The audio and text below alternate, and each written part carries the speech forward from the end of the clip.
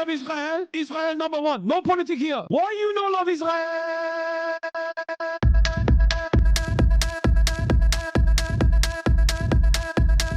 Oh, you hate it?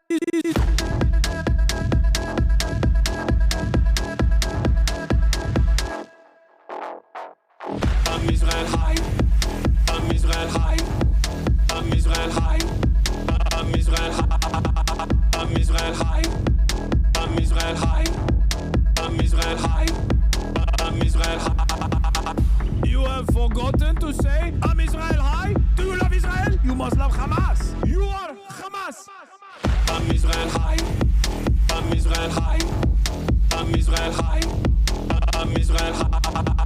I'm Israel high. I'm Israel high. I'm Israel high. I'm Israel high. Oh, Israel not number one for you. Oh, anti-Semitism. Israel, small nation. Israel, tiny nation surrounded by scary Muslims. Ah, you are anti-Semitism. You are Hamas. You are Hamas. No politics here. Say Israel number one. Tweet Israel number one. No politics here. No politics here. No politics here. No politics here. No politics here. No politics here. No politics here. No politics here. Say you condemn Hamas. Say I'm Israel high. Say you condemn October 7th. You are Hamas. No politics here. No politics here.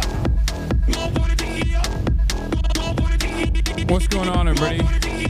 I hope everyone's having a fantastic evening, afternoon, pre-noon, no matter where you are in the world. I'm Hasan Piker, and this is the Hasanabi broadcast coming to you live from sunny California, Los Angeles, folks. We're live and alive, and I hope all the boys, girls, and MBs are having a fantastic one, because today's a beautiful day. Today's a wonderful day. Today is a summer ass first day of July ass 70 degrees and sunny ass day here in California, Los Angeles, folks. It's Tuesday, Newsday Tuesday.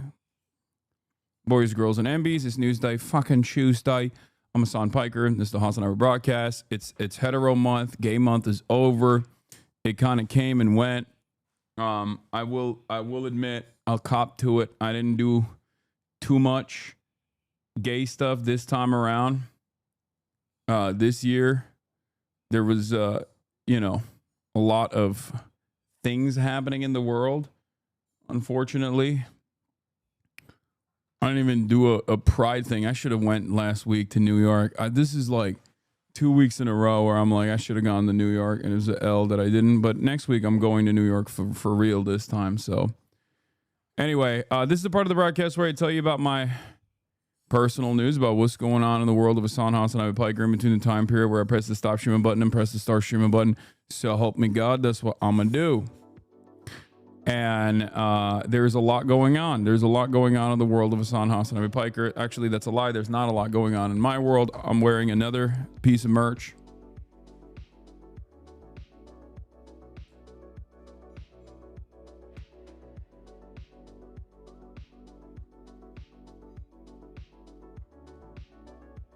For those of you who are wondering, it's coming out soon. Another sick ass shirt, another protest shirt. Biceps looking small lately, Unc. I hope I'm getting smaller. I'm trying to, but in any case, folks, boys, girls, MBs, we are live. We are alive, and there's a lot happening in the world. Not a lot happening in my world. End of the broadcast last night. I'm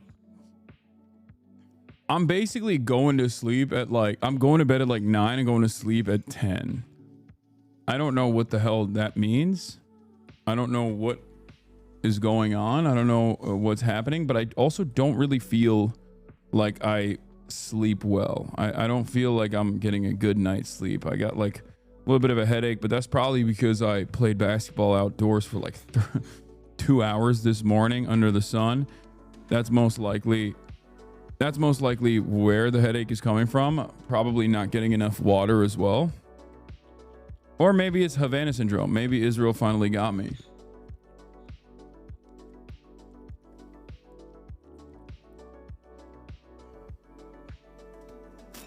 That is just anxiety. No, I don't have anxiety.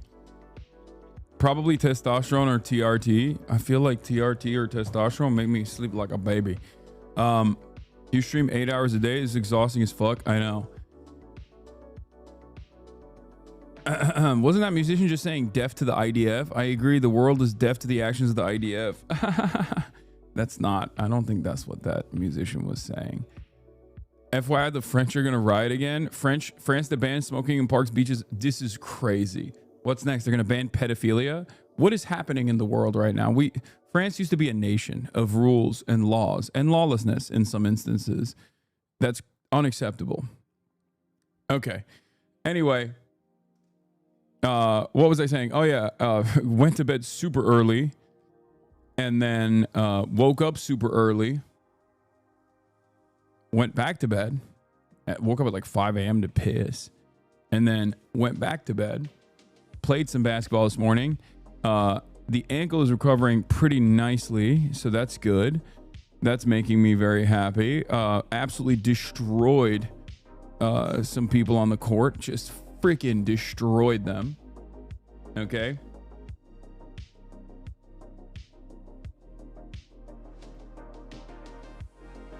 Thank you for the added toileting information. You already know.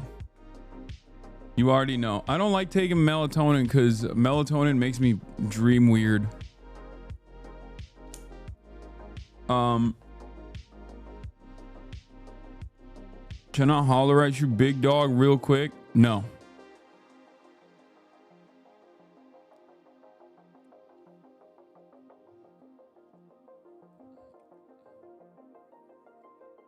I don't really fuck with melatonin because it makes me sleep weird. It makes me have like real weird, vivid dreams.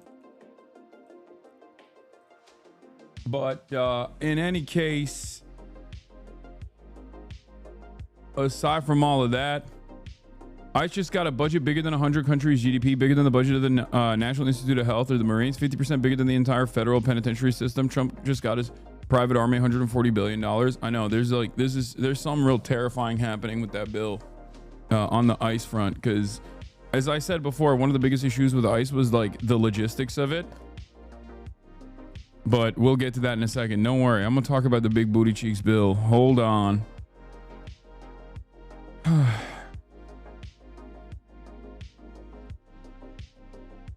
Thank you, Demasius, for the playlist.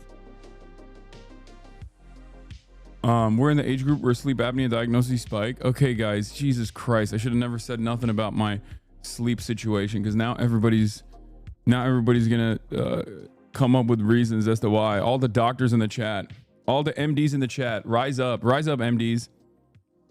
Anyway, that's it. Also, I have a 1 terabyte iPhone and I literally ran through the memory. I ran through the fucking space, and I finally, in a 1 terabyte iPhone, because I film so much of my like basketball plays and like I just use my phone so much that I have quite literally ran out of space. And I'm such a weird guy that I can't like delete any of the videos because I don't know. What if I like them? What if it's an impactful video? What if I look back at that video later down the line, years from now? And yeah, 1 terabyte of thirst traps, 1 terabyte of like some of the jankiest, worst basketball gameplay you've ever seen in your life, 1 terabyte of videos, straight up talking to the phone, things of that nature, nitpicks and all. I definitely need to delete it. I definitely need to, and I upgraded my iCloud as well. But the problem is I don't know how to fucking put the videos into the iCloud storage. But yeah, we got Bernard. He's mad about this piece of legislation. We'll talk about that in a second. But yeah, that's it. That's all I got.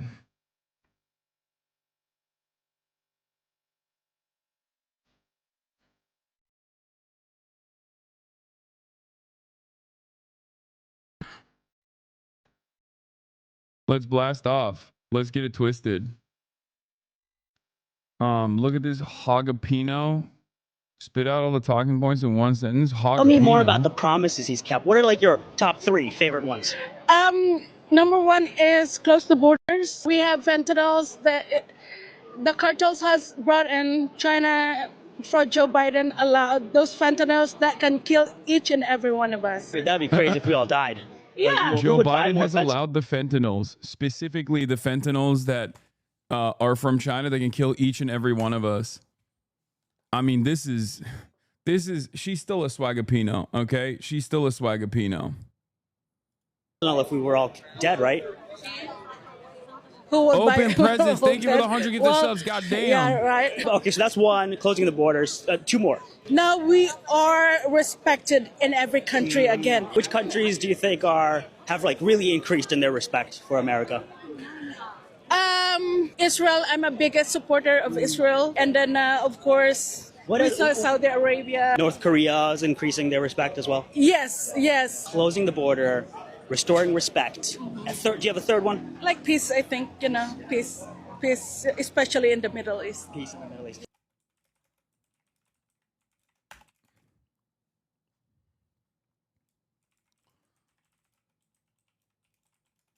While cutting taxes for the wealthy and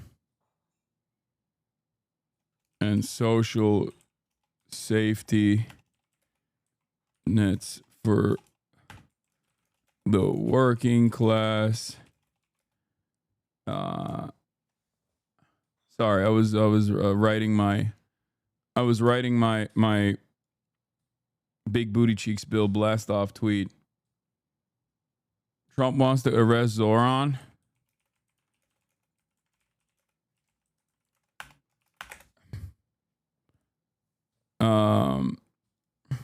Elon is fighting Trump again.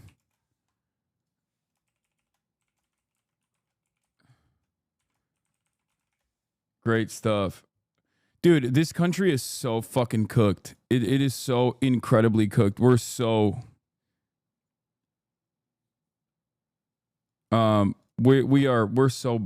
we're so fucking cooked. We're being cooked, but we are extra cooked.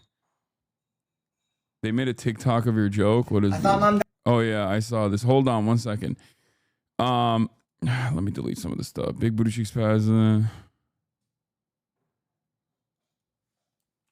giving billions to Trump's secret police, ICE.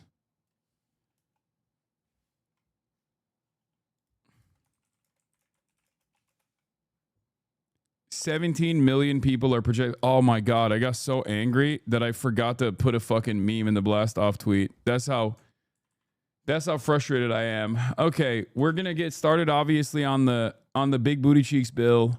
I covered it extensively yesterday with David Dane. As you guys know, there was a vote-a-rama that took place yesterday where, legislators were going up and down, figuring out whatever kind of like additional things that they wanted to add into the bill.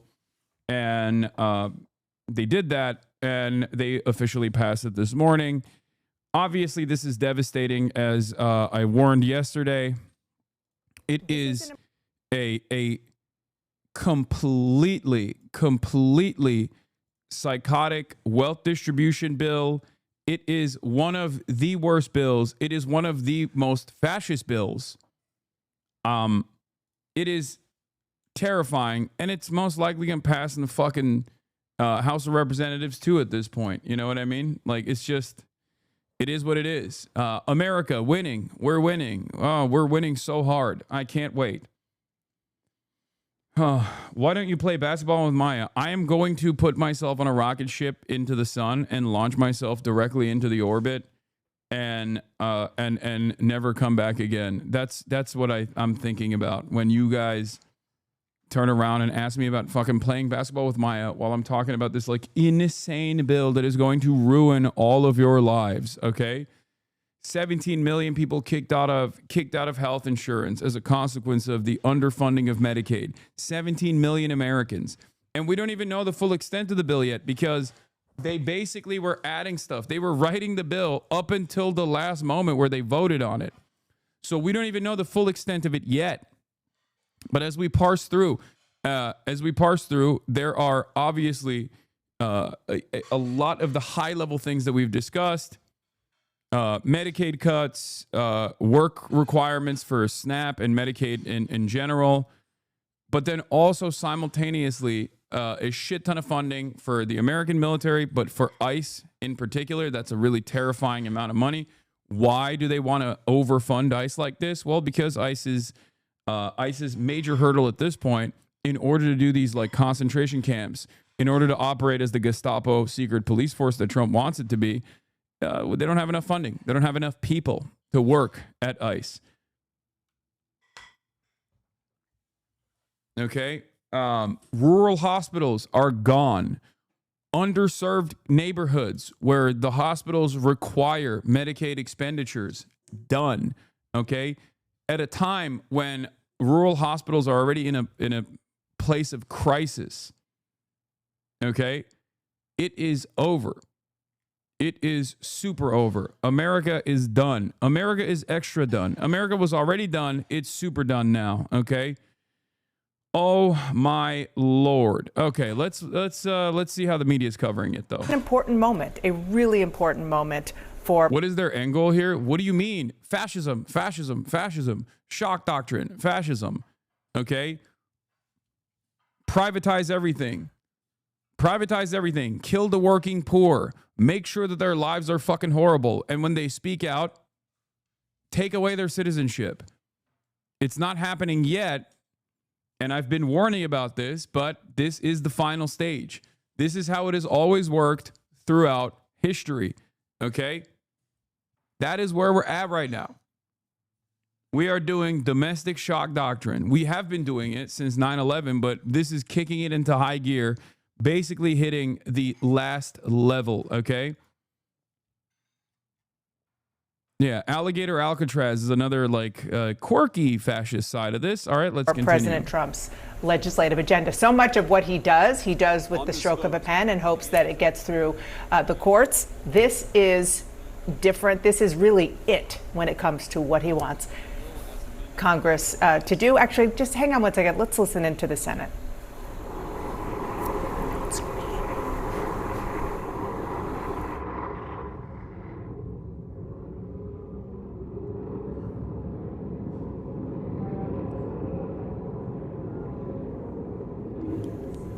Lauren. Would you have expected us to get here as quickly as we did? Feels nuts. Yes. Trump is greatly accelerating America's fascist demise. But yeah, I mean, it's what, 6 months at this point? We're nearing 6 months. Not even 6 months yet. It was like 5 months and change. And here we are. We bombed Iran. The genocide of the Palestinians are continuing. We are accelerating weapons transfers to Israel.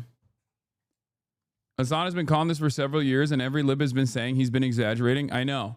And we're here. Where are the liberals? We got concentration camps with fucking alligators on them. The lie that undocumented migrants are actually a national security issue has basically taken root, so much so that people don't even question it at this point, and that lie needs a solution. I'm going to go back to you. We see on the screen there 50-50. This is what you suspected. Looking at this at the chair there. The reason we bombed Iran is to distract people from the Genius Act as they passed while all this was going on. No, dude. No, that's not the reason. Okay? The reason why we bombed Iran is so we take attention away is an insane way to approach this. No, we bombed Iran because Israel wanted us to bomb Iran. Okay, that's why we bombed Iran. It's not a fucking distraction. Everything's a distraction. Bombing Iran is like, depending on how Iran responds, is perhaps more consequential than even this bill in the short term. Okay, that's crazy. I feel like we're going to spend the rest of our lives trying to undo everything in this bill alone. Stuff like Medicare for all is taking a backseat to just defending the minimum we already had. Our imaginations shrink. Yes, because when Republicans come to power, they do everything they can with these kinds of budget reconciliation bills to undermine any kind of amenities that the working poor got in the past like 100 years or so. And they do it successfully every single time they're in power. And then the Democrats don't even claw back any of those gains. Like they don't even restore the normal order once they are in power. This is what is also known as the ratchet effect. This is where we're at. Yeah, it looks like it is the vice president. So we do expect a tie-breaking vote momentarily. Is Zoran Diskurs a distriction? No. Yeah, our team who is in the chamber, Dana, they are giving us some live updates. And I just want to preface this with the fact that until it's gavelled, nothing is final. You can hear the vice president here. What we are learning from inside the chamber is that Senator Rand Paul has voted no. Where would you go live that's better? And they aren't concentration camps. They're not going to pull people's eyes out or gas them or kill them. They're just holding them until they can go back to their country where they came from. This is okay. I hope you understand something here. You're never going to understand this reality because you probably are completely oblivious to history. This is exactly what the average German nationalist said about the Jews. They were like, listen, these guys represent a national security threat. It's perfectly valid to take away their citizenship, and it's perfectly valid to put them in a concentration camp as we move them away. Okay? As we move them away. We're not going to like, claw their eyes out. I don't know why that's like, we're not going to kill them. This is how the Holocaust literally happened, okay? I'm sick and tired of explaining it. Like, what is the point?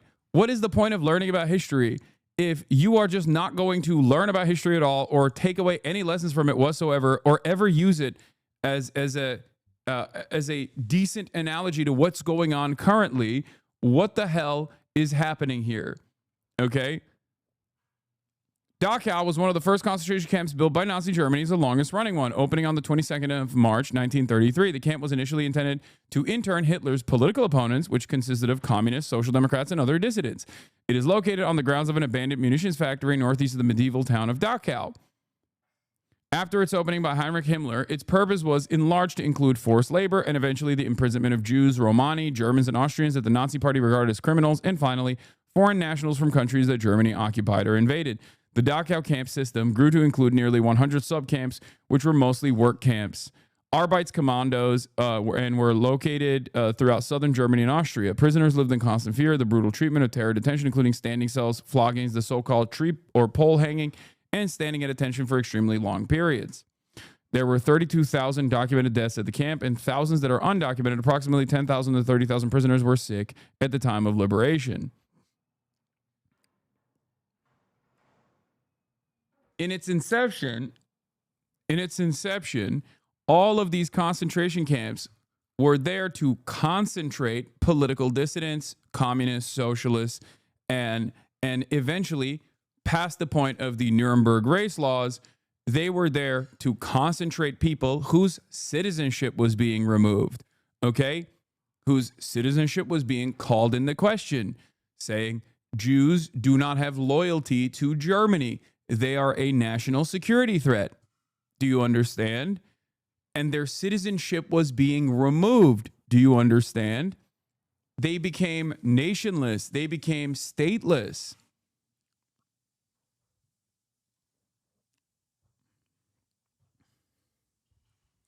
Dachau served as a prototype and a model for other German concentration camps that followed. Almost every community in Germany had members taken away to these camps. The newspaper continually reported the removal of the enemies of the Reich to the concentration camps. As early as 1935, a jingle went around, Lieber Herrgott, mach mich stumm, das ist nicht nach Dachau komm. Dear Lord God, make me dumb silent that I may not to Dachau come. The camp's layout and building plans were developed by Commandant Theodor Icke and were applied to all later camps. Okay. The entrance of the gate famously had Arbeit macht frei, work makes one free. Work shall set you free. That was the phrase outside of the concentration camp. Also, the meaning of concentration camps has been lost on people. Concentration camps were more like brutal prison labor camps, while death camps like Auschwitz and Birkenau were places of mass slaughter. People died en masse in the concentration camps, but their sole purpose wasn't to fucking kill people. Yes.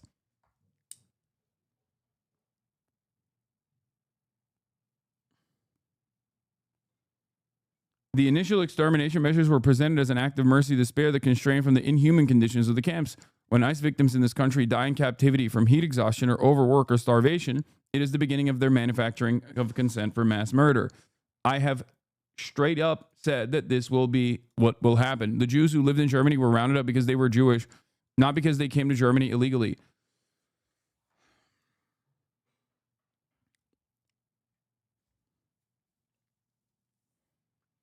Brother, the difference between someone who has lived on U.S. soil for 5-10 years without getting the proper authorization, while simultaneously having a work clearance, not having the proper documentation to be a full-blown citizen, is just paperwork. Okay? That's what the government decides is someone who is illegal versus someone who is legal. Okay? Like, for example, your disgusting inbred parents that fucking came here multiple generations ago by ship were afforded a benefit that these newcomers have not been afforded. Okay? So when your dumbass crawled out of your ugly ass mother's pussy on U.S. soil to become an American citizen at the moment of birth, and your mother did the same, and your father did the same, okay? Even though they were directly related to one another, brother and sister, I suspect, which is precisely the reason why your brain capacity is the way it is, right?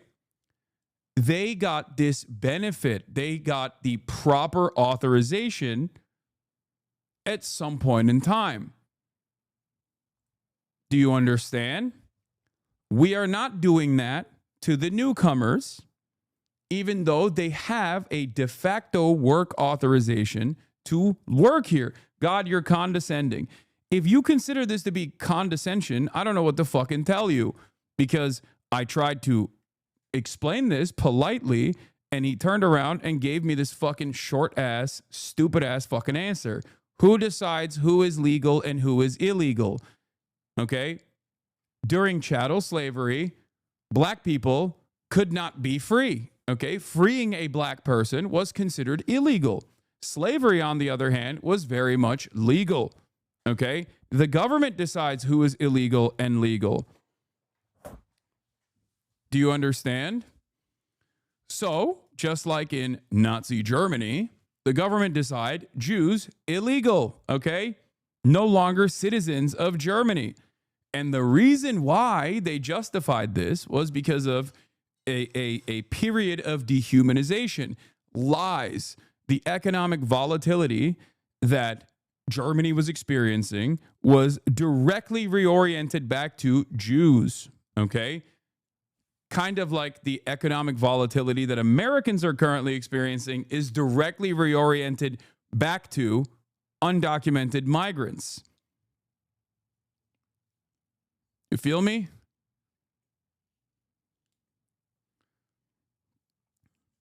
You know how the Trump administration says unjustifiably that migrants are the reason why there's so much crime, there's so much uncertainty, that you can't pay for your rent or whatever?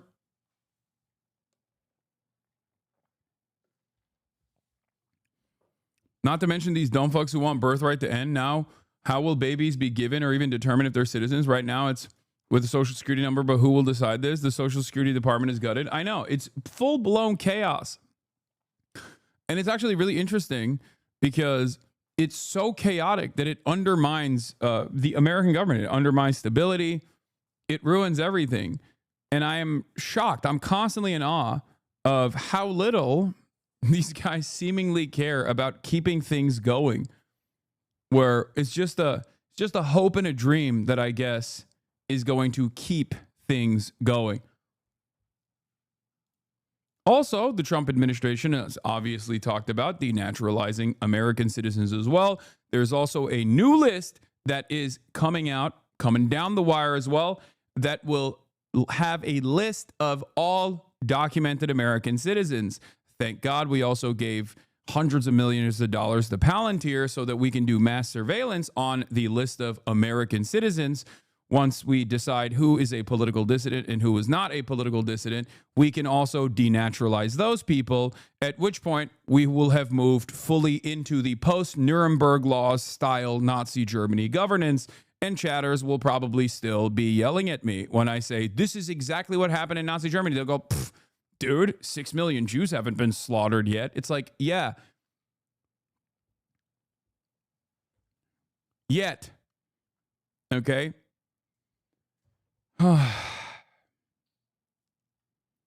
The insane amount of money that is going to funding ICE in this bill is going to funding ICE in this bill because the Trump administration, as I have said over and over again, uses Customs and Border Patrol and ICE as his secret loyalist police, secret police service. Okay? They do warrantless search and seizure. They do not abide by constitutional protections. They do not care about the constitutional protections afforded to all citizens and non-citizens alike. Okay?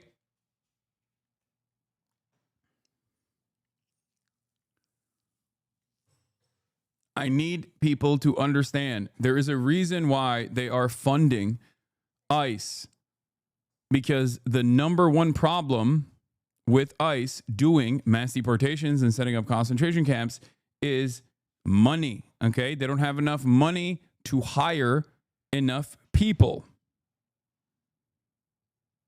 Okay? Now they have money, and then they will hire people. They will set up new facilities, private prisons, by the way, most likely. Holy shit, your fans are absolutely brain dead. What are you talking about, Lamau? One question, and everyone is experiencing heartbreak. Get a hobby, says Parishu. One of the funniest parts about this is the people that demonstrate blind loyalty to this administration. Why are you demonstrating blind loyalty to this administration at a time when they are literally fucking you, okay? You are not a super wealthy multimillionaire, okay? You're not.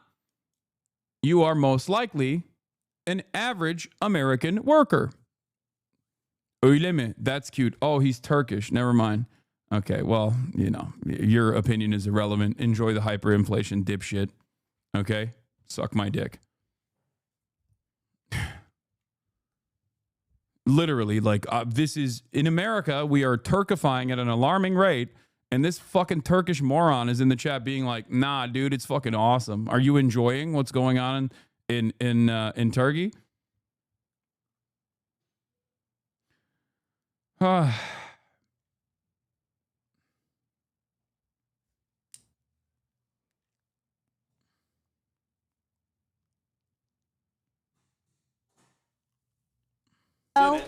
We know that Senator Lauren, Susan hang on. Collins. Let's listen to the Vice Senate President will one second. suspend for a prayer by the Senate. You know his ass is not in Turkey, but in Germany, most likely. That chatter is also correct. There's very little likelihood that that dude is in Turkey because Turks in the chat already know exactly what America's going through because they fucking went through it in Turkey and they're still going through it in Turkey. It's always the dumb fuck German Turks who are like pro Erdogan, okay? Erdogan dick riders who are like, oh, dude, shut up. You're overreacting. I don't know what has happened to the German Turks. Not all German Turks, obviously, but some of the fucking German Turks are such hogs. It is incredibly annoying. Also, yeah, when the AfD kicks into power, you will enjoy that remigration, and then you will also get a taste of that Erdogan regime that you fucking voted for consistently. Ananızı sikecek Almanlar. Gönderecekler sizi AfD. Geldiği zaman gönderecekler seni tekrar Türkiye'ye. O zaman göreceksin o oy verdiğin Erdoğan'ın neler yaptığını. Bir yandan overnight yani. Ondan sonra görürsün. Orada kazandığın, Almanya'da kazandığın euro ile gidip Bodrum'da para alabiliyorsun. Nasıl olsa çok güzel. Exchange rate çok iyi senin için şu anda. Bakalım bir Türk lirasıyla çalışmaya başladığın zaman Türkiye'de nasıl hoşuna gidecek mi gitmeyecek mi Erdoğan? Amcık ağızlılar. Chaplain. Oh, never mind. Sorry, Lauren. That's okay. The prayer is important. It is part of the daily business of the Senate. But as we monitor that, please continue what you were telling us about the news.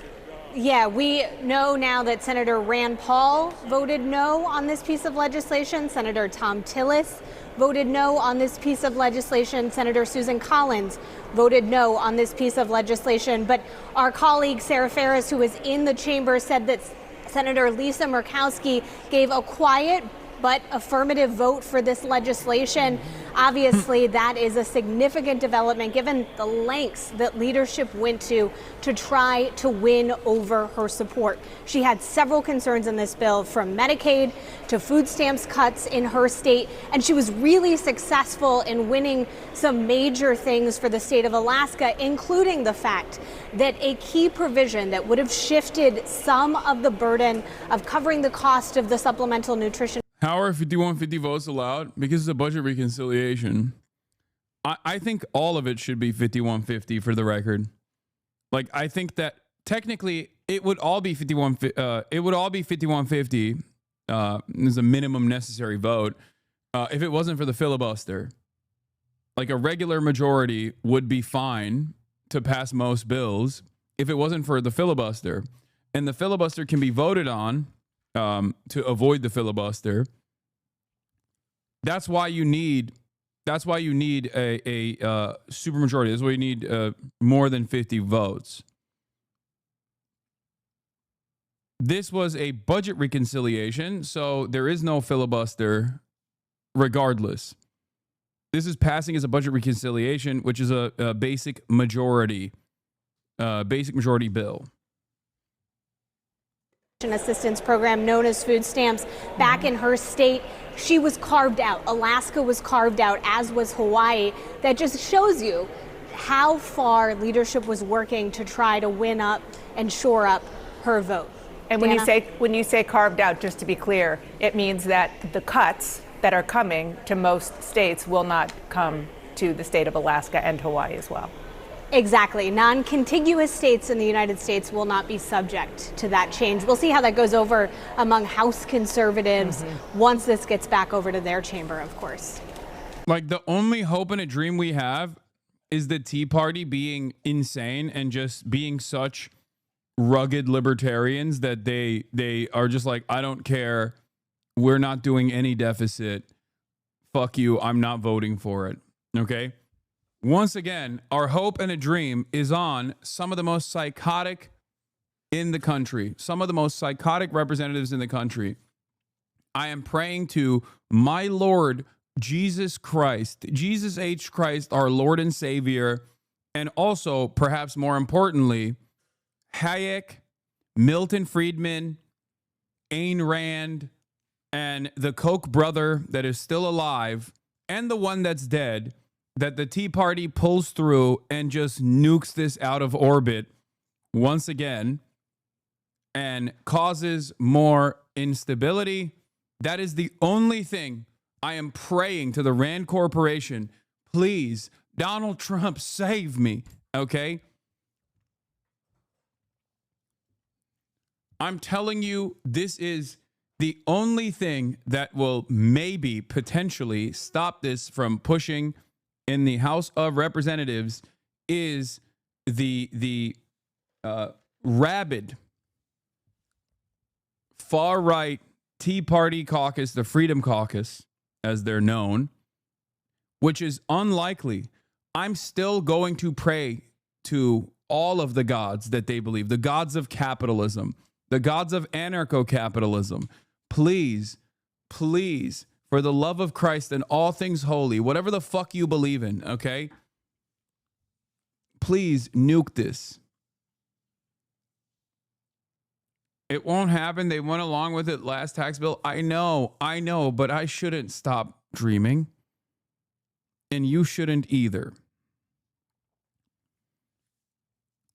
Think about the deficit, guys. Think about the expenditures. It's so much. It's so much. It doesn't kill the working poor hard enough. Please think about that. Because that's the only thing they care about. They love the tax cuts. They hate that there's any expenditures in it. There's so many expenditures. Please, please, please, please, please, please. I beg of you. Tea Party Caucus, please save us. Freedom Caucus, please save us. Why would Murkowski go along with this? What do you mean? Like, these guys all cut side deals for their own state so they can like avoid half the shit, half the spending cuts in their own states. So then they go along with it. It's that easy. Also, every Republican at the end of the day will vote for stuff like this. This is the whole purpose. The entire purpose of the Republican Party. People talk about like the ideological disagreements within the right wing, okay? Within the right flank of American politics. But there's one unifying principle, and that is always tax cuts and deregulation, but especially tax cuts. This is a tax cut bill, first and foremost.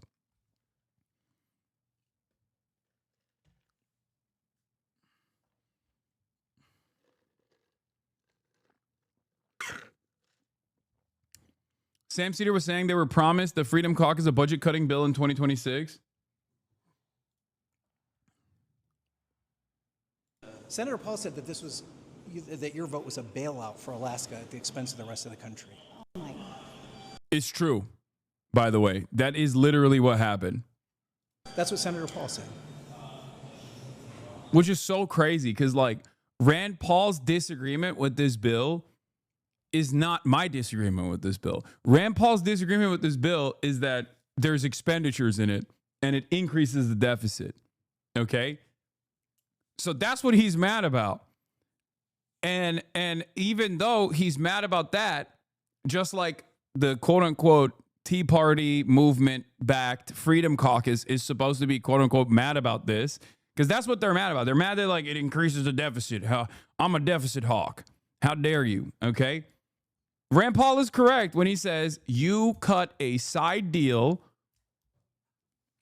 where you eliminated some of the cuts from Alaska, and then you fucked over the rest of the country, which is true. This one was easy. Senator, we've got the... I didn't say it, ma'am. I'm just asking for your response. My response is I have an obligation to the people of the state of Alaska, and I live up to that every single day. I fight for my state's interests, and I make sure that Alaskans are understood. I work hard to take care of a state that has more unique situations, more unique people, and it's just different. And so... Yeah, you wouldn't understand it. It's Alaskan business. See yourself out. Do you think her knees hurt from all the shoe polishing under Trump's table? I mean, this is expected. When people suggest that federal dollars go to one of our 50 states in a, quote, bailout, I find that offensive. I advocated for my state's interests. I will continue to do that, and I will make no excuses for doing that. Do I like this bill? No, because I tried to take care of Alaska's interests. But do I like this bill? No. Will I? Did I inevitably concede? Yes. It's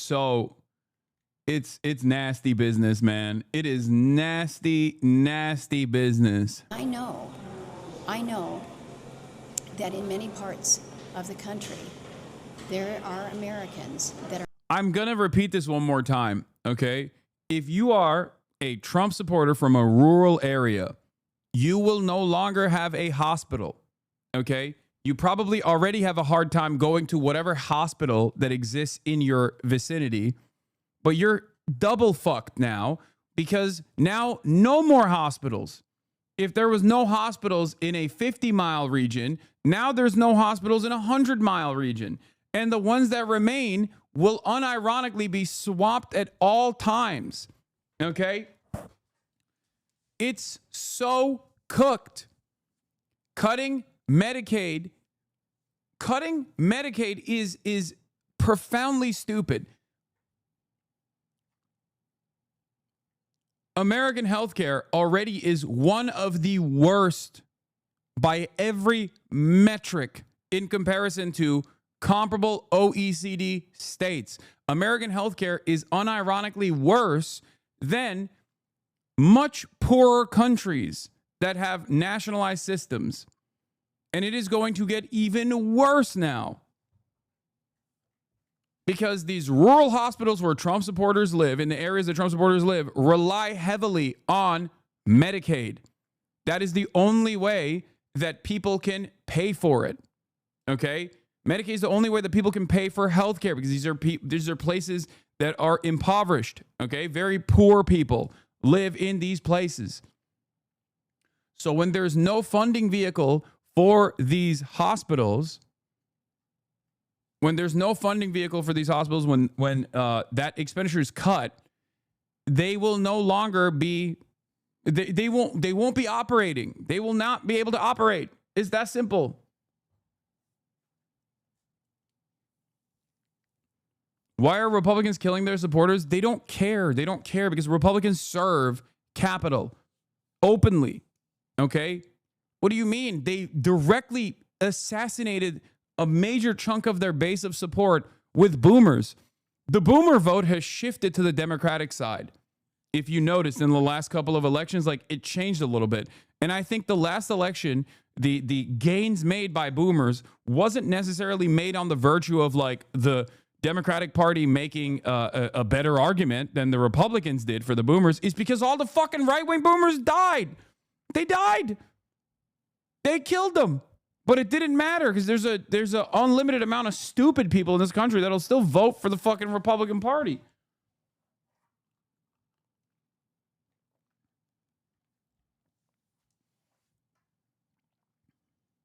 Are not going to be advantaged by this bill. I don't like that. I don't like. When Mitch McConnell was told about the calls coming in telling him not to cut Medicaid, his response was, they'll get over it. I cannot think. I just like, I can't think of another instance where they're just so transparent about how little they care about the working poor. And a part of the reason why a part of the reason why there is no real momentum behind the Democrats is because the Democrats don't actually convincingly tell a story that they're on the side of the fucking working class.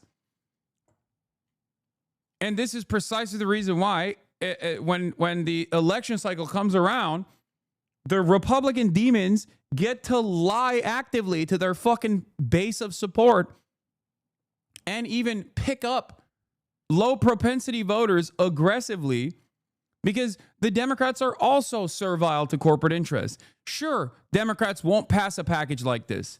Never, okay? They would never do that. 100%. This is what I mean when I say, of course, the Democratic Party and the Republican Party are different, okay? Especially when it comes to domestic policies, okay? But if the Democrats' alternative vision for America is basically a watered-down version of this, then obviously people are going to go for the full thing. They're going to go for the full-strength soda as opposed to the diet soda. This is why I'm so fucking critical of the Dems, okay? This is why I get so mad about the Democratic Party, because they are not a true opposition party. Because I want them to win so that this doesn't fucking happen.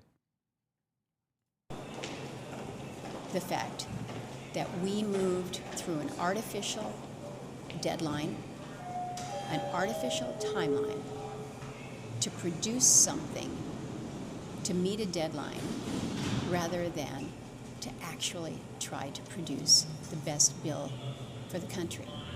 But when I saw the... Yeah, 60% of nursing homes' income comes from Medicaid, by the way. They are melting the poor, the working poor, and the old, okay? Once again, they do not care. And this isn't like the dog catches the car moment, because it clearly doesn't matter. It clearly doesn't matter, because if there is no true opposition to this, if there isn't like a united front and a real difference, if there is no one on the other side, if there aren't like 1,000 different Zoran Mamdanis that bloom as a consequence of this devastation, and the Democrats are still operating on the Hakeem Jeffries notion of politics, the Chuck Schumer notion of politics, then Americans are just going to get more and more angry. And in that volatility, as we have seen in the past couple of decades, they become incredibly easy to manipulate. They become more and more angry at like random people. They become scared of their own fucking shadows. Do you not understand?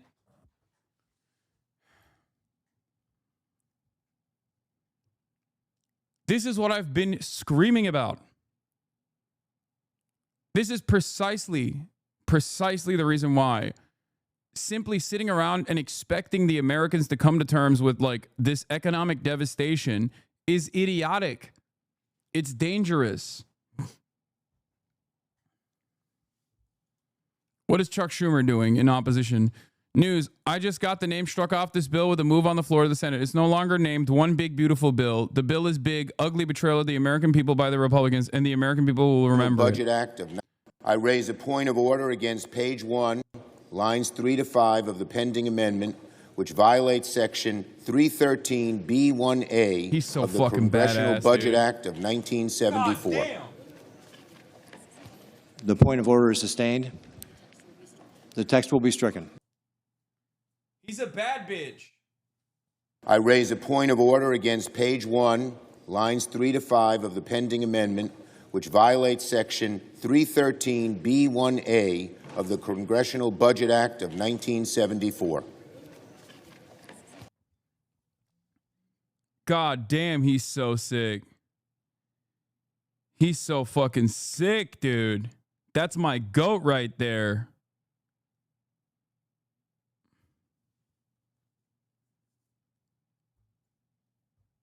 Yo, he's the man, bro. Y'all don't understand swag when you fucking see it, dude. Swag is hitting you directly in the face right now, and many of you are not recognizing my goat, my fucking goat.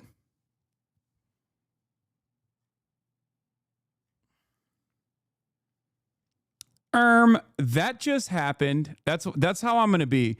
I've realized that my future career prospects lie with being a Democratic Party mouthpiece. So going forward, this is the type of shit you can expect from me. That just happened.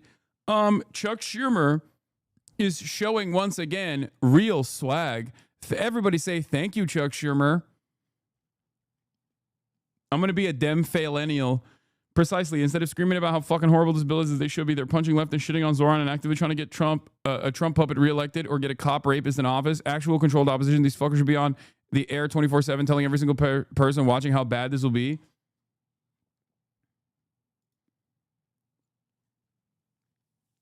Explain what just happened with the bill.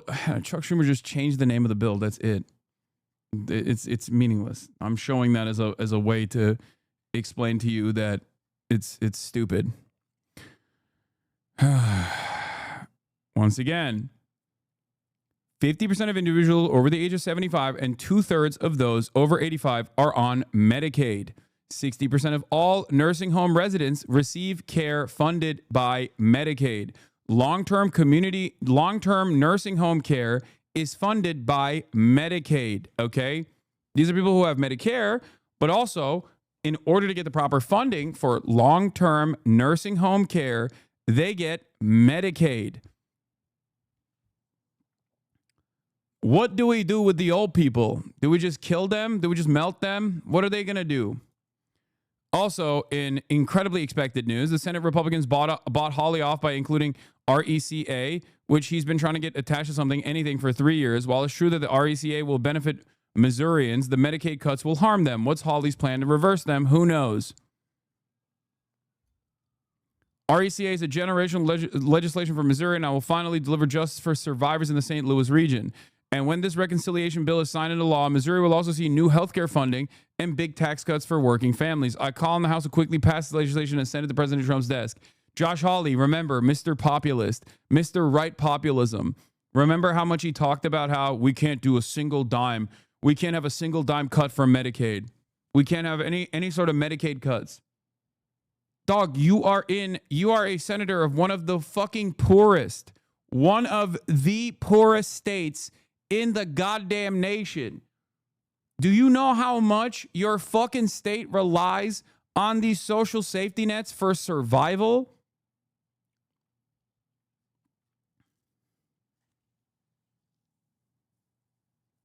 Open presents. Thank you for the 100 gifted subs.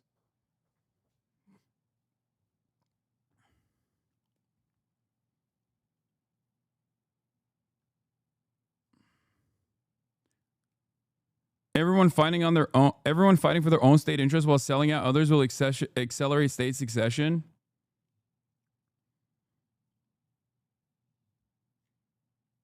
Ay, ay, ay.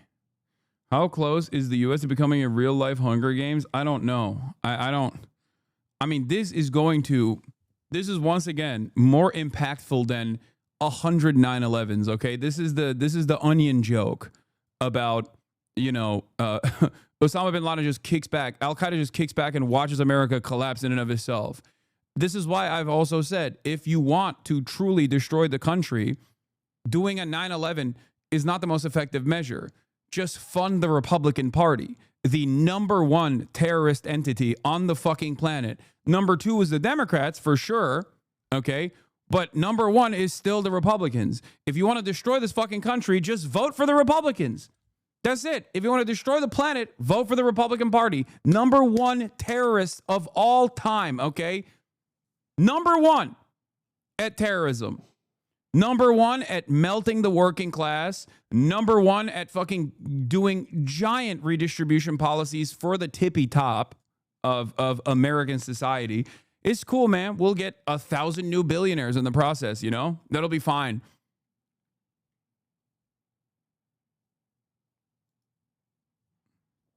Breaking. Marjorie Taylor Greene just announced on Steve Bannon's show that Trump's big bullshit bill doesn't have enough votes in the House. This is far from over. I can't imagine it passing. Oh, thank God. Oh, my God. Oh, my God. Please. I don't believe this, but please be real. Please be real. Please be the truth. Please, Freedom Caucus, save us. Freedom Caucus, save us. For those of you who don't know, Freedom Caucus has saved us in the past. When Barack Obama wanted to do COLA adjustments, cost of living adjustments that would cut Social Security expenditures, okay? When Barack Obama was willing to do that as a bargain that nobody asked for, the people that tanked it were the Freedom Caucus, okay? The people that tanked it in the House of Representatives were the fucking rabid, super far-right Freedom Caucus weirdos, okay? So say thank you, Freedom Caucus. Thank you, Comrade Taylor Greene. They literally are like, it's not killing enough, it's not melting enough of the working poor, so we will not pass, we will not push for this. And I'll take it. What's their angle? They're insane. That's their angle. Their angle is that they are fucking insane. That's it. Like, they're schizophrenic. That's their angle. One Trump call and they fold, watch. I know. But I just want to believe. Bro, you sound like Jank right now. Wait, whoa. At no point did I say these people are they're moral or intellectually honest or anything like that. I'm simply telling you what they have done in the past when they felt like expenditures were too high due to their schizophrenic ideological investment in anarcho-capitalist principles. Okay? That is crazy. I didn't say they're actually fucking, like, you know, rugged Marxists or something. I'm telling you what they've done in the past. I don't think that they're going to do it right now. But, you know, as a joke, I hope that they will. I'm going to keep advocating for them to do so. ICE has more money than the Marines in this bill, but it will allow them to fully wage war on internal enemies, secret police picking up people everywhere, citizen or not. Oh, for sure. That is the major goal. It is a massive funding vehicle for ICE, Trump's Gestapo, Trump's secret police. These guys also love that part of the bill. We're taking a Medicaid away from American citizens and maybe still paying for illegal aliens. Is the House going to rubber stamp this? Is it going to be like a 24-hour turnaround? Ma'am? I cannot imagine. No, I can't imagine they have the vote. There's no way that Johnson has the votes in the House for this. We're supposed to be back Wednesday morning to start voting at 9 a.m. I think that is not realistic. I just don't see how that's possible. So this is, I think it's far from over. It is really a dire situation. We're on a time clock that's been really set on us, so we have a lot of pressure. And then also given the fact that there's 435 members of Congress, and it's hard for us to get to an agreement on anything. So this whole thing is, I don't know what to call it. It's a show. And I'm sorry for saying that. I know we're not supposed to say that on the air, but that's truly what it is. We're taking a Medicaid away from nursing home conglomerates, not a strong enough lobbying force. I can't imagine they'll be happy about losing that income, especially with the boomers starting to get ripe. I don't know.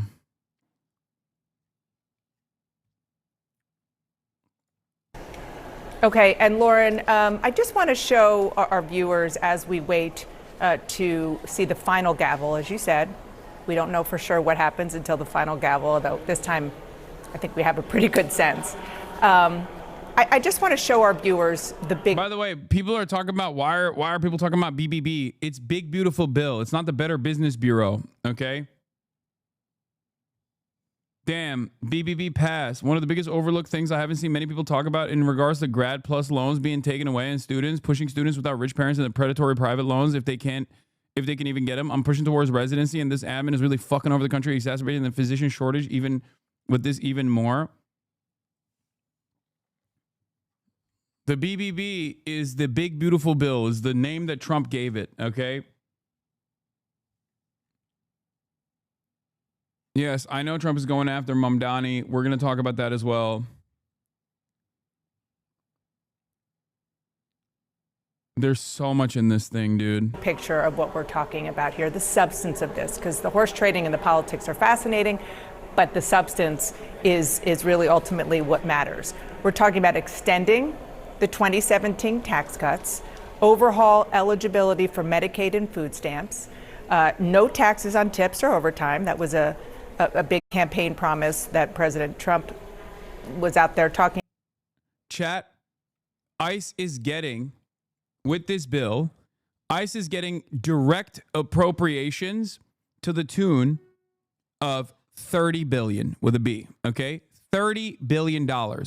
On top of that, with the additional expenditures to all Customs and Border Patrol, okay, whether it be state expenditures, whether it be detention expenditures, or whether it be additional funding for immigration courts and immigration detention centers, the total number goes up to $175 billion. Okay? With the new appropriations for Customs and Border Protection, CBP, immigration courts, detention expansion, and state-level border assistance, the bill and its immigration enforcement budget totals $175.155 billion with a fucking B, okay? With a B. Please understand how psychotic this is. The budget will give, once again, $175 billion to immigration enforcement broadly.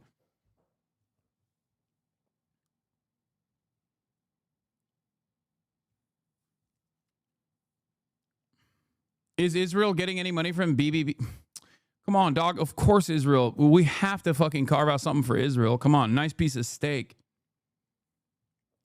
This puts CBP, Customs and Border Patrol, and American Immigration Enforcement, okay, at a higher budget than I think virtually every other country's military. This makes it the most expensive law enforcement apparatus on the planet. This makes it like this is more than the GDP of nation states. one must ask the question why this much funding is necessary. Because the real story here, yeah, China is around 250 billion. Okay, calm down. Like, yes, of course. China is also multiple times larger than the United States of America. It would make ICE the 8th largest military by expenditure on Earth, ahead of France. To put that number into context, Bernie's free college costs around $70 to $90 billion a year. Free college tuition. This is genocidal level funding.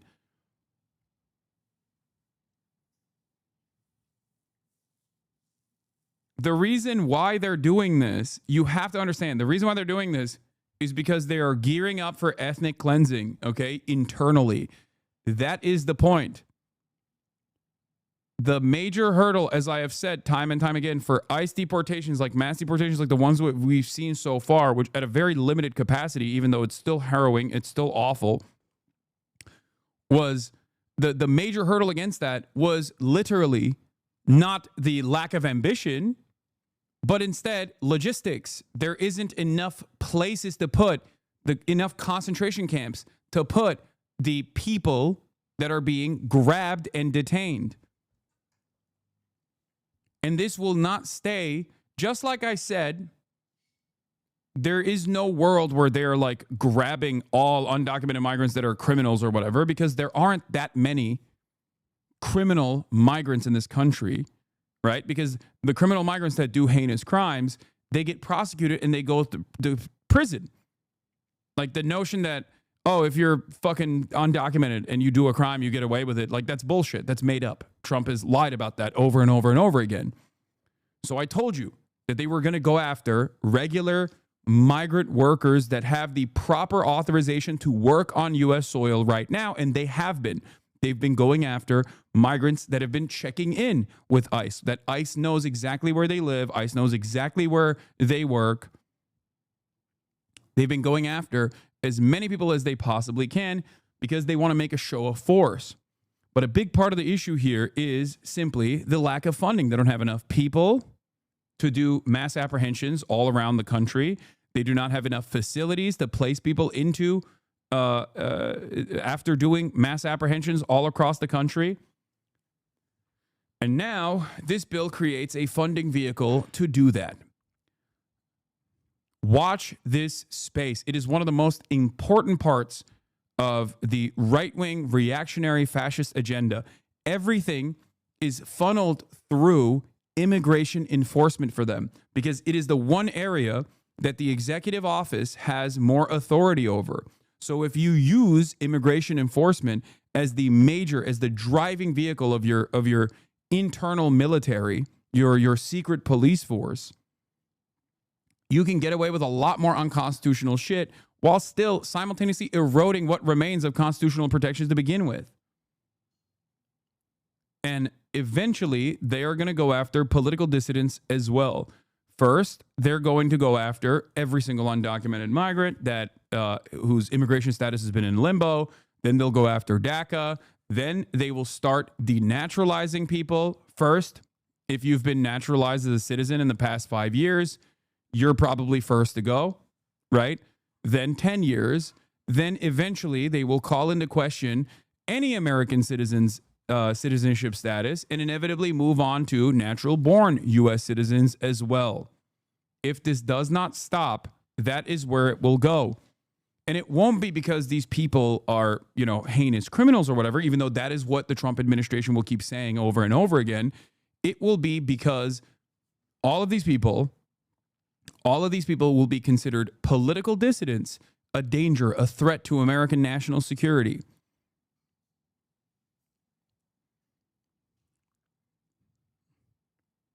A lot of people look at the aftermath of Nazi Germany's violence and they go, oh, well, you can't compare this to the Holocaust. Like, what are you talking about? Not realizing that the denaturalization process was legal in Nazi Germany, okay? The remigration process. and the removal of people's citizenship was a part of this, and the messaging was exactly the fucking same.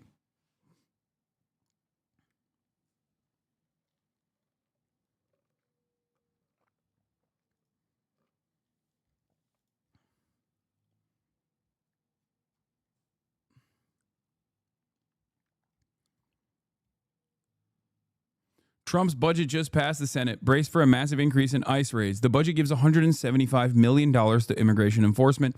The orders of magnitude are going to be multiplied, immigration experts say. Mass immigration enforcers have swept through American cities in the months since President Donald Trump took office, using flashbangs during restaurant sweeps, slamming people's heads into the ground, violently arresting gardeners on video. Oh, did I say million? Sorry, 175 billion with a B. Apologies. 175 billion with a B.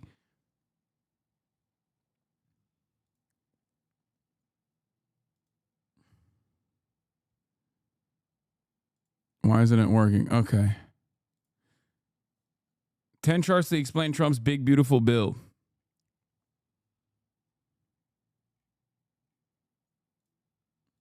This is the distance in each direction from Alligator Alcatraz to a hospital capable of doing anything beyond stitches and a Tylenol. Holy fuck.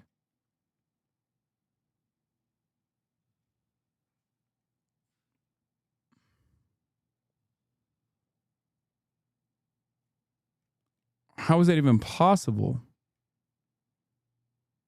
Oh, it's like right here, smack dab in the middle. So it's either 155 kilometers or 50 kilometers to Hialeah.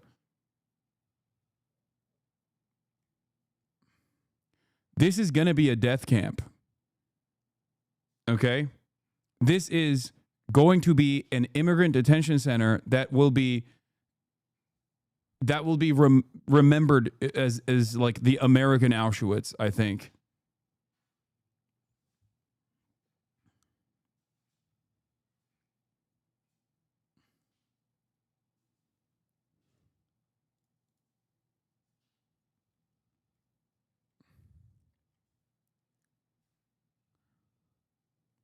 It's basically tents in the middle of a Florida summer. Benny Johnson is flexing like it's a fucking fantastic thing. I don't think anybody realizes how impressive Alligator Alcatraz is. The state of Florida built this 3,000-bed federal prison in 8 days. The director tells me it could have been done in 72 hours were it not for some regulatory holdups. Now all the state needs is DOJ approval to deputize the National Guard as deportation judges, and this will become the most efficient deportation center in American history. One hurricane and they're all dead. If they don't get eaten by the fucking alligators. Okay? You understand that, right?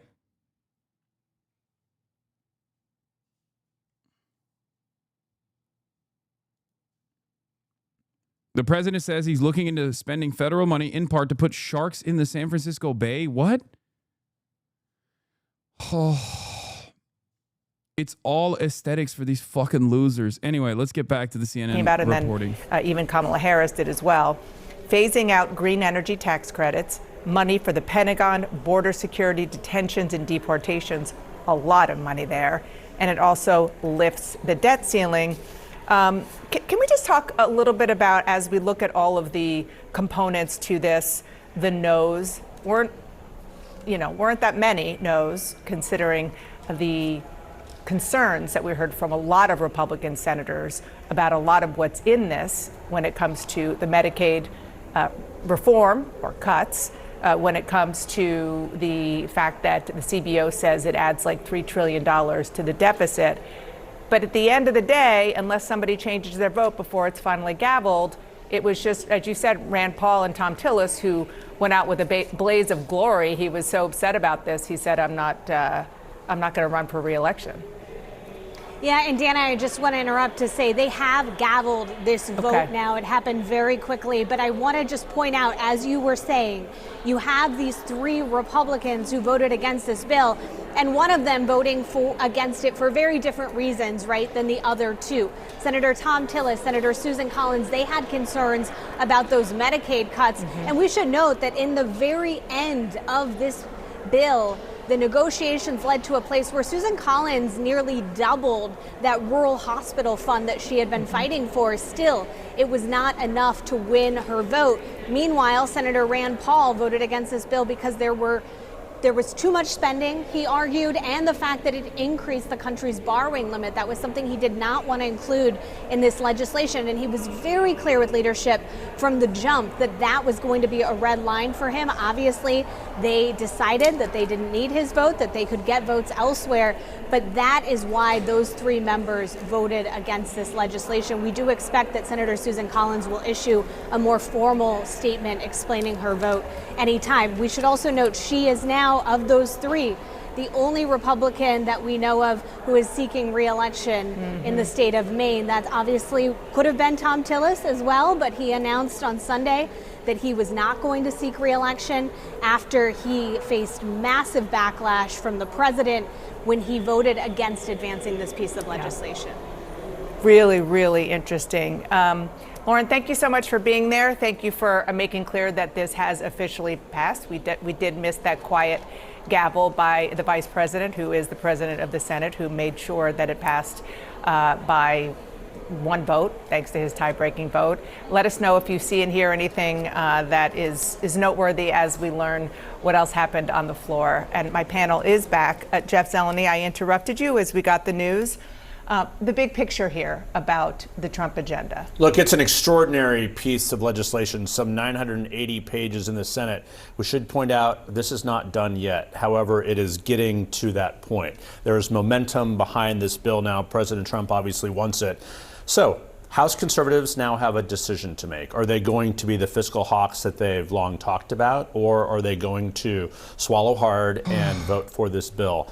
My guess is that by the end of the week, there is a bill. Is it going to be a straight line to that point? No, it is not.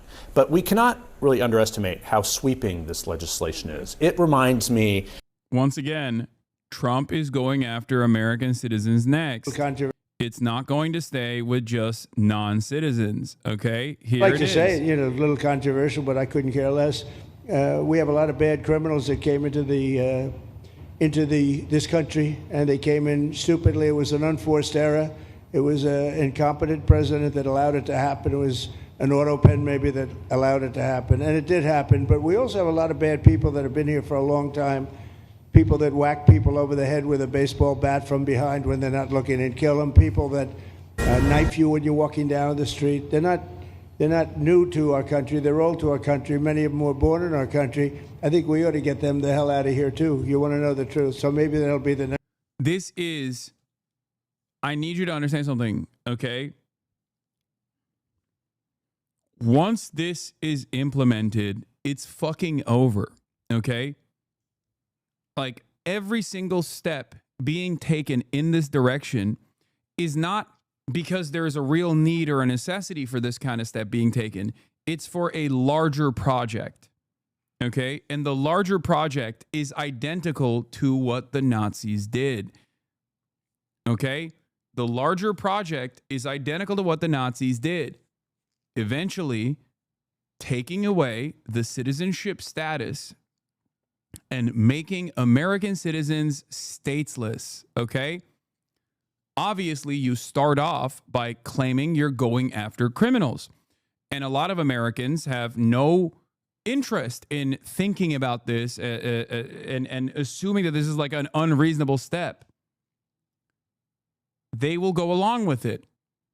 They will say, oh, yeah, well, what? You want rapists to stay in the country? Fuck them. Not realizing that once you can denaturalize American nationals, American citizens, it will not stay with criminals.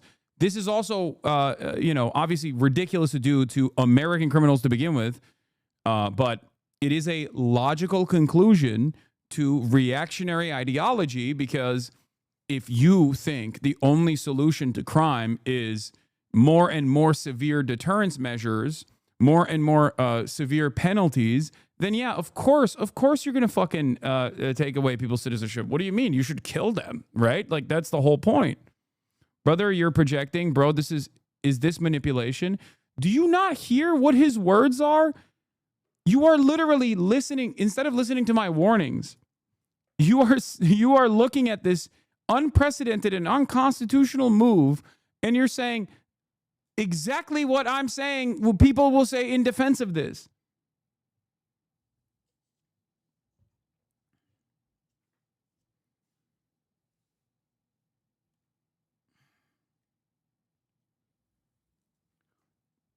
Why would you ever believe what Trump has said? He said that they were going to target rapist, murderer, drug dealer criminals, and they haven't done that because all of the rapist, drug dealer, murderer criminals have already been fucking targeted in every single administration prior to the Trump administration. They're already in the prison system, dumb fuck, which is why they're going after regular ass people at the job sites.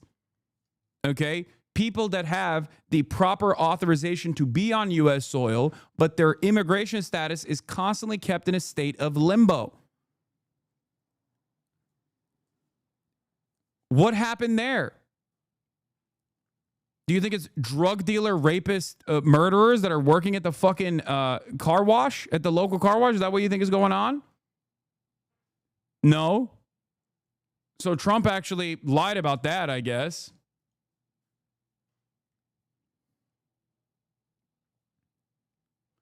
And in the process, the administration is going after people who already have legal status to be in the country too.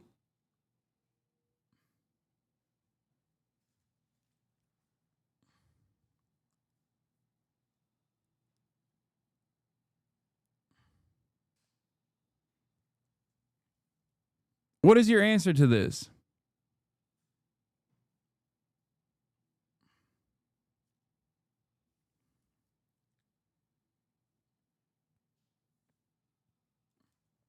There's a literal DOJ memo that says that they are going to denaturalize anchor babies based on anti-Semitism or support for foreign terror groups. It seems a little pointed. Wait, what?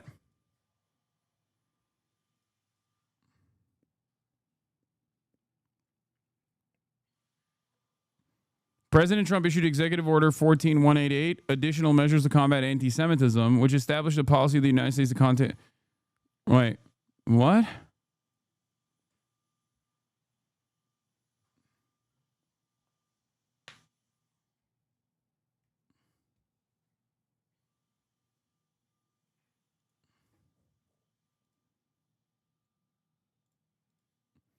The Department of Justice may institute civil proceedings to revoke a person's United States citizenship if an individual either illegally procured naturalization or procured naturalization by concealment of material fact. No, that's just that's for people who became naturalized U.S. citizens. The benefits of civil denaturalization include the government's ability to revoke the citizenship of individuals who engage in the commission of war crimes, extrajudicial killings, or other serious human rights abuses, to remove naturalized criminals, gang members, or indeed any individuals convicted of crimes who pose an ongoing threat to the United States, and to prevent convicted terrorists from returning to U.S. soil, traveling internationally on a U.S. passport. At a fundamental level, it also supports the overall integrity of the naturalization program by ensuring that those who unlawfully procured citizenship, including those who obtained it through fraud or concealment of material information, do not benefit. They've done this never at this rate. They'll always like try to find some like random bullshit nonsensical reason to be like, oh, you lied and didn't provide all materially important pieces of information in your naturalization process. They've done this in the past as well. I've pointed to them in the past. The Civil Division shall prioritize and maximally pursue denaturalization proceedings in all cases permitted by law and supported by evidence.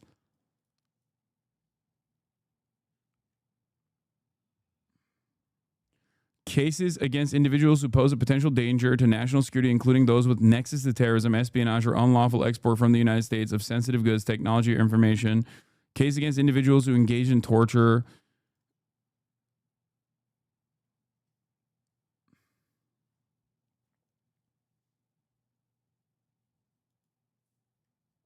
What to know about DOJ revoking citizenship of naturalized Americans?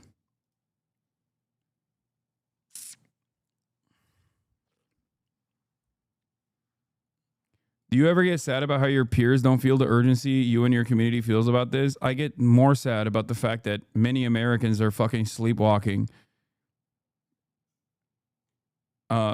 sleepwalking as we are moving in the direction of full tilt fascism. Next job that we'll work on together. But I think getting them out, we forget about them. We had some bad accidents in New York, and they're not accidents. I like to say it, little.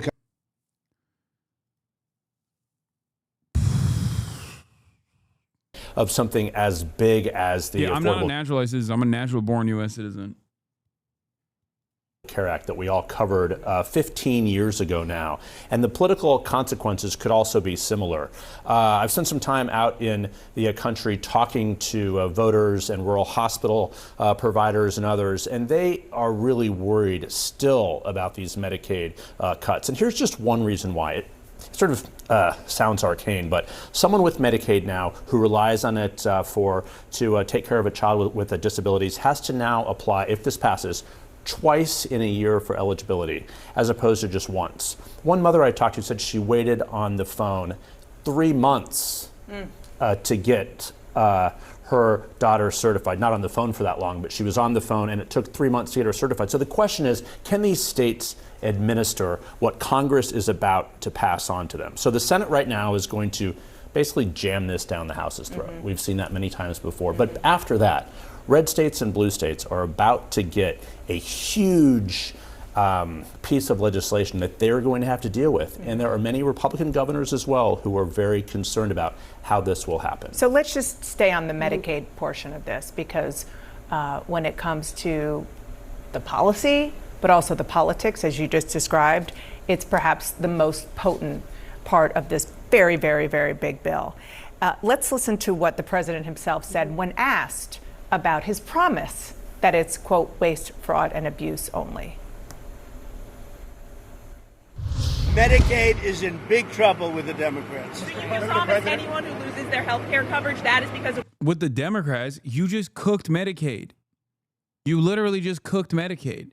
You said you were never going to cut Medicaid, and you fucking lied. We all knew that he was lying about this anyway. Waste, fraud, and abuse. Only waste, fraud, and abuse, which is what everybody wants. And Olivia, the Congressional Budget Office, which I know some conservatives dismiss it, but it is the best. It's crazy, yeah. Oh, fuck it. Fuck the Congressional Budget Office. Thing we've got in terms of a real look at the nuts and bolts of what these pieces of legislation will do. That's true for Democratic Congresses and presidents and Republicans. They say that this bill, 11.8 million people will lose health insurance by 2034. And that is because when we say health insurance, those are the people who get their health insurance through Medicaid. Yep. And this issue has been so politically charged from the beginning. Numbers larger than that. I think it's 17 million. Did the bill fully pass? Pretty big delay in chat. What are you guys talking about? What F? There's no F on my end. There's no F on most people's end. All right, we're going to test out. We're going to test out the fucking delay. Type this number that I'm holding up right now when you see it. Okay, there's like a 3-second delay. Just, I don't know, just fucking refresh. Okay, it's fine. Trump and other Republicans can definitely use a wide description of what they consider under the umbrella of waste, fraud, and abuse. But you heard centrists complaining about it. They think, okay, if we do work requirements, if we do a few of these other changes in what they call guardrails, we can argue back home that this will be okay. But there is definitely some concern, and it's growing. You're seeing the Democratic ads that are building and attacking Republicans who even voted to just get out of the House, get it out of the Senate. And this will be what we're seeing playing out in the midterms as one of the biggest issues that Democrats campaign on. We will see if Republicans, some of the centrists, David Valadao and others, vote to back it in the House now that they're seeing what they complain is steeper cuts to it in the Senate version. Speaker Johnson barely got it through by just one vote some weeks ago with Republicans by pulling together the two different factions. But the pressure is quite different when it's just the bill and then you're in between the bill and what the president wants more than anything legislatively becoming law. Welcome back to CBS News 24/7. All right, so you are looking live at President Donald Trump right there. It might not appear as such on the map, but he's calling this place in South Florida, the ICE detention facility, Alligator ALCATRAZ. He is down there. It's not Alligator Alcatraz, it's Alligator Auschwitz. To talk about that detention facility amidst quite a bit of controversy, but... Can you explain why Democrats passed this shit on foreign? Democrats didn't pass it. It passed in the Senate with all Republican support. It initially in the House, did it get any Democrat support in the House? I think like maybe a couple.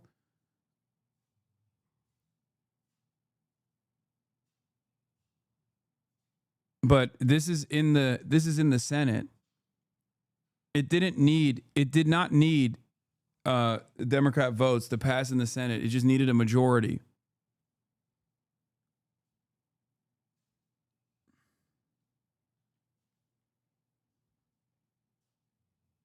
But while he addresses the media at this roundtable, he also spoke about current breaking news, and that is the fact that the Senate passed his so-called big, beautiful bill. Here's what he had to say. I just heard that about the Senate, and the bill just passed, and it tells you there's something for everyone. I mean, it's a great bill. There is something for everyone, and I think it's going to go very nicely in the House. Actually, I think it will be easier in the House than it was in the Senate. And just to be clear, on the Medicaid cuts, you've promised not to cut Medicaid, said this is all just targeting waste, fraud, and abuse. Are you saying that the estimated 11.8 million people who could lose their health coverage, that is all waste, fraud, and abuse? No, I'm not saying that. I'm saying it's going to be a very much smaller number than that, and that number will be waste, fraud, and abuse. And if you look, they took a much more liberal stance on the 51-50, 3 Republicans voted no. Vance was the deciding vote.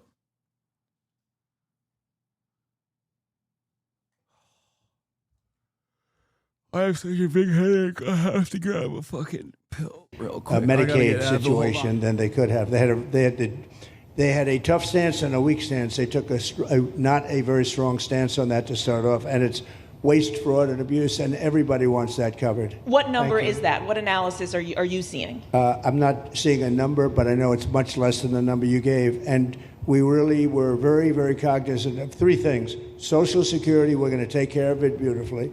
Medicare and Medicaid, and we are going to save it, whereas the Democrats are going to, you won't have it. They will destroy Medicare and Medicaid, and they have to because their numbers don't work. So it's not going to happen. They're the ones that have destroyed Medicare. They have made it so bad already, they're going to make it a lot worse, but now we'll be in charge, so we're going to have no problem with Medicaid or Medicare or Social Security. Thank you. Yeah. Claire Gall with Wink News in Fort Myers. What is your direction to ICE when it comes to arresting farm workers here illegally, other workers in industries that are pretty critical to Florida's economy? Yeah. Well, we're very much cognizant of that. And as you know, I won the farmers by 92%, and I'm not going to be abandoning my farmers. We were strong on the borders, but we're also strong for the farmers and for others in the hotel industry, et cetera. You know, we have in the House vote, all Dems voted against, 2 Republicans voted against, 1 rep voted present, 2 reps didn't vote. Notably, one of those 2 is the guy who fell asleep on the House floor and missed the vote.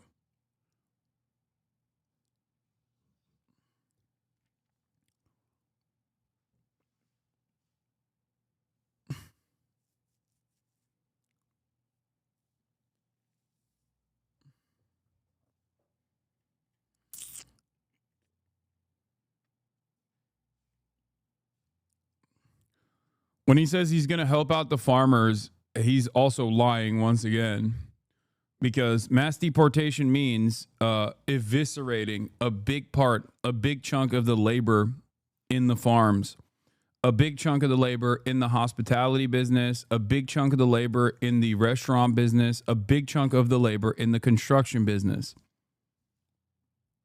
When he says he's going to help out farms, he means the farm owners, but even then, those are the people who are pushing back against these kinds of mass deportation policies.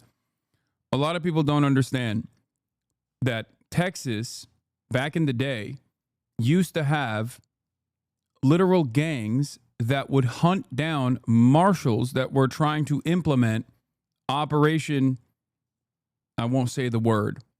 In the aftermath of the Bracero program, which Donald Trump actually kept repeating over and over again as a fantastic thing that he is going to implement here in the United States of America once again. Texas ranchers would literally roam the streets with guns to kill marshals. And the reason why they were doing that is because they did not want their farmhands to be deported. Okay? I don't know if it'll get to that level, but I think the same principle exists. Do you just eat all the slop anytime it's served? Yeah, but that's not now. Fuck a farmhand?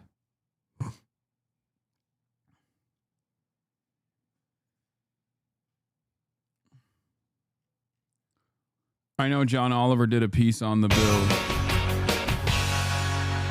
We'll cover that as well. This is before it have passed. similar situations. And Christy and I, and we'll be working with Ron and a lot of the states. We're going to work something where the farmers can be responsible for some of the people that have, and they have people run for 10, 15 years that they know very well. We're going to put them responsible and we're going to issue a form of a card or document, and the farmer is going to be responsible for these people. They're not going to have citizenship, but they'll be working, they'll be paying taxes. We need to get our farmers the people they need. Otherwise, our farmers aren't going to be able to do their land. You know, so exactly how it works currently, except I guess like legalizing slavery, indentured servitude. Yeah. I guess that's, you know, I mean, that is what's going on currently. The ongoing migrant worker structure that exists in this country is two-tiered. You have one, documented migrant workers that work for very low pay in horrible conditions to begin with, okay? And they work through, they're seasonal workers. They come into the country, they work in the agribusiness, and then they leave, okay? But on top of that, we have already another tier that is even worse than that, which is the undocumented workers that have authorization, are waiting to are waiting for their paperwork to come in, and it never comes in, obviously, or people who are not even waiting for their paperwork to come in. They just came in illegally and have been working in these farms for years and years and years. The reason why they are kept undocumented is exactly, you're not wrong, the Dubai method. Basically, it is identical to the way in which the kafala system works in Gulf countries. You know how we talk about, like, in Gulf countries, you know, these governments will take away people's passports and make them work in these horrible conditions. It's basically the same shit. Okay? It's a different version of the kafala system in the United States of America, where we refuse to give proper clearance and authorization, or refuse to give full-blown citizenship, full-blown documentation to a lot of these people, so we can actually use and abuse them, and they can be easily discarded through the legal process.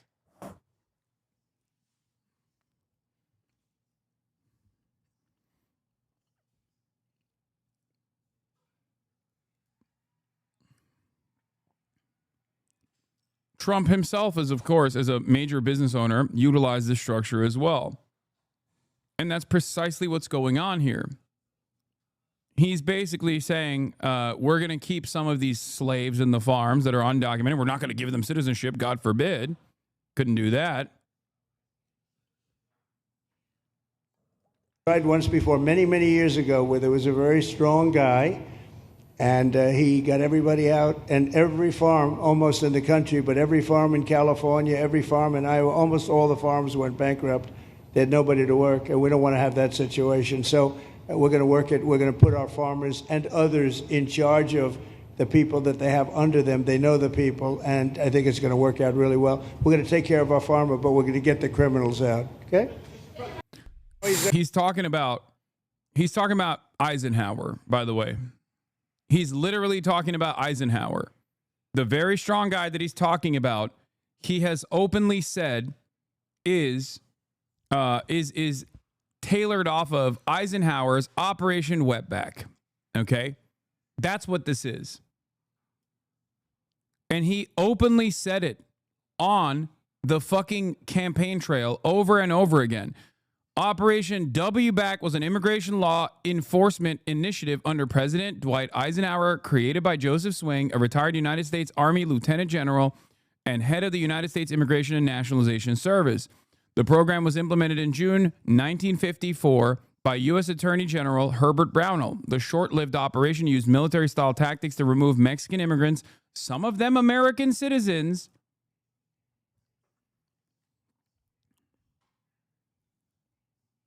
It's the name of the fucking program. I know it's a slur, chatters. It's literally the name of the fucking program.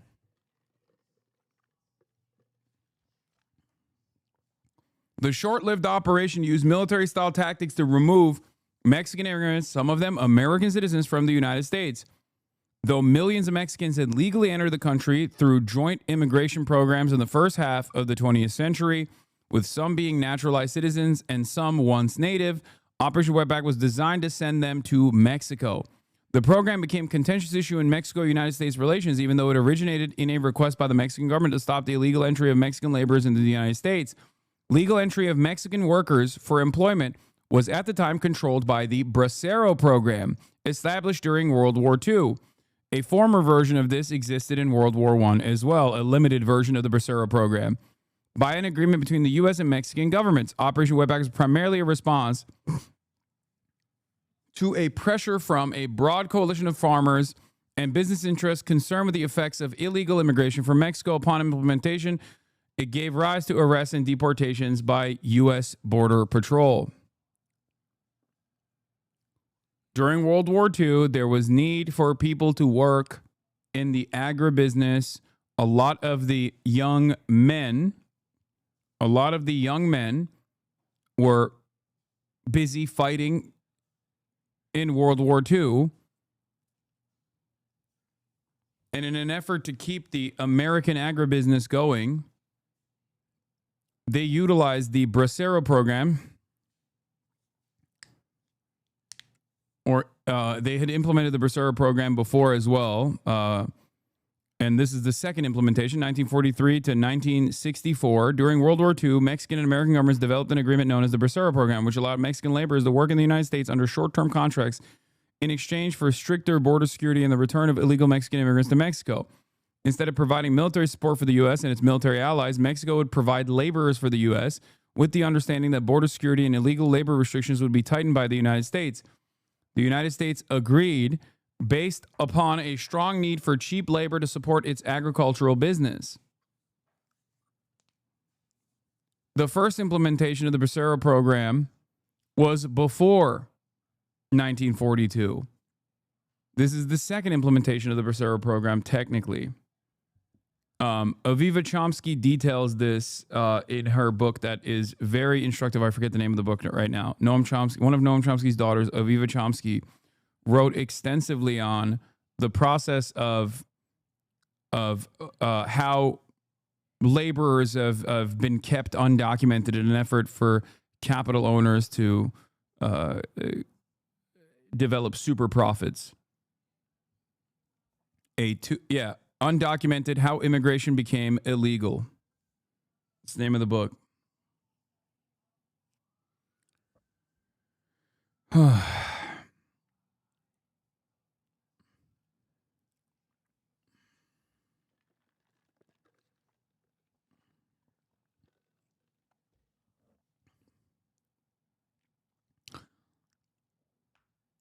The program began September 27, 1942, when the first Braceros were admitted into the United States under this agreement with Mexico.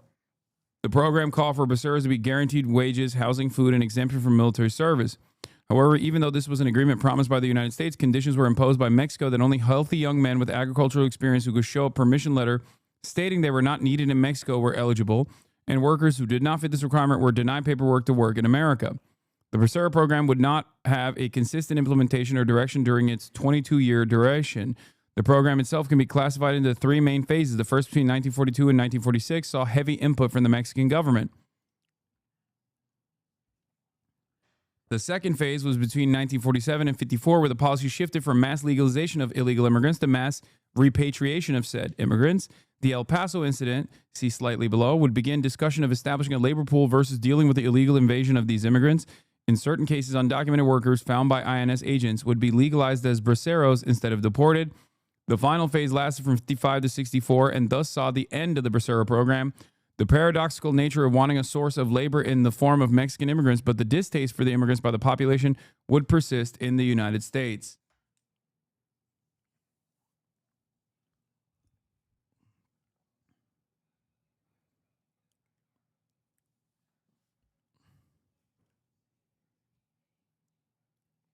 Border control leading up to Operation Wetback in 1943, more United States border control officers were posted along Mexico's northern border. Pressure from well-connected Mexican land and farm owners frustrated with the Bracero program prompted the Mexican government to call a meeting in Mexico City with four agencies of the United States government: Department of Justice, Department of State, the INS, and Border Patrol. At its peak, the Bracero program allotted around 309,000 contracts to Mexican laborers. What followed was a series of repatriations under the name Operation Wetback. Similar repatriations could be seen during the Great Depression. Okay? Donald Trump kept repeating this over and over again on the campaign trail. During the election cycle, he kept saying, I'm going to do what Eisenhower did. I'm going to do what Eisenhower did. I kept repeating this over and over again. INS, by the way, is the early version of Customs and Border Patrol before the Department of Homeland Security. Before 9/11, it was called the INS. Okay? He kept praising Eisenhower's Operation Wetback over and over again without saying the name. Okay?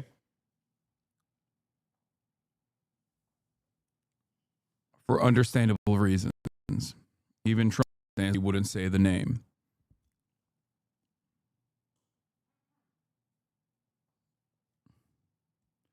Partially because if you were to say the name openly, then people would be able to research it and figure it out for themselves and how fucking psychotic this was. Okay? That is the reason, not because he's like worried about how racist this looks, just so you know. After all, he's quite literally saying he's going to do this. Obviously, the real racist implementation of this is the fact that he wants to do mass deportations of all people working on U.S. soil. That is the real racism, not like calling it Operation Wetback or not. Okay? Lock the fuck in. You could call it Operation Puppies, and it still would be an immensely brutal policy.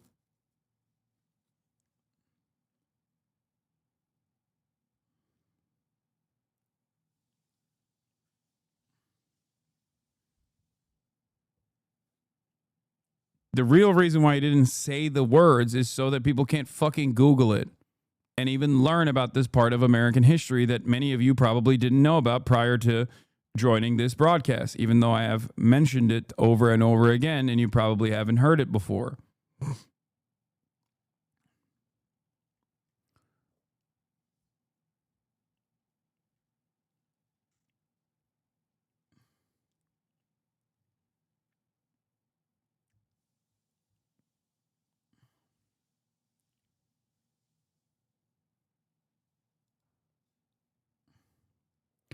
Streisand effect is in full operation right now. Wow, the White House and DHS screaming about this app has caused it to rocket up to being the top social networking app on the iOS app. It's called IceBlock. IceBlock, which allows users to alert others to the geographical location of ICE officers, is the top social networking app in the App Store right now after Caroline Leavitt condemned it from the podium yesterday. It's now number 3 on the top charts. It'd be a real shame if everyone were to fucking download IceBlock to report the locations of suspected ICE officers. Love Island USA? Why the fuck is that the number 2?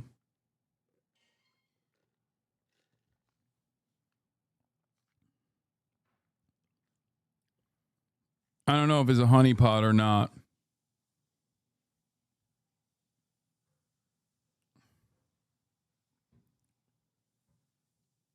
Finding that app in your download history will use to deport you next.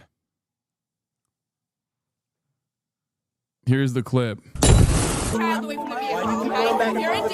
When I saw what was happening in this country, I wanted to do something to fight back. Joshua Aaron developed IceBlock. It's a free, crowdsourced app that alerts users when immigration and customs enforcement agents are spotted within a 5-mile radius of their location. So imagine if you're walking down the street and a notification comes up on your device that says ICE has been spotted 4 blocks ahead. Instead of continuing down that path, you can turn left or turn around and avoid the situation altogether. I'm looking at LA now. I'm seeing one in East Hollywood, and then as I zoom out, it's showing me a few others. One of the core principles of the design of this app is 100% anonymity for our user base. But there is no sign-up process. There is no user data collected. There's no user data even captured by our app. The app was designed to inform, not obstruct.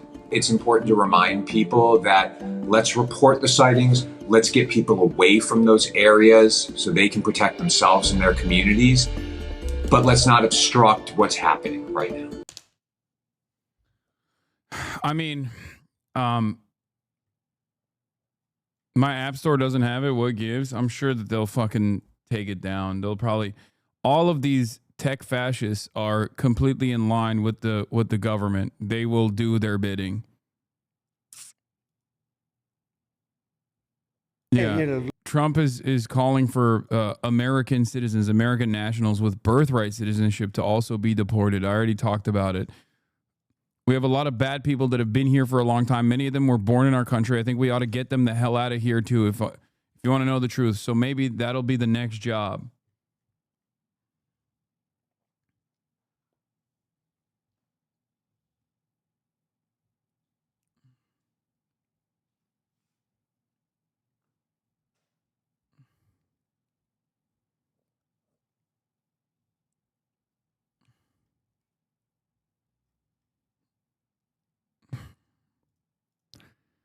A lot of things are in motion, and obviously Trump and Elon are arguing over one another. But let's take a look at the details of this big, beautiful bill real quick. It just means political suicide? No, dude, stop. Don't do this. The whole, like, political suicide is bullshit, okay? It's only political suicide if you extend this process as much as you possibly can and constantly rail against what the Republicans are doing.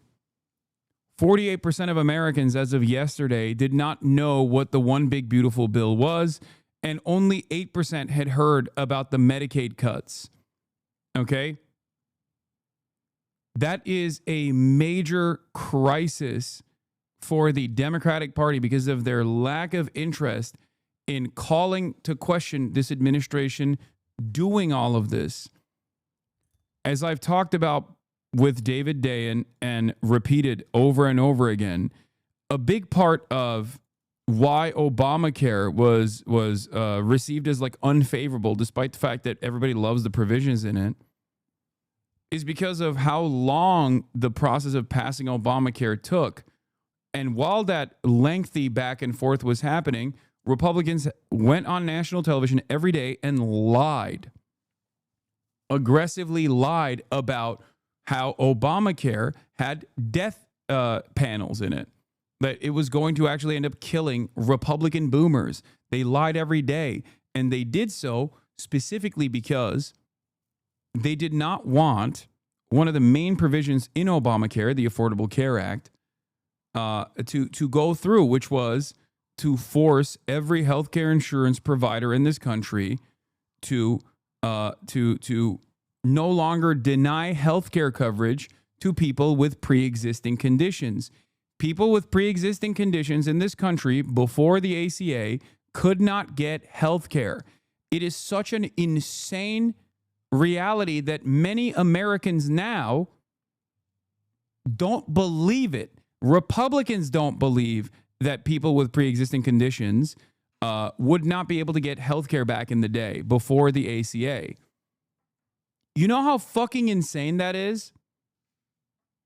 It is such a ruthless, such a cruel structure that existed in this country that people literally don't believe that it used to be the way of the land. Do you understand? And the Republicans actively petitioned against this. They said it was slavery. You were forcing these insurance providers to take these costly patients, that it was going to collapse the entire insurance industry.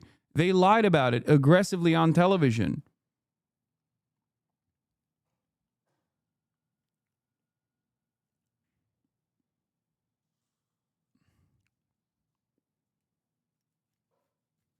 And in the process, because it was such a long back and forth, with Democrats giving concessions to the Republicans, even though not a single Republican ever voted for the ACA, when the Democrats did have a supermajority for a, short period of time, but of course did not whip enough votes to pass this, even though they didn't just have a majority, they had a supermajority.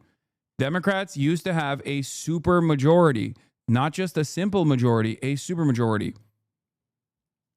And then a Democratic senator died, and Joe Lieberman took his place, and Joe Lieberman was the famous spoiler of the ACA. Yes, all of this extended the process of gridlock. Americans fucking hate gridlock. If you pass bills expeditiously in the middle of the night without actually receiving any sort of feedback on said bills, Americans will get fucked, and they won't realize that they're getting fucked. This did not happen with the ACA. The expeditious process, however, happened with the original Trump tax cuts. They literally rammed that through. They rammed that shit through. That's the reason why so many people did not realize what was happening. And they're doing that once again. They're passing it as quickly as possible so that Americans don't catch up to what is taking place. Oh, I'm not going to respond to this again like I did last time, because remember last time I responded to this exact same clip, I got banned, saying if the Republicans actually cared about Medicare fraud. Last time I responded to this, I got banned. So I'm going to keep my mouth shut. Talked about with David Dane yesterday. This was implemented in Arkansas and it fucking failed. Okay. It was a disastrous failure. It's just simply additional paperwork to shut people out. Jam them up with paperwork and shut people out from actually getting these necessary life-saving social safety nets. That's all this does. No, they did this in Georgia as well. Yeah.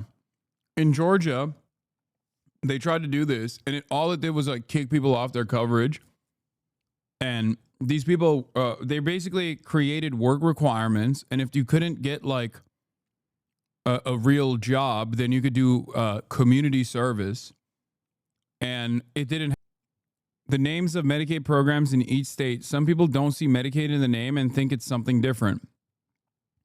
Denali Care, Alabama Care, Arizona Healthcare Cost Containment System, Healthcare, Medi-Cal in California, Health First Colorado, Husky Health, Healthy Families, Diamond State Health Plan, plus statewide Medicaid Managed Care Program, Georgia Medicaid, MedQuest.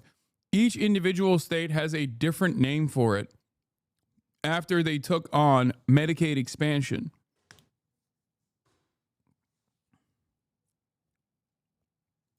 You are finished. What? Why?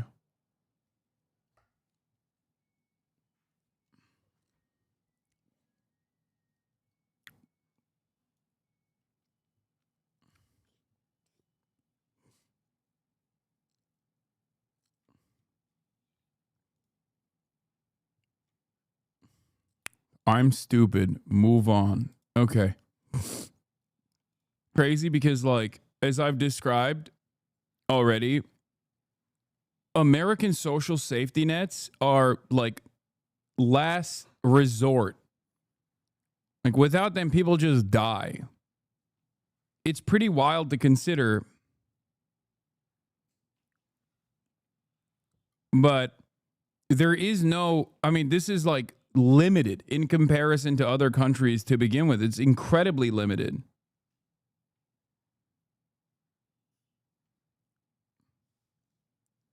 And we're taking away the scraps. Who can say exactly? One estimate found more than 5 million people would... I had a coworker friend who depends on Medicaid and SNAP. She's terrified about this bill. She literally might not survive this. And because of this, work requirements are not actually to improve the number, to increase the number of people working. It doesn't work that way. It is simply to cut the program. They just put additional paperwork in front of you, just like there is no real reason to do any sort of ban on third trimester abortions, okay? Because third trimester abortions are only being done, because it's such an invasive procedure, they're only being done with a with a medical necessity. So when Republicans go, oh, we got to start, restricting women's access to abortions because they're having third trimester abortions, is bullshit. No one is having a third trimester abortion for fun. Okay? No one. The only reason why they're doing it is because they want to expand the permission structure, or even all of the voter ID laws. Okay? In this country, we do not have, our elections are immensely secure. We still use paper ballots for the most part. Okay? There has never been a significant number of undocumented migrants like voting. Okay? In this country, we have a problem with people not participating in the elections. It's not we have too many people voting. We have too little people voting. Okay? There is not a single study that shows, the most comprehensive study put together by the Heritage Foundation showed that over the course of numerous election cycles, with a total number of like billions of votes being cast, they found 1,200 cases of voter fraud, which, by the way, weren't all Democrats either. It's like a less than 0.001%. Okay?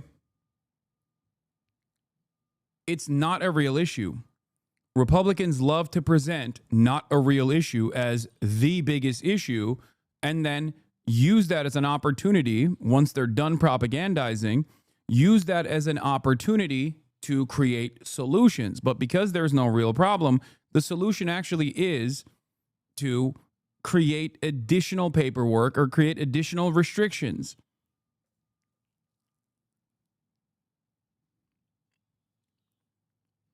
It's the same with abortion. It's the same with like trans people participating in athletic endeavors. It's the same with voter fraud.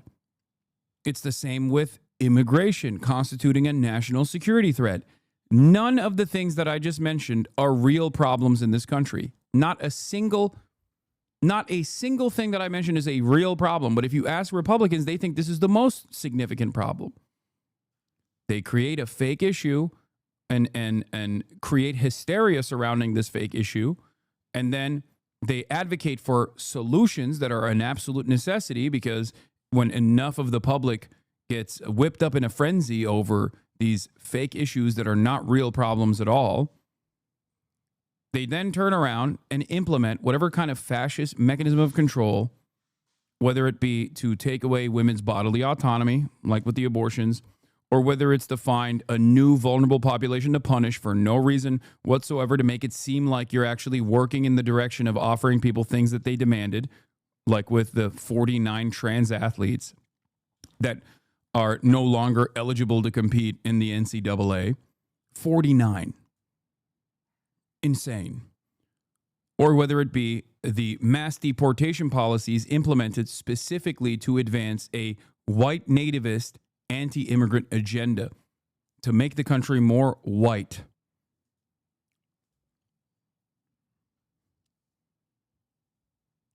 That's it. All the while, they push massive deregulation and massive tax cuts.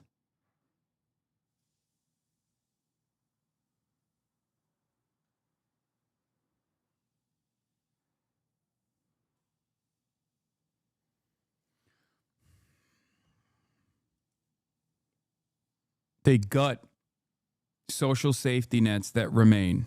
By the way, remember, it's never, the marketing on stuff like this is never actually, melt the poor, right? Like, the Republicans will never be honest about their actual intention, right?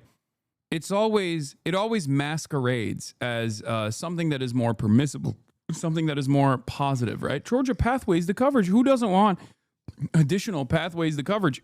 Ironically enough, it is actually shutting off pathways to coverage. Just like the pro-natalist, pro-making women carry pregnancies to term, the anti-women's bodily autonomy movement is not known as that, but it's actually known as what? Pro-life. There is nothing about these Christians that are actually pro-life at all, right? But of course, they don't present themselves as such. They present themselves as pro-life. That's a positive marketing spin associated with the movement. They're not pro-life. They're pro-forced birth, okay? Which is precisely the reason why I always tell people not to get swept away with these marketing terms.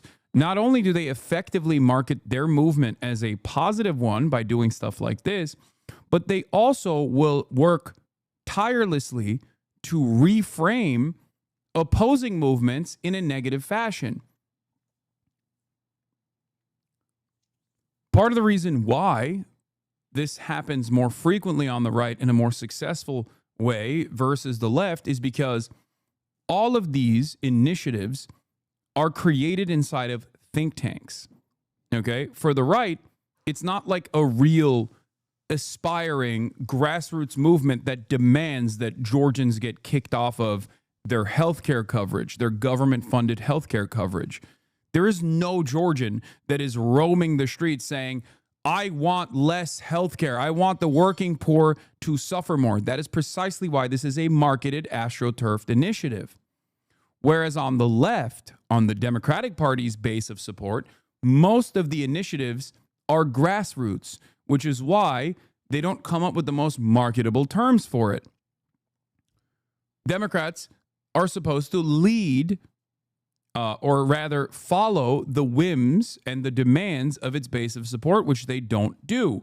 This is precisely the reason why when a decentralized movement comes together and creates a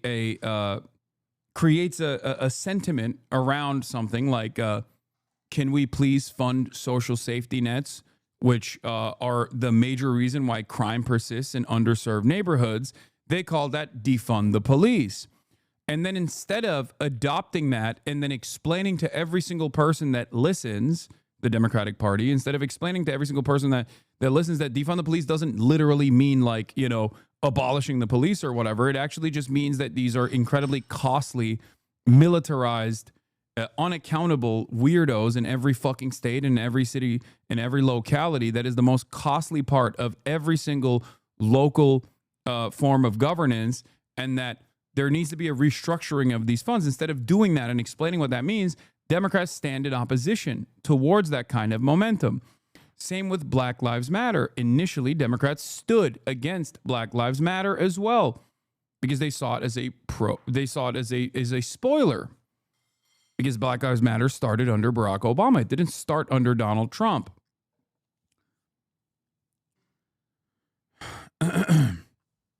Nowadays, obviously, aside from like the BLM national movement and the organization, not the movement, but the organization itself is fraudulent, but that's unimportant. But when people say, oh, Black Lives Matter, everybody understands what it means. But that didn't stop Republicans from constantly saying, well, Black Lives Matter actually means you want to kill white people. Black Lives Matter actually means you want to kill cops. So there's an example of a decentralized grassroots mobilization that took place around a specific cause with BLM, okay, that organically became a movement that everybody understood, regardless of the right-wing opposition, mostly because of the negative polarization against Donald Trump at the time in the first Trump term, versus a decentralized organic movement, grassroots movement called Defund the Police, that the Democrats stood in opposition against because they thought it was bad for their election chances.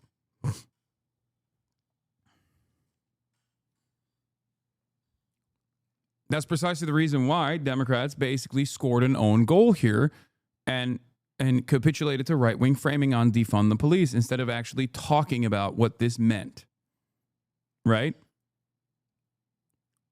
Instead of trying to use this real groundswell of momentum that existed in their favor and redirecting this attitude towards more productive ways of changing the funding structure in localities all across the country to help focus more on the fucking potholes and the social safety nets that have to exist but don't exist as a direct consequence of how funding has been slanted in the direction of the militarized police force rather than all of those other things like libraries and after-school programs and whatnot.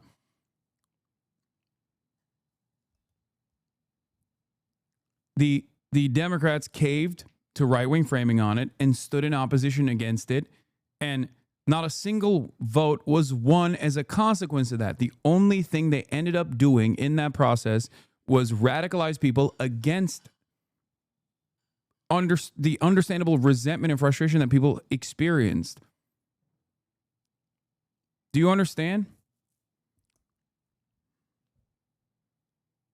Kirsten Gillibrand has also apologized to Mamdani over the jihad comments. We did it.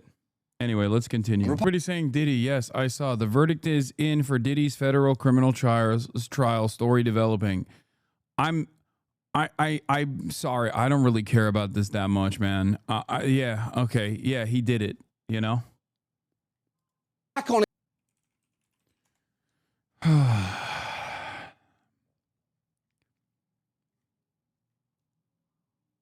So this is going on.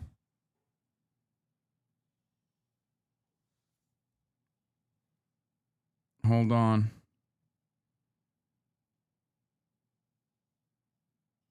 One second. I have to. This bill has now passed in the Senate. It's even worse than the way that women were raped, but you don't care law. There you go. Suck my dick, dumbass.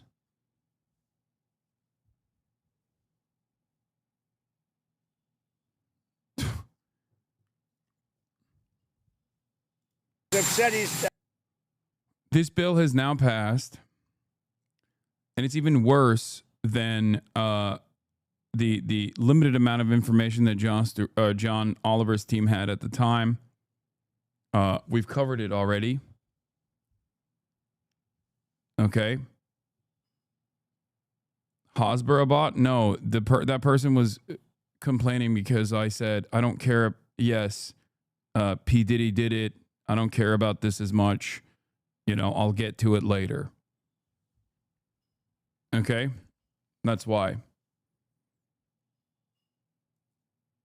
They wanted me to shift my priority and my focus away from the massively consequential bill that is going to kill tens of thousands of people a year by shutting their access off, by shutting them out of SNAP benefits that are necessary for their survival so they can't get fucking food, and also their health care that is, once again, necessary for their survival. in the midst of all of this that's going on, someone is like, no, you have to immediately talk about the guy who is the most guilty person of all time.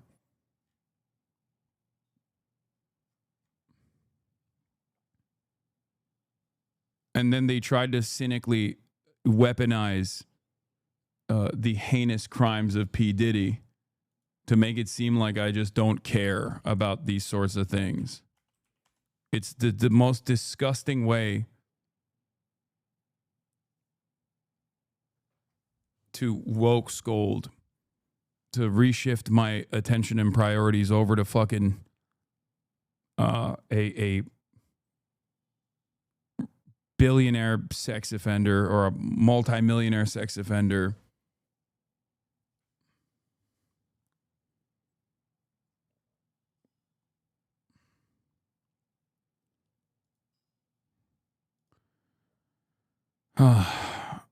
The Economist uses 10 charts to explain Trump's big, beautiful bill. The overhaul of taxation and spending would spell trouble for America. The 10-year debt impact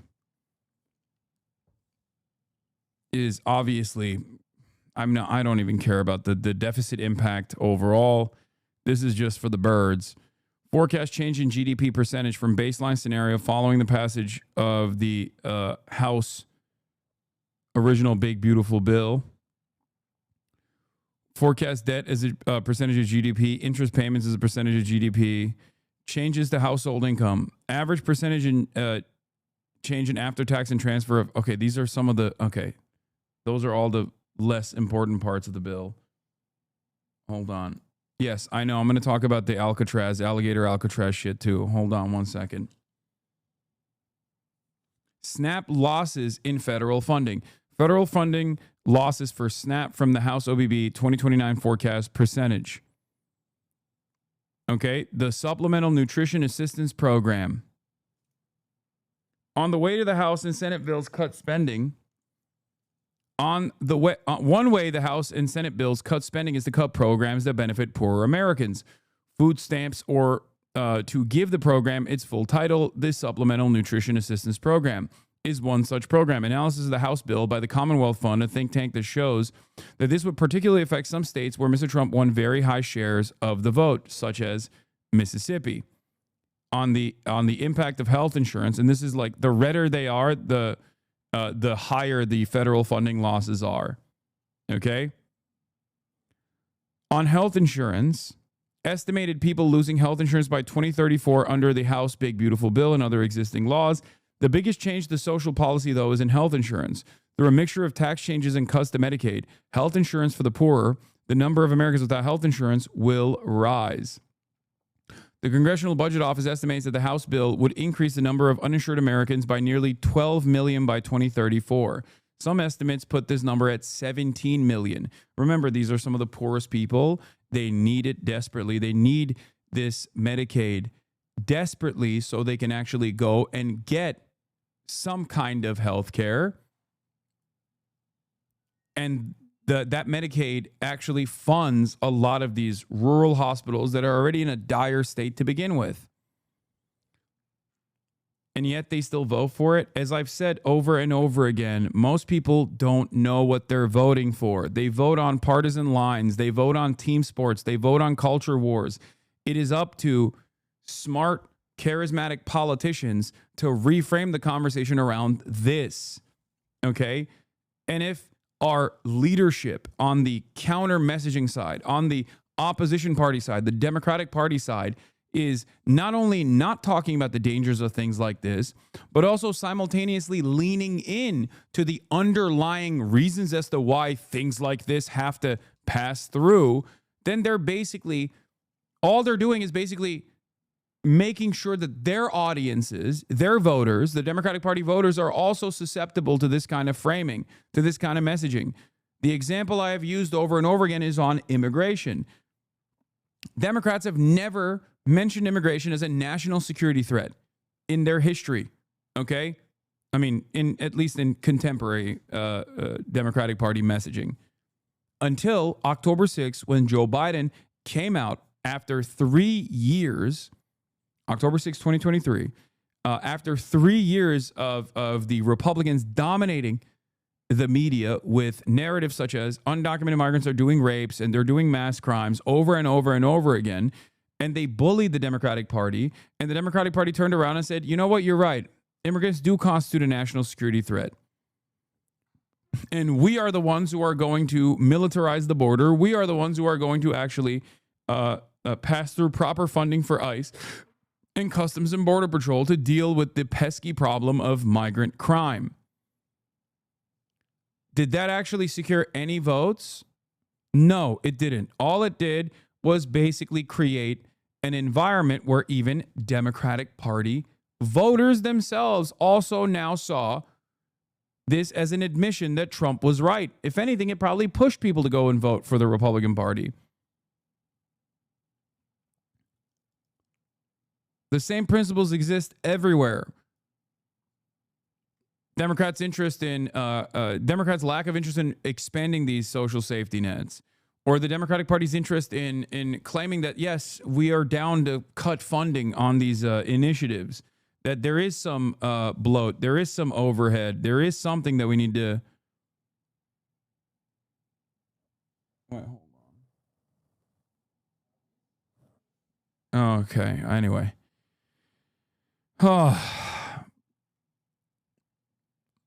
Health insurance, major fucking cuts coming to health insurance.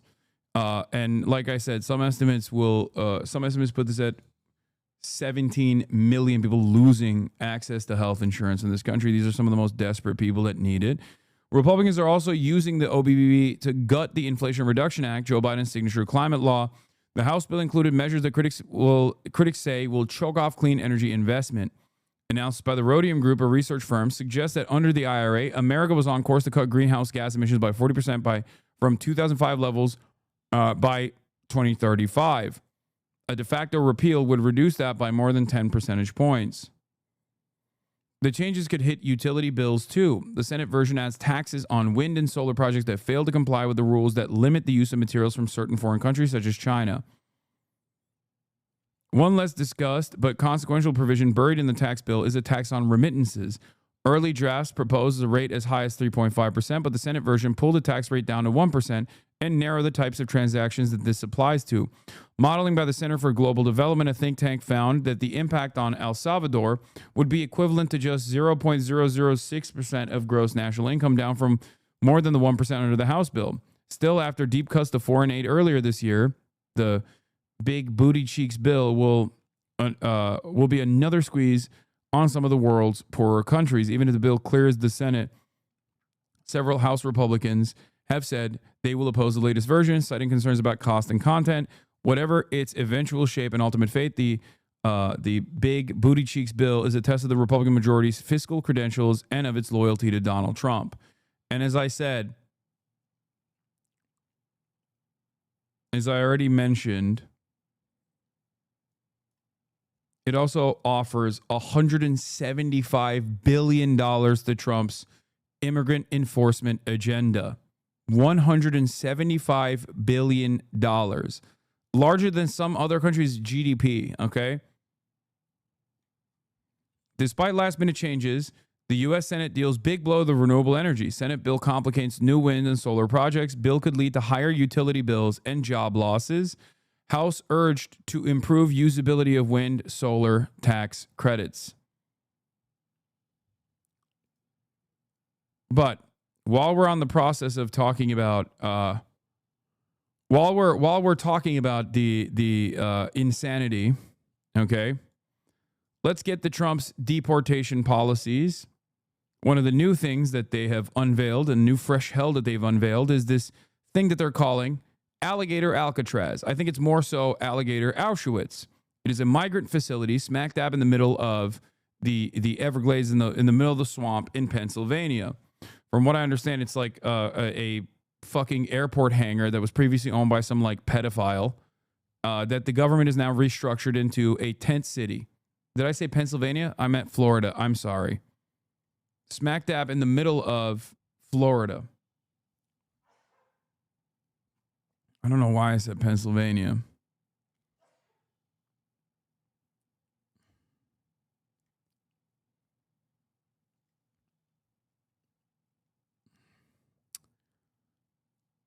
This is what's going on. And we are taking a look at the president now. You see the Homeland Secretary Kristi Noem is with him today, along with the governor of Florida, Ron DeSantis. And as they take this tour through what we're calling, because they do, Alligator Alcatraz, now we're getting to see why they call it that. There is effectively, and I haven't heard anybody else use this wording, maybe they have, but it's like a moat of alligators that encircles this place, as many sides as it has. So, you know, what's interesting about this is it's exactly transparently what the president has been talking about via the governor of Florida. And if we get a microphone that we can listen to, we will try. Let's try here.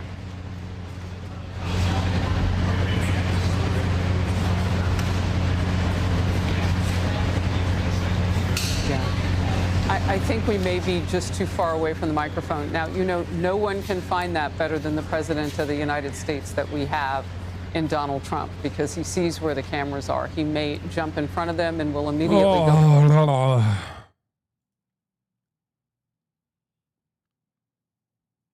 No one is better than our big, beautiful president in recognizing where a camera is.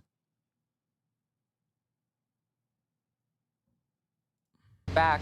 Meanwhile, I want to talk with somebody who's really dealt with a lot of this issue of illegal aliens, the worst of the worst, being allowed in under the Biden administration. Congressman Chip Roy of the great state and border state of Texas. Congressman, your thoughts as the president is there looking at this facility where they can house up to 5,000 of the worst of the worst? Harris, great to be on. And yeah, obviously we've experienced this firsthand in Texas. The difficulty of local law enforcement and states. Congressman, let's listen real quickly to the president. I apologize. Let's watch. Sure. So I would say he should call the governor, Kristi, and I'm sure you'd give him because his state is a disaster, and he doesn't do this. Well, they have the original Alcatraz, so you guys could approve him being able to set one of these up over there. I'm sure the secretary would be happy to do that and provide. My sense is he's probably not going to bite on that, but I don't know that they'd be able to come in at cost because they tried to do this high-speed rail. They spent like $150 billion, no tracks. We've got a privately funded rail in Florida from Miami to Orlando. It costs the taxpayer zero, and it's very successful. So it's just a much different approach between states. We're not going to let him get anywhere near Alcatraz. It'll cost 100 times more than they thought. Now, he ought to come here and study this because he can learn a lot. Yes? The first person checking into the room, sir. Tomorrow? Hopefully tomorrow, within the next 24 hours. They have the doctors, they have all the professionals. There's going to be a security sweep because there have been civilians here, so they will sweep this multiple times to make sure there's nothing can be used as weapons or any contraband. And then once that's cleared, then they'll do. So it's really up to Secretary. I know has got people in the queue, and so they'll be ready to receive. I think our viewers at home should know that this is air-conditioned facility. Yes, so if any of the news claims are keeping them out in the hot, humid South Florida, that is wrong. It's probably 62 degrees here, to be honest. Or 70. Hey, Biden wanted me in here, okay? He wanted me. It didn't work out that way, but he wanted me in here, that son of a bitch. What's your expectation what this will do for the speed and force of deportations? A lot of things, and they're both telling me that these people come in here, they want to go home. And they want to go home, so we immediately send them home, where it's appropriate. Now, if somebody's a real killer, we don't send them anywhere. We put them in a maximum security. Look, what we inherited from this guy, this incompetent man, and his administration, which wasn't incompetent, it was radical left, lunatic, communist, whatever you want to say. I know most of them. What we inherited should never, ever be forgotten. What they've made us do. This is all because of an open border policy where 25 million people flowed in. From all over the world, from prisons, from all over the world they flowed in.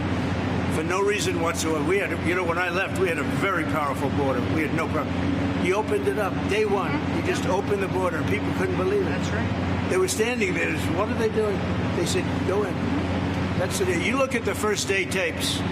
They opened it up and they said, go in. And that's where all of this began. But this is an amazing thing that they've done here. Really but listen, people don't have to come here.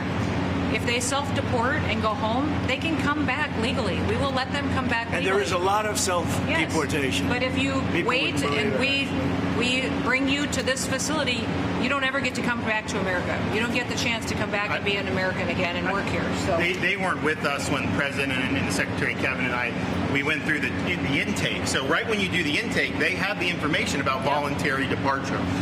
They have the ability. Obviously, you guys are funding that because it's a lot cheaper to do it that way. So even if they get brought to the front doorstep here, they still have an opportunity to just go back voluntarily, and then this way they're not. Let's say they get in here like, hey, I want to stay here. I want to go back. We can put them on a plane that day and take them home. We'll buy their plane ticket, go home, and then they get the chance to come back legally.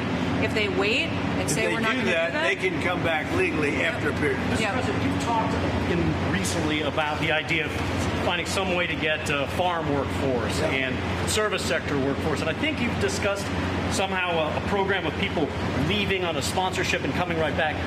Can you give us a little more detail about that and why, in the view of some hardliners, it's not amnesty? Take care of our farmers and hotel workers and various other people, and we're working on it right now, and Ron's going to be involved, and you're involved already. So we have a case, a lot of cases where ICE will go into a farm, and these are guys working there for 10, 15 years, no problem.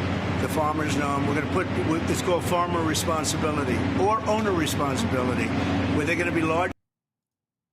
My MAGA mom's idea of what the purpose of the Big Beautiful Bill is about. Yes, it won't stay or stick. They are showing the reality to the world of what the deep state wanted and seeing who in Congress is truly against humanity. It's all going to change. This will be short-lived. Oh my God. They're absolutely delusional. If they don't agree with something, they flip it to fit their own personal fantasy narrative and make it so Trump is God in their make-believe reality. Yeah, by the way, he just said owner responsibility. This is slavery. Let me run this back again. Let me run this back again, okay? Owner of a person. What Donald Trump is talking about here is humans, okay? Undocumented migrants. Farmers and hotel workers and various other people, and we're working on it right now, and Ron's going to be involved, and you're involved already. So we have a case, a lot of cases where ICE will go into a farm, and these are guys working there for 10, 15 years, no problem. The farmers know them. We're going to put, it's called farmer responsibility or owner responsibility, where they're going to be largely responsible for these people. And they know these. Owner responsibility.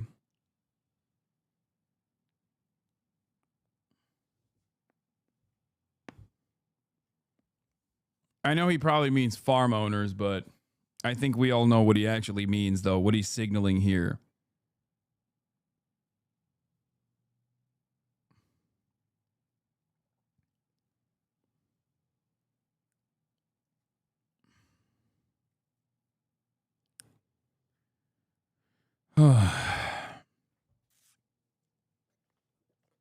Because remember, earlier Donald Trump said, earlier in the day, he said he doesn't want to deport undocumented migrants that have been working on these farms for an extended period of time. But he also simultaneously mentioned, we're not going to give them citizenship. No way. This is an admission of the ways in which we have the process of documented and undocumented workers. This is literally an admission of what I've been saying for years and years. Like the whole purpose of not giving the proper documentation to these workers who have work authorization is so that they can engage in indentured servitude, and they are utterly disposable whenever the farm owners or whenever the poultry facility owners, the bosses, decide that they want to wipe out the entire labor pool, only with the full knowledge that they can just like rehire a bunch of new, fresh, undocumented laborers in their place.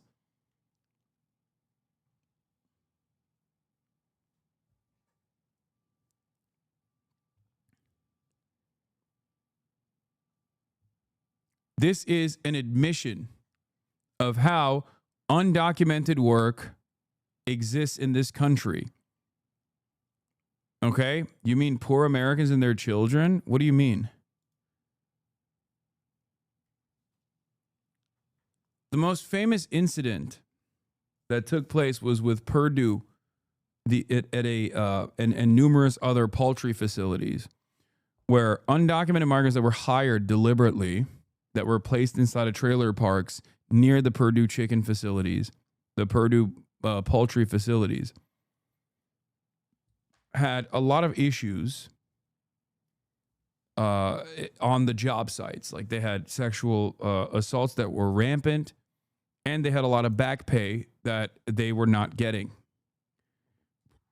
When they got together and demanded their back pay and made their concerns be heard, the bosses at the plants called ICE on them and deported them, only to turn back around and rehire undocumented migrants and put them in the same fucking trailer park.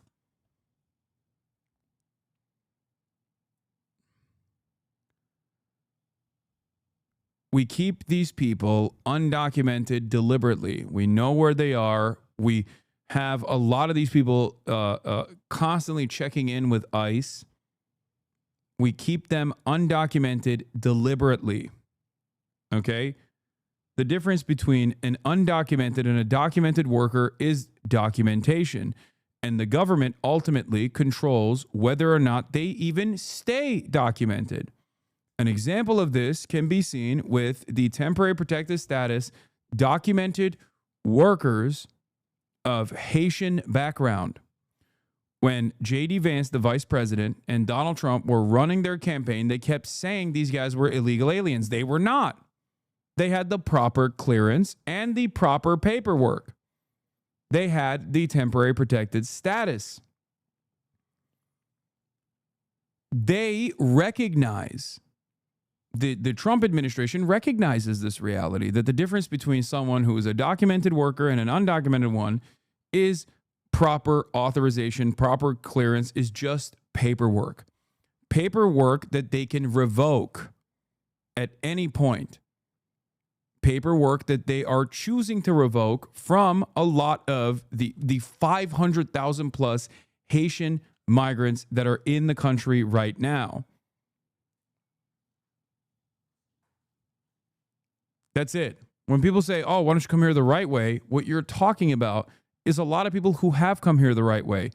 People who are asylum seekers. People who got the proper clearance and the proper paperwork as temporary protected status recipients. But that can all go away overnight if the Trump administration chooses to take it away. That's it.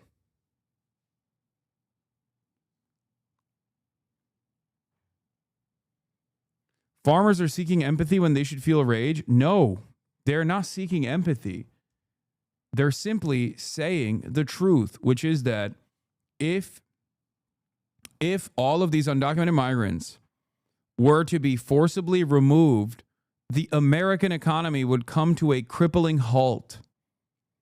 Undocumented laborers comprise, in some states, 40+% of the agribusiness. Okay? They are the farmhands picking the crops. Undocumented migrants, undocumented laborers are responsible for the majority of the agribusiness all around the country. I believe to 60% overall, documented and undocumented migrant workers are responsible for 60% of all of the agribusiness workers. Undocumented and documented non-citizens are responsible for a major chunk of the construction as well, the construction sector as well.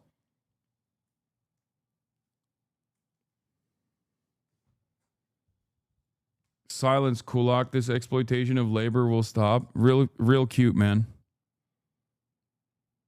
Yeah, that's what Trump is doing, right? Punishing the kulaks, right? No, he's not. He's punishing the workers, you fucking moron. You're so edgy.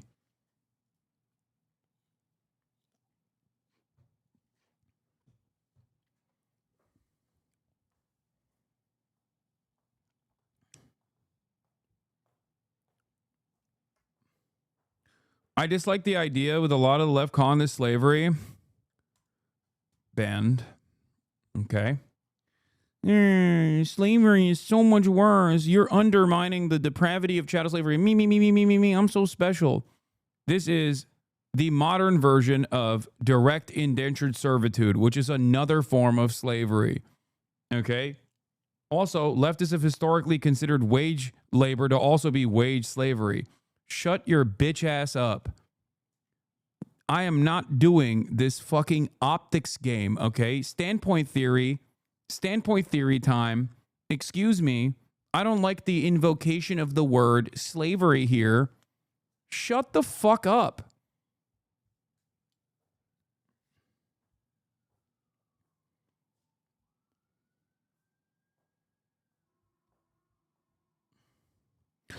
According to the USDA, 40% of all farm workers in the U.S. are undocumented. That labor simply cannot be quickly replaced, if at all, through H-2A visas or the hiring of U.S. citizens. Mass deportations would lead to the closure of many farms and cause food prices to skyrocket.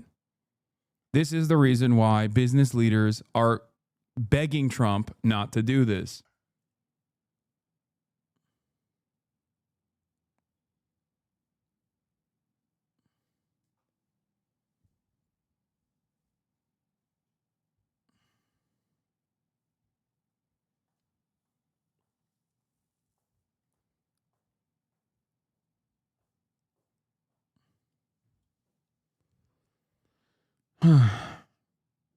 Yes, I saw Kristi Noem ending TPS for 500,000 Haitian migrants in September.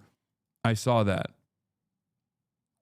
This is precisely the reason why I said initially the same forces that are working in ICE will inevitably come for black people. They already are coming for black people.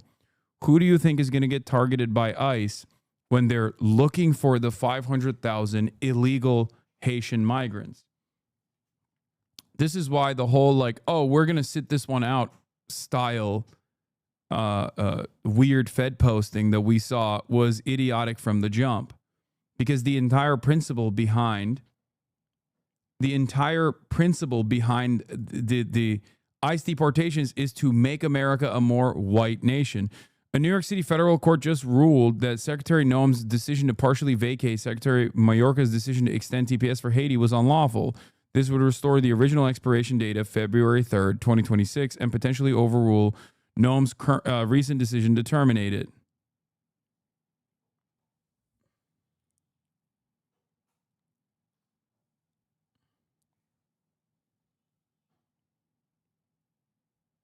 Yay, Twitter news, no research. Twitter news. This is Aaron Reichling Melnick. Like when people say Twitter news, I don't think they understand who I'm sourcing this information off of. Do you think this is like Jack Posobiec and Wokeness account or something that I'm getting this information from? Or do you think I'm getting this information from a senior fellow at the American Immigration Council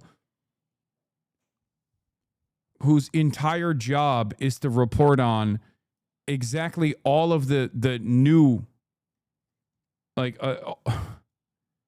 this is his job.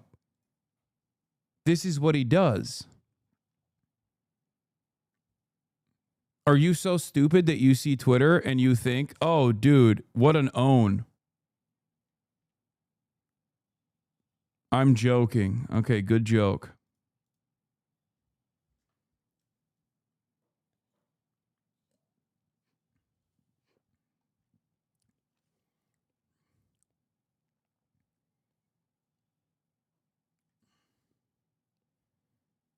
Twitter is all but a simple vehicle for summarized talking points coming from researchers who pour hours and hours of time into covering all of the latest things that are unfolding on every issue.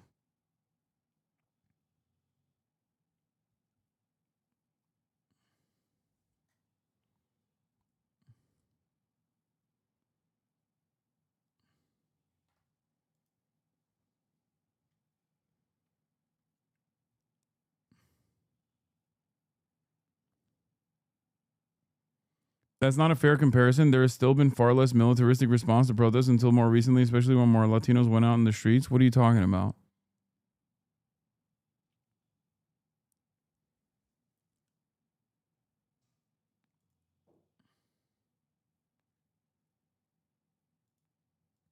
What? They aren't going to go after blacks that are legal. Dog, the 500,000 Haitian migrants that are currently on temporary protected status are quite literally legal until the point where the government decides unilaterally that they are not legal. And in the process, they absolutely will go after black people that are legal, okay? Blacks, this man says.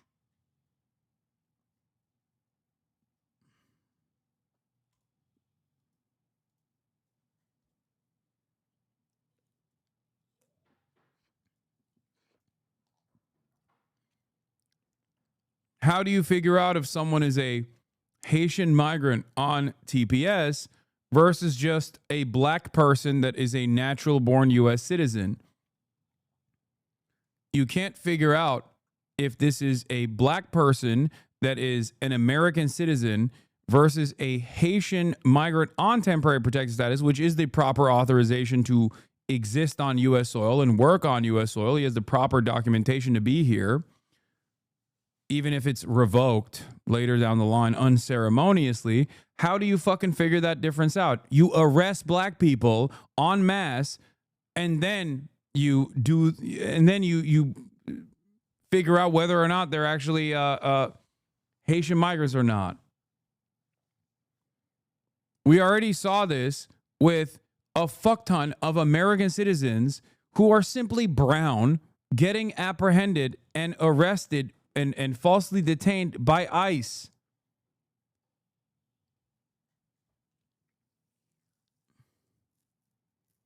Are you fucking stupid?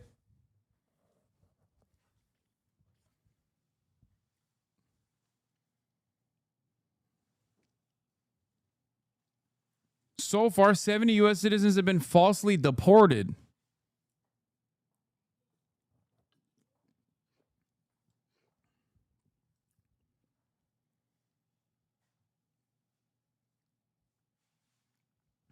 Not only that, but they're also talking about denaturalizing U.S. citizens.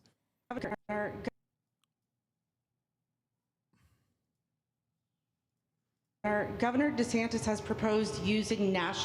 Any evidence for this, bro? I guess Trump is going to deport Obama now. Where are you getting this info from, bro? Any evidence for this, bro?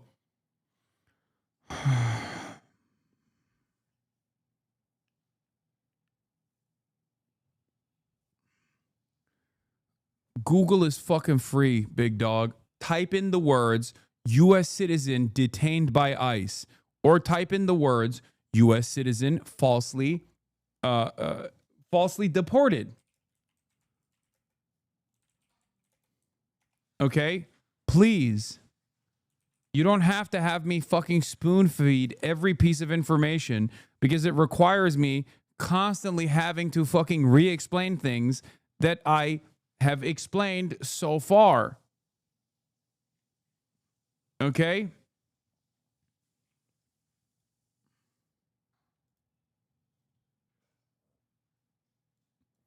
ICE may have deported as many as 70 U.S. citizens in the last 5 years. This is from the American Immigration Council.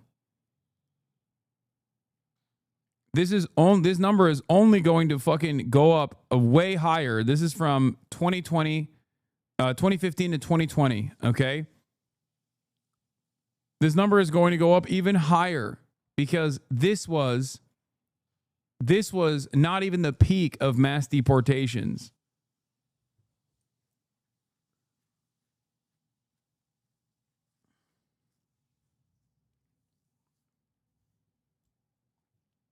Every other day, there is a new story. Every other day, there's a new story of an American citizen being falsely fucking detained.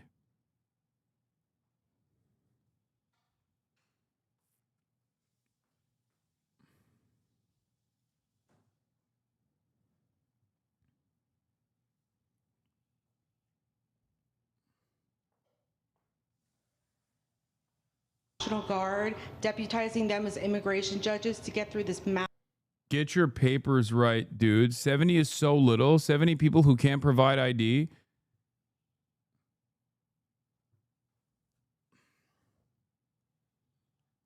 One day this will happen to your mother or you, okay? And I hope people don't have that same exact attitude when it happens to you, you fucking moron. You'll think, who cares, man? Who cares? Whatever. Massive backlog of people in the immigration court. Would you be open to that? Yes, he has my approval. That wasn't too hard to get, was it? He didn't even have to ask me, James. You didn't even need James to ask me. He has my approval, okay? But I also like what he's doing in Okeechobee. He has my approval for that, too. I don't know how we work that out, but we'll work it. Yeah, they're going to fucking deputize the National Guard. That he's losing his EV mandate, and he's very upset about things, but you know, he could lose a lot more than that. I can tell you right now. Hey, Elon can lose a lot more than that. I don't know. I think we'll have to take a look. We might have to put Doge on Elon. You know what Doge is? Doge is the monster that might have to go back and eat Elon. Wouldn't that be terrible? This morning, the Trump-Elon Musk feud is back on. As lawmakers worked, as we've now been talking about overnight, the president worked to social media, hitting back at Musk. In a late-night post, Trump suggested that Doge should investigate federal money that Musk's companies have received, writing and at one point that Elon may get more subsidy than any human being in history by far. And without subsidies, Elon would probably have to close up shop. Perhaps we should have Doge take a good hard look. Musk earlier had picked back up on his attacks on the president's massive tax and spending bill. Remember, he called it disgusting at one point. Musk even vowed to back primary challengers for any lawmaker who voted for it. Or he also said he could start a new political party if the bill passes. Hadass Gold tracking this element of this ongoing story and saga. What's going on here this time, Hadass? Yeah, Kate, this is significant because this is the first and starkest political threat that Elon Musk has made about his political future. We were waiting. There's lots of questions. What will Elon Musk really do going forward in the midterms? Remember, he had said he was going to kind of step away from the political spending. And it should be taken seriously because when Elon Musk gets laser focused, gets obsessed with something, he has the willpower and he has the funds to get it done. Now, he made essentially two really big kind of threats and promises over the last 12 hours or so. The first, as you noted, he said he will back any primary challenger in Congress who has talked about reducing government spending, but then voted for this big, beautiful bill, saying it will be the last thing he will do on earth. Look at this poster that he said will feature the face of any member of Congress who does this. It shows Pinocchio in. Yeah. Trump implies Doge may look into Elon Musk subsidies. Elon Musk says, I'm literally saying cut it all now.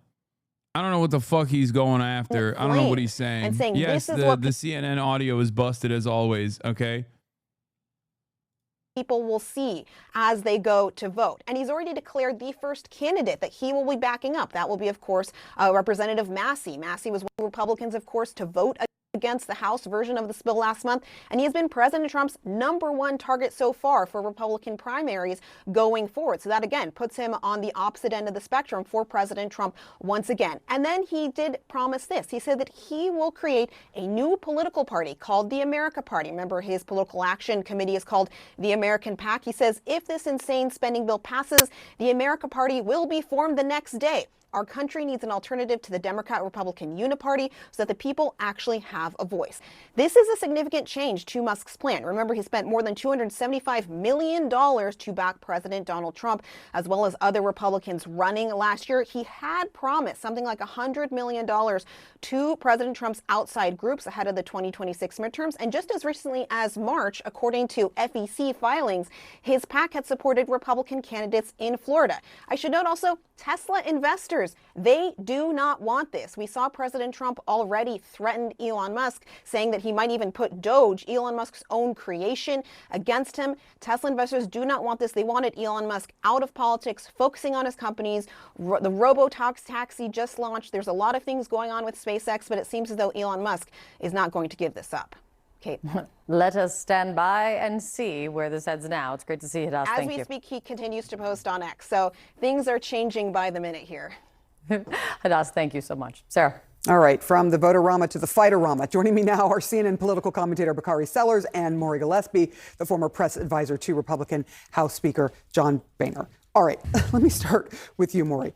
This is a question that I think is on a lot of people's minds. You see this fight, right, going back and forth with Elon Musk and Donald Trump. Are Republicans more afraid of Donald Trump, Elon Musk, or their own constituents?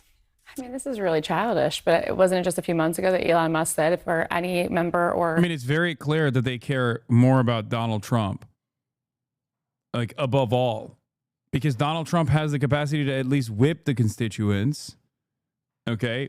But not only that, but also Republicans have never cared about their constituents. What are we talking about? They know that their constituents will not realize who is responsible for the pain. Because they can always turn around and blame like random groups like undocumented migrants or trans people or the Democrats or something, okay? And when you have an ineffective, servile, inept Democratic opposition party, there is no space for them to actually push back on this messaging.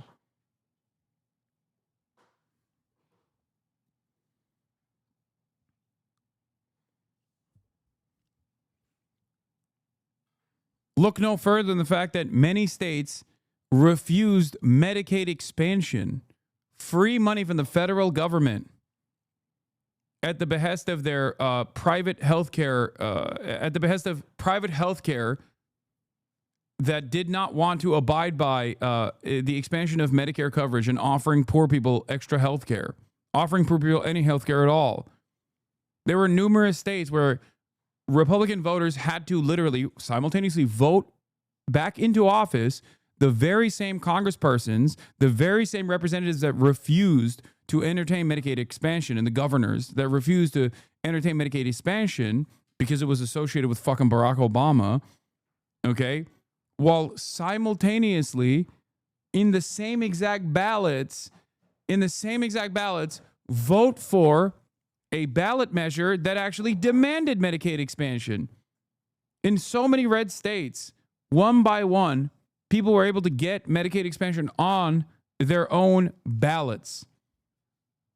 Senator who stands in the way of Trump's agenda will be primaried. Mm-hmm. So now it's if anyone who stands in the way of this Trump's agenda, if they don't stand in the way of it, they're going to be primaried. I mean, he may change his mind in a month. So it's really hard to say. I don't think Elon Musk is their threat. However, if Donald Trump's not going to show up for them in their primaries, in their reelection bids in 2026, then it's their constituents they should be most afraid of, because that's what Trump is a lame duck president.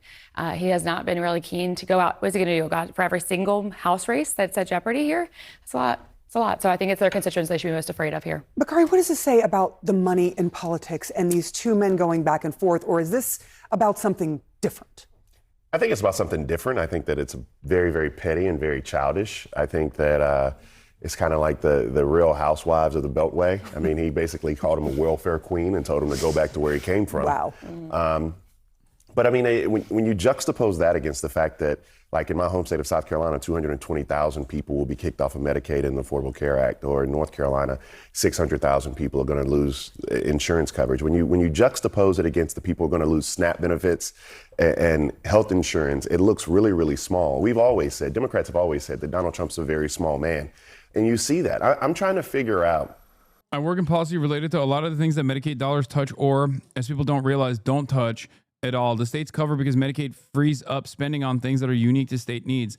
I wish it were a law that you had to get care through Medicaid to be able to drive related policy. People don't realize that, for example, as we covered earlier, 65% of all long-term nursing home care is funded by Medicaid. Okay? Medicaid, not just Medicare. Medicaid actually is what kicks in for long-term care. 65%. It just wipes out a major part. It wipes out a major part of fucking like nursing homes and the funding vehicle for nursing homes in general. how he has the energy and the wherewithal to tweet throughout the middle of the night at some other man that he just simply doesn't like? Is there not enough going on in the world for him to actually grapple with? And Elon Musk, you know, I believe in radical pragmatism. It's so funny that this back and forth between these two catty bitches, by the way, Elon Musk and Donald Trump, is not even being had over what I'm talking about. The real impactful cost-cutting initiatives in this fucking bill. Elon Musk is angry because I guess it doesn't cut enough. Or the real reason why he's angry is because it cuts some of his subsidies. But he's presenting it as anger because it doesn't cut enough. It doesn't go hard enough. It blows my mind that is the discourse on the Republican side. And so I want to destroy this bill just as much as Elon Musk. So the enemy of my enemy is my friend. And I guess I'll take Elon Musk in this battle. All right, with us now, Lee Carter, strategic communications expert and pollster, and Democratic strategist Julie Rajinski. Let me just start with you, Lee. There's this new round in this fight. Musk is putting himself out there again. What will that feel like for those senators who've been up all night who have to vote on this shortly? I mean, on the one hand, it's not surprising that Elon Musk is doing this. He's been very consistent about spending. This is very much what he's been talking about the whole time. On the other hand, the question is, it's really just about his ego. And are we getting in the limelight and having a fight? But I think that the Republicans who are making the vote need to not be distracted by this. We're seeing, though, a huge fracture within the Republican Party. 75% of MAGA Republicans support this bill, but 75% of non-MAGA supporters, Republicans, actually oppose the bill. So you've got a huge fracture in that party, and I think Elon Musk is symbolic of what that is. And just so people know, Trump, on his Truth Social platform, has responded to Musk already. We haven't heard from him out loud, which we may shortly, but among other things, Trump accused Musk of wanting subsidies. He say Elon may get more subsidy than any human being in history by far, and without subsidies, Elon would probably have to close up shop and head back to South Africa. So, Julie, the significance of this new rift, what do you see? Well, first of all, Trump is not wrong in the sense that Elon Musk has a tremendous amount of taxpayer subsidies from the United States going to his businesses. And the reality is that if Trump takes away those subsidies or threatens them, I think Musk will cave the way he caved the last time when Trump came after him. I mean, this is not a balanced fight because Elon Musk is the client and Donald Trump is the person who's providing him with the money in the form of the presidency.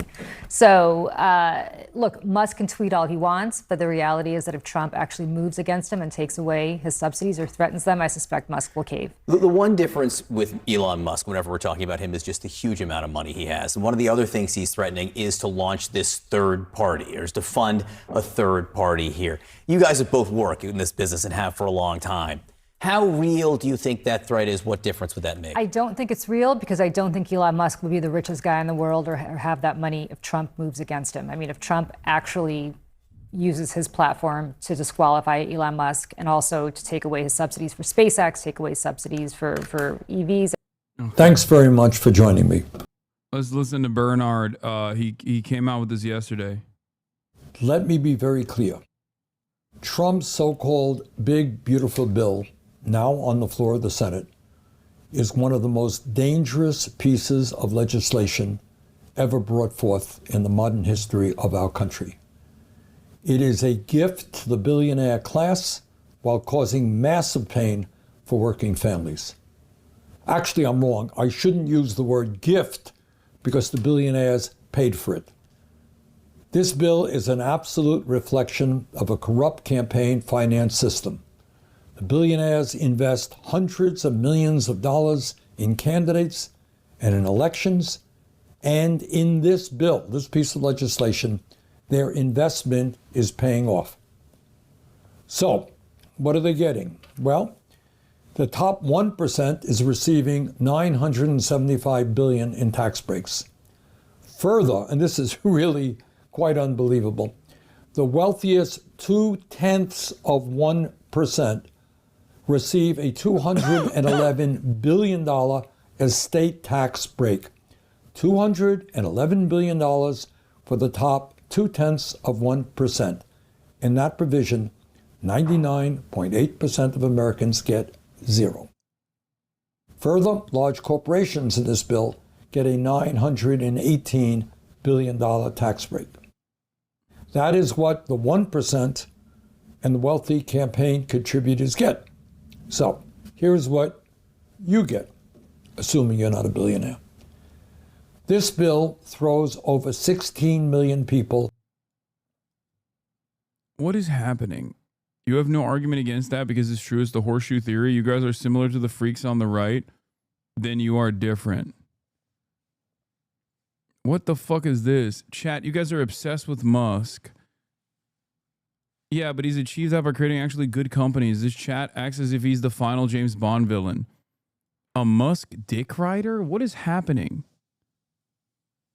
How are you simultaneously shitting on Israel, but then also turning around and being like, I'm actually an Elon defender? Elon also eats Israel's dick on a daily basis. Even from that point, you should probably understand that he's a fucking psychopathic billionaire who doesn't give a fuck about anything. How the fuck is anybody defending Elon Musk in 2025? It blows my mind. Are you all right, man? A Musk moderate? Maybe you should get Musk to be a moderate first. How is he a fucking moderate? His position on this bill is that it doesn't cut expenditures enough. Do you understand that? Horseshoe theory, he says. He's smarter than you. Shut up, discourse bot. Take a day off. You're pissing me off today. Musk cucks. I stand with you. Yeah.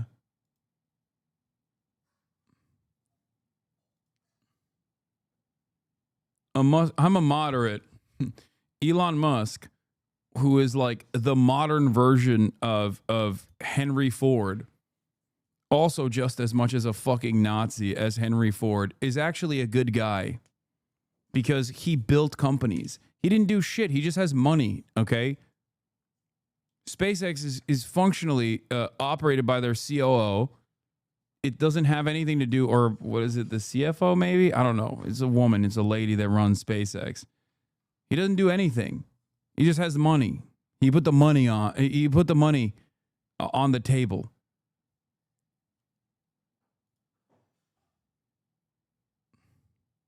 You can't argue like the right and not expect me to say anything about that. What do you mean the right? What right-winger is saying Elon Musk is a fucking Henry Ford style neo-Nazi who has unleashed a torrent of hatred on one of the social media platforms he purchased because he was forced to purchase because he wanted to do a fucking meme initially. But the Delaware Chamber of Commerce forced his ass to literally, or not the Chamber of Commerce, sorry. The Delaware courts actually fucking forced him to follow through on the purchase of Twitter, so then he took it over and then turned it into a neo-Nazi shithole. What did I just say that the right, the Chancery Court, thank you. What did I just say that was in any way, shape, or form comparable to what the right says about Elon Musk?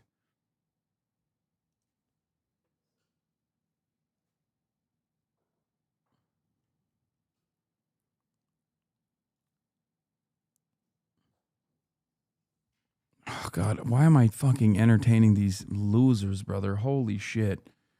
Holy fuck. All right, let's just continue. Offer the health insurance they have by slashing Medicaid and the Affordable Care Act by over $1.1 trillion. So, $1 trillion in tax breaks for the 1%, $1 trillion in cuts in Medicaid and the Affordable Care Act. Further, it forces millions of Medicaid recipients to pay a $35 copayment every time they visit a doctor. So what is the impact of all this? What happens when you throw 16 million people off health care, you impose a $35 copayment? Well, what the Yale School of Public Health and the University of Pennsylvania estimate is that if this reconciliation bill is enacted, and it's unbelievable for me to say this, but this is what they are telling us. This is what they have studied. If this bill goes through and all these healthcare cuts take place, over 50,000 Americans will die unnecessarily each and every year. 50,000 Americans. In other words, this bill is a horrific death. Do you ever respond to actual black people in the chat who have nuanced opinions, or do you just respond to the worst takes in order to say something nasty about us? Yes, 26-month subscriber. I'm secretly, or I guess not so secretly anymore, an avowed anti-black white supremacist. You figured it out.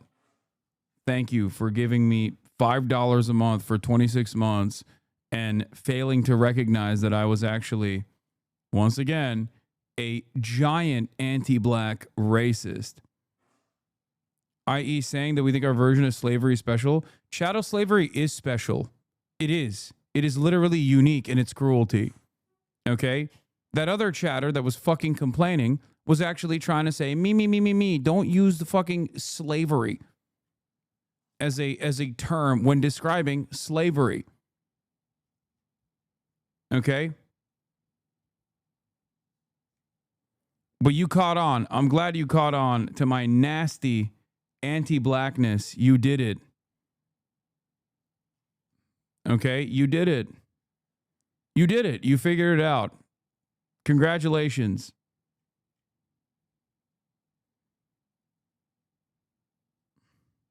I'm glad. Now fuck off, dumbass. You do realize you are behaving like a petulant child when you do this. There are 44,000 people in here, and you want to, once again, make the conversation about yourself. Not about black people in general, but just about yourself. That is the uniquely narcissistic tendency that every fucking social justice warrior has, where they will use emancipatory language, use the appropriate terms, when in fact, it's not about an emancipatory need whatsoever. It's simply about wanting to be heard because you want attention. That's what you want right now. That's exactly what that other person wanted. And you saw that, you got upset, and now you want attention. Okay?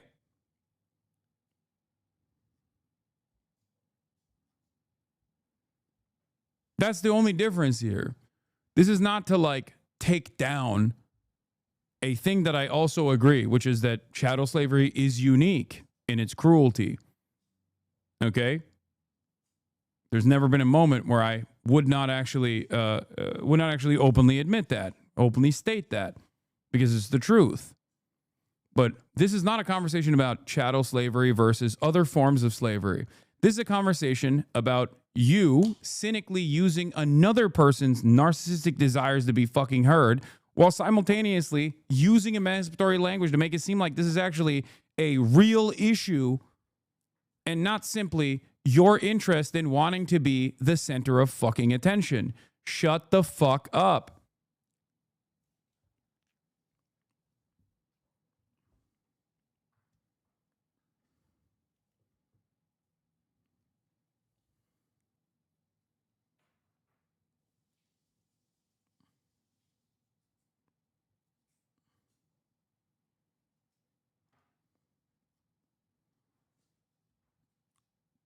As Republicans are poised to pass legislation stripping health care for more than 10 million Americans, all three major cable news networks are covering the Diddy trial. Yeah.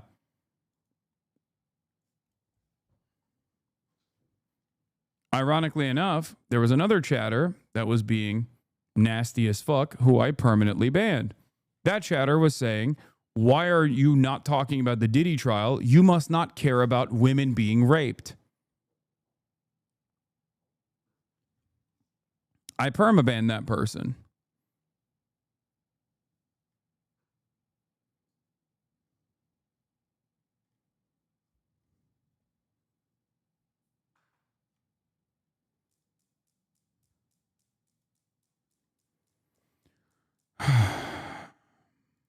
Sentence, a death sentence for low income and working class Americans. Further, if this legislation is enacted, rural hospitals all over the country that are already struggling would be forced to shut down. It would also make massive cuts to community health centers. Y'all are way too comfortable with your racism. This comment is embarrassing. Get up. All right, everyone. Chill with dogpiling on this chatter. Y'all are way too comfortable with your racism. Okay. I think I need to do more of a purge. People are not getting upset at that other chatter because they're fucking racist. They're getting upset with that other chatter. This happens with people who will come in here for every marginalized group, from every different marginalized identity. Sometimes trans chatters will do this as well. Okay?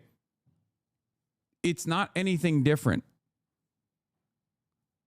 The primary directive on this is specifically to change the conversation using radlib-ass terminology and emancipatory language, specifically to be the center of fucking attention when something else is being considered. It's wrecker behavior. It's wrecker language. Hasan calling someone narcissist is the biggest example. Banned because of being called out. Sounds childish. All right. Keep him coming.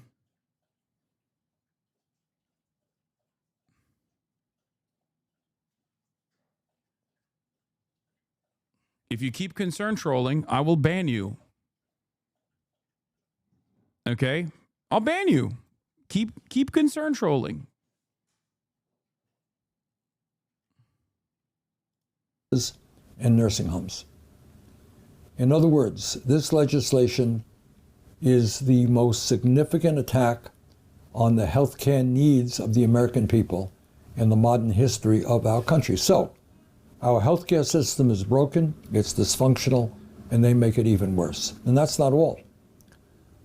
This bill wipes out nutrition assistance for millions of hungry kids at a time when we have the highest rate of childhood poverty of nearly any major nation on earth.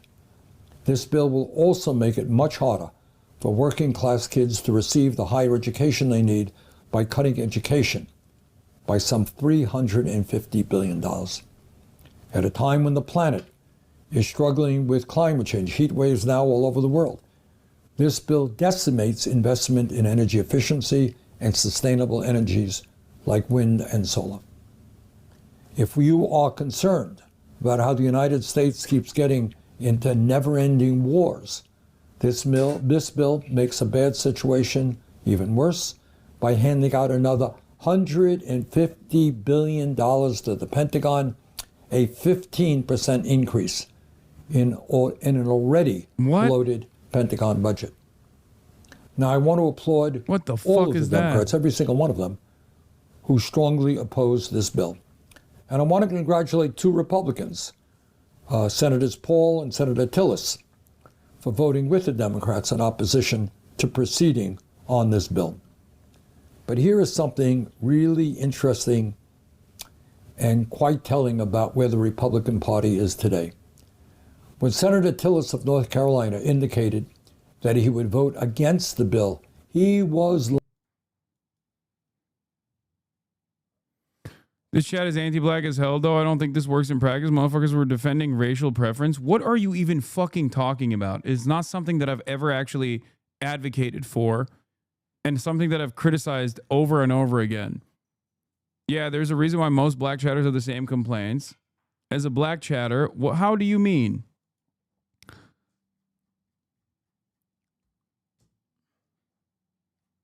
Last time this shit happened was quite literally because I was looking into random Fed posters being like, this is not our time. We're going to see ourselves out of the ICE raids and the protests against the ICE raids. Y'all brought this against yourselves. Kamala Harris, you didn't vote for her. I'm not participating in these protests.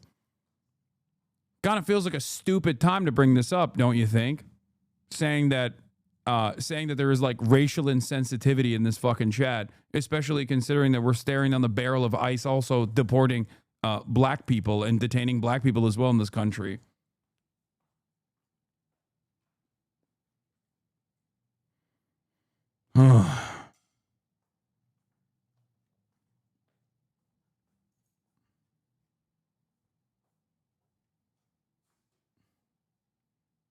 What the fuck is going on right now? Like, are you kidding me? This is so ridiculous. What it mischaracterizes and get. You wrote this. You brought up a completely separate complaint from, I don't even know when this took place.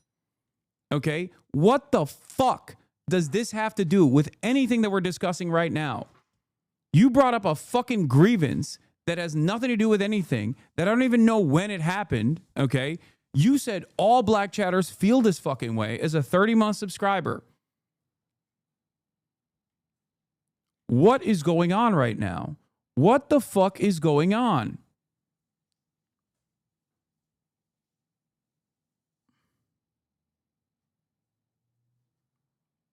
What is happening?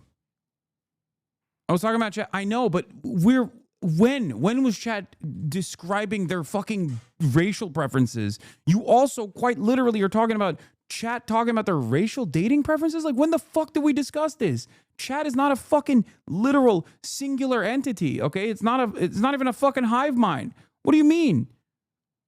Yes, people can come in here from all different walks of life. All they need to do is fucking wait for 1,440 minutes now, okay, to be able to chat. And in most circumstances, all they need to do is wait for 10 minutes to type in the chat.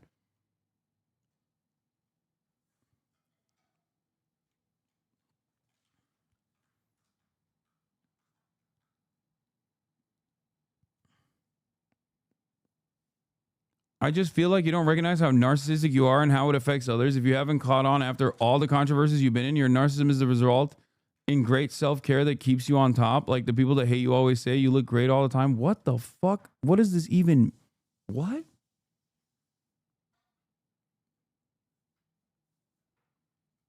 People are angry and they're targeting you because you're the biggest and most convenient target. Sincerely, a black chatter.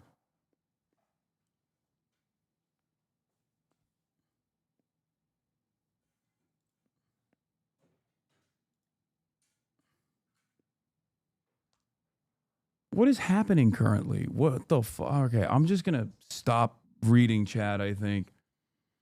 It's hard to do, but I probably should stop. Actually, because this is going nowhere. Lambasted on social media by Trump, and he was threatened with a primary. He actually did not do what Trump wanted him to do. Is there anything? All right. I know that they're saying that they're not planning to cut Medicaid, right? I reached out concerned that if any changes are made, there will be this trickle-down effect that will impact families like mine. The front lines of the Medicaid debate are right here in Courtney Leader's kitchen. What is the face of Medicaid, do you think? And is it different than you think some people may assume? I mean, we are the face of Medicaid. The Missouri mother of 5 wrote her Republican Senator Josh Hawley to explain how slashing benefits would be devastating to her 9-year-old daughter, Serena, who lives with brain damage and cerebral palsy. Our private insurance won't cover the formula. It doesn't cover the feeding tube pump. The hit on our budget, it would be over $1,500 a month, just for the formula, just for the pump rental. And those are things that we have to keep my daughter alive. You know, without that, she's not eating. There's no way to get nutrition into her. So it's really a lifeline for our family for her to have that feeding tube. Hawley has cited her story, emerging as a rare Republican critic of cuts to Medicaid and rural hospitals, all part of a monumentous tug-of-war over paying for President Trump's agenda. Oh, there's my beautiful smile. We came along for the ride, sitting behind Serena's nurse, who's funded by Medicaid, as they drove to weekly therapy sessions, also paid by Medicaid, which more than 1 in 5 Missourians rely on for health coverage. Being a mom is not political, but this debate is political. How do you navigate the politics of this as you advocate? I mean, I just keep consistency. I share the same story to people regardless of what side they stand on. We cannot let people like my daughter lose her benefits. And if anybody tells you that, oh, she's covered, she's protected, I would really encourage you to say how. What provisions have you made to make sure that those who meet eligibility requirements are covered? Good morning. How are ya? Shelley Jones has an infectious smile as she hands out food to a growing number of people in need, as deep cuts also loom for federal food aid. Do you expect that it's tough for some people to ask for help and come here? 100%. Yeah. But they make it so nice and easy for you and accessible. We visited Ozark's Food Harvest, which distributes food across 1/3 of Missouri. What is the demand like for food? Unfortunately, Jeff, right now, the demand for food is quite a bit higher than it was even at the height of the COVID crisis.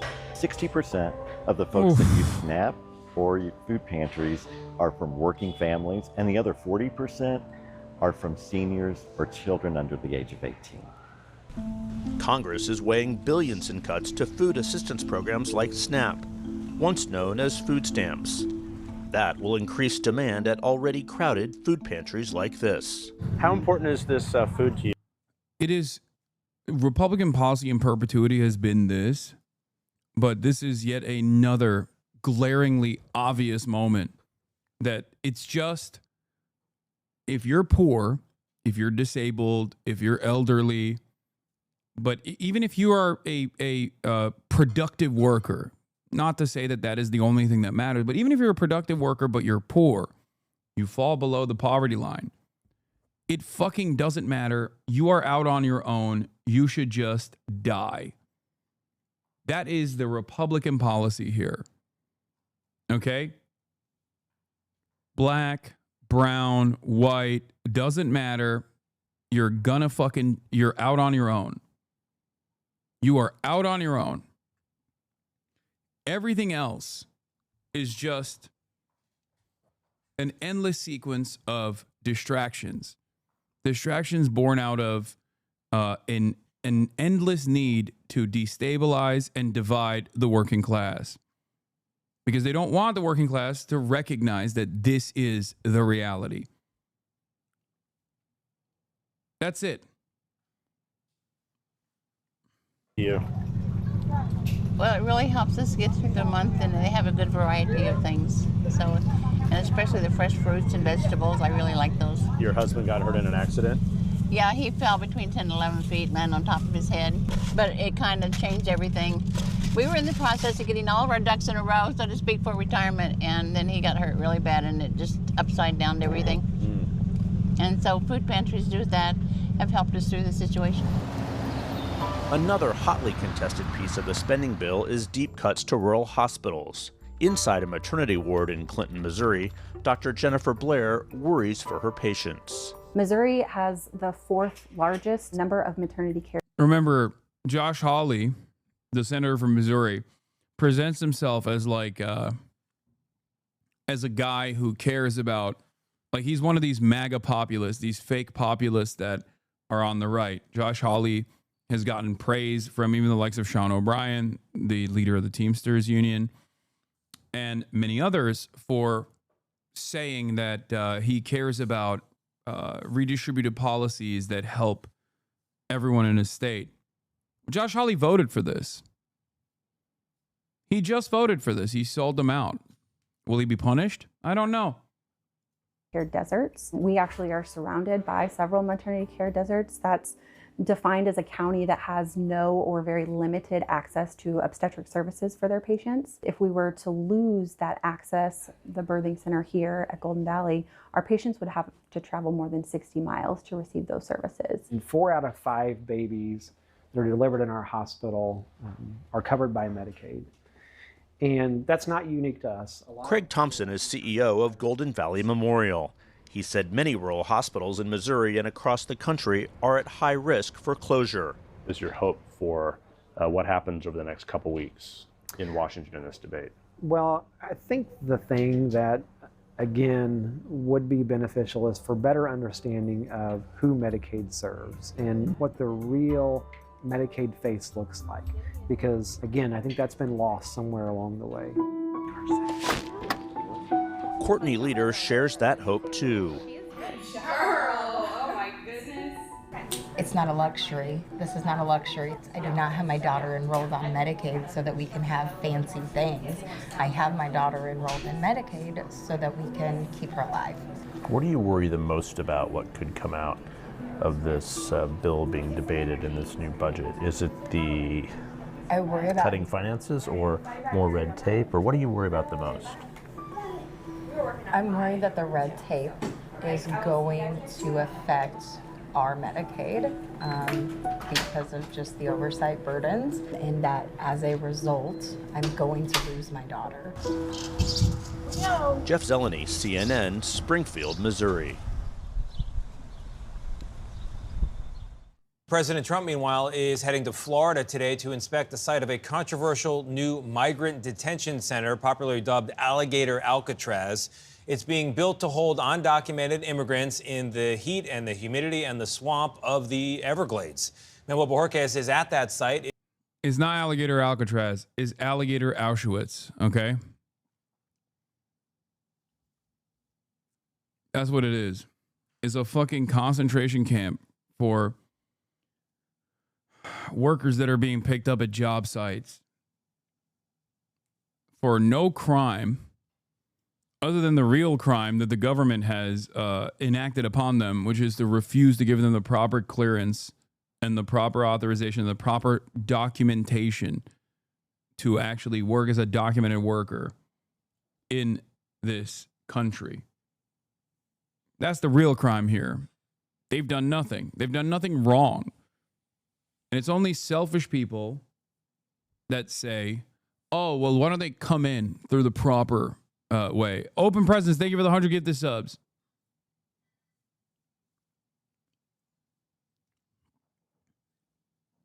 Why don't they come in through the right way? There is no ability to come in through the right way in this country, okay? None whatsoever. So when these guys are saying, why don't they come in through the right way? They're talking about a way that doesn't exist. And it's purposefully that way so that there are undocumented migrants that will work for pennies on the fucking dollar with a with no legal protections whatsoever, so they can be discarded like this. So they can be simply used as like pawns in a political game like they are right now.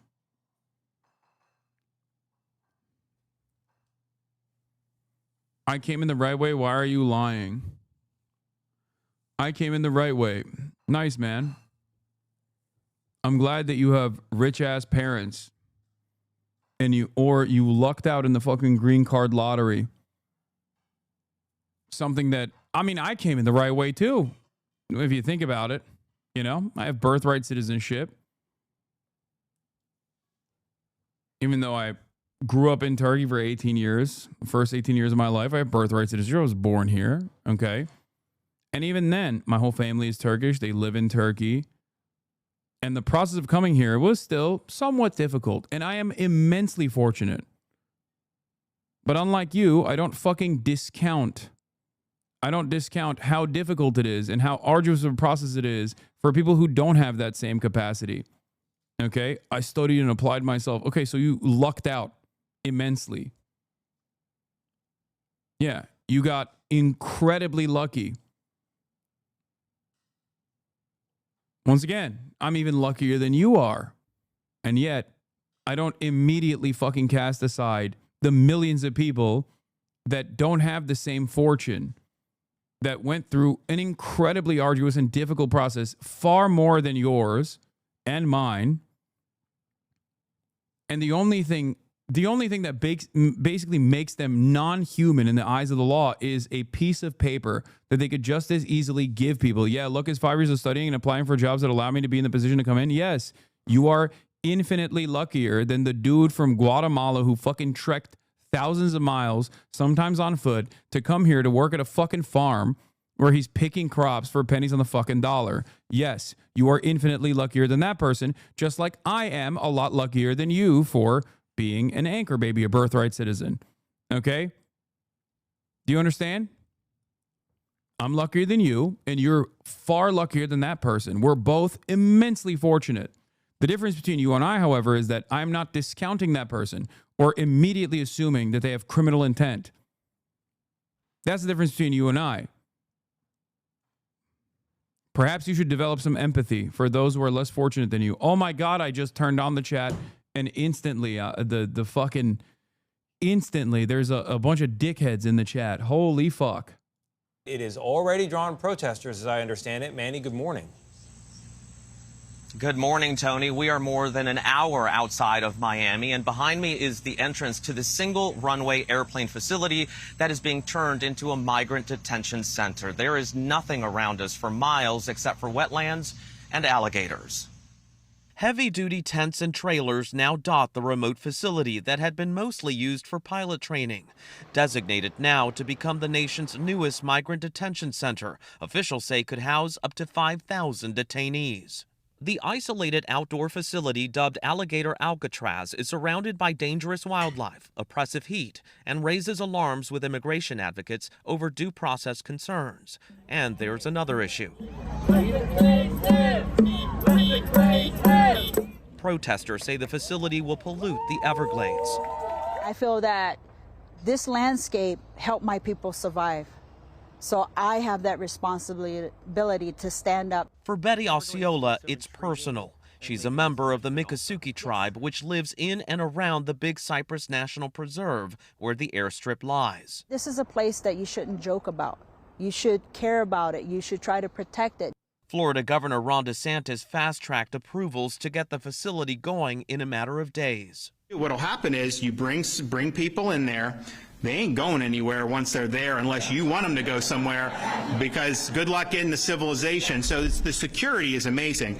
But the legal fight isn't over. A lawsuit alleges the government skipped the environmental review process. Attorney Tanya Galoni is with Earth Justice. Can this lawsuit accomplish what you'd like it to if it's already in operation? Yes. First of all, we've asked the judge to stop construction before people get transferred to the site. So the construction has happened very quickly, as everybody knows, in a matter of days, but it can also be stopped. The Trump administration says the site is necessary in order to help it achieve its goal of carrying out mass deportations. The cost here, $450 million. Vlad? All right, Manny, thank you very much for that. No les abras! ¿Por qué le pegas? What you're doing is kidnapping. Behind the flurry of news from this White House, something's been happening. Hey, he's bleeding, dog, he's bleeding. In plain sight across America. Since Donald Trump became president again, people suspected of being in America illegally are being rounded up and detained. Previous presidents did the same. The difference now is the methods and no judicial process. This is Ladera Heights, Los Angeles, 11 a.m. on Monday, June the 23rd. Don't answer any questions. You don't have to say anything. No. 26-year-old Selena Ramirez holding a tree. What you're doing is kidnapping. To prevent herself being taken by masked men. They were later confirmed to be working for ICE, Are you kidding me? the U.S. Immigration and Customs Enforcement Agency. Who are you? Who are you? She came to America illegally 2 years ago in search of a better life. She's married with a 4-year-old son. Seriously, 8 of you? The ICE agents reportedly showed no warrant and they did not identify themselves. She was taken away. Lawyers have been trying to track her location, but say they've not been able to find out where she was taken. They're kidnapping her. It's believed she was what's known as undocumented. If that's the case, and we don't know for sure because the authorities won't reveal any details, then that means she had no visa or asylum claim lodged. But under US law, she should still be given the right to a lawyer and a fair hearing. Yo, look at this, look at this. La Puente, California, Thursday the 26th of June. This man, whose identity is not known, was removed from his car, pulled to the ground and detained. Eyewitnesses say he did not resist the agents. The arrests are generating significant protests. Locals are filming the incidents, and in some cases, they are being arrested too. This is outside a branch of Home Depot in Hollywood, Los Angeles. Hey, no les abras! Thursday, June the 19th. Job Garcia was filming the arrest of another man, shouting and swearing at the agents, and then this. You want to go to jail? Fine. You got it. And this is Santa Ana, again in California, Saturday the 21st of June. 48-year-old Narciso Barranco tackled and beaten by masked agents. Also undocumented, he was gardening, and the agents said he tried to use a strimmer to defend himself. Yeah. Father of 3 U.S. Marines, just a gardener. And this is, once again, the initial reason for why this had to happen was the idea that these guys are all presenting a national security threat. Where is the national security threat? The real national security threat is fucking faceless, masked, secret police that don't even have the fucking proper clearance, the proper authorization, the proper paperwork, doing unlawful detainments on U.S. soil without even fucking explaining who they are, without showing any proof of who they are, at a time when other opportunists are also using this environment of chaos to literally like try to fucking rape people. Like there are cases also of others getting arrested right now and being prosecuted right now for falsely claiming that they're ICE agents to try and like rape unsuspecting random people.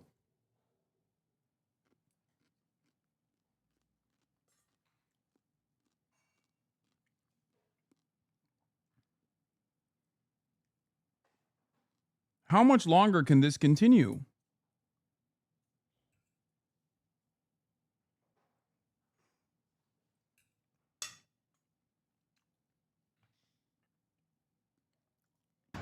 His son, Fuck off. You don't get to complain about this when you went on for months about how the Kamala administration is no different than Trump. All you care about is Palestine.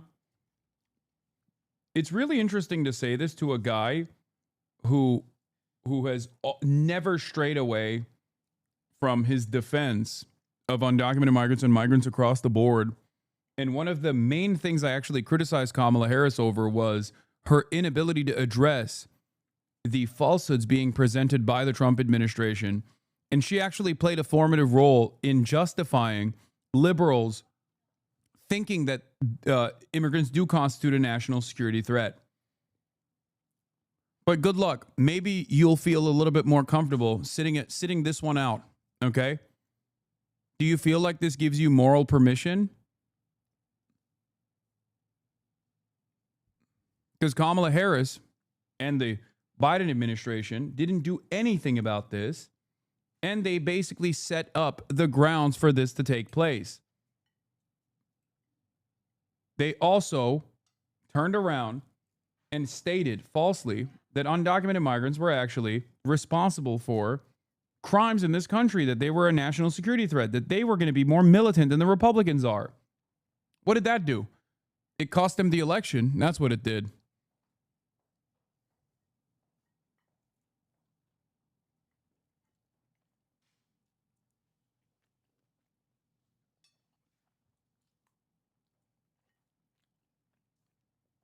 Where's Kamala Harris now? She's not dead. She's alive. Why is she not saying anything about it? Why are you coming into the community of a person who does care about this and who has always cared about this, regardless of party affiliation?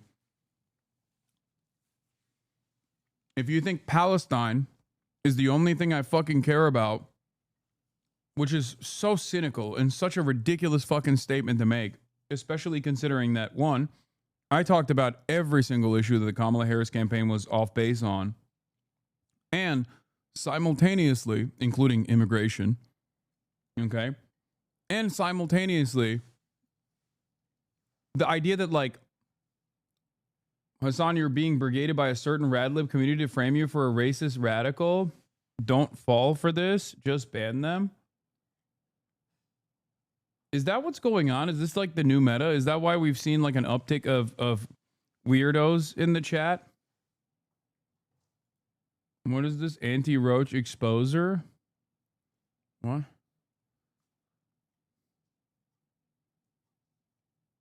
Is that what's happening? No, there's like 30-month subscribers in here. I think that they're just getting tuned up by these cynical people.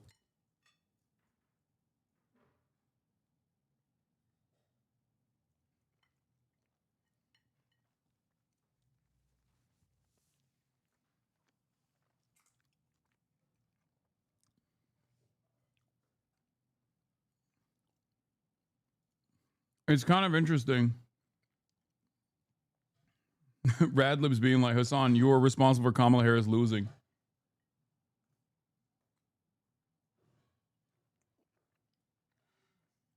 In the big 2025.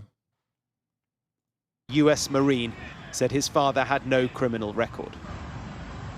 By no means all the arrests have been confrontational, but on construction sites, in private businesses, in homes, on the streets, and on farmland, those suspected of being here illegally are being rounded up. The agents are carrying out spot checks as well.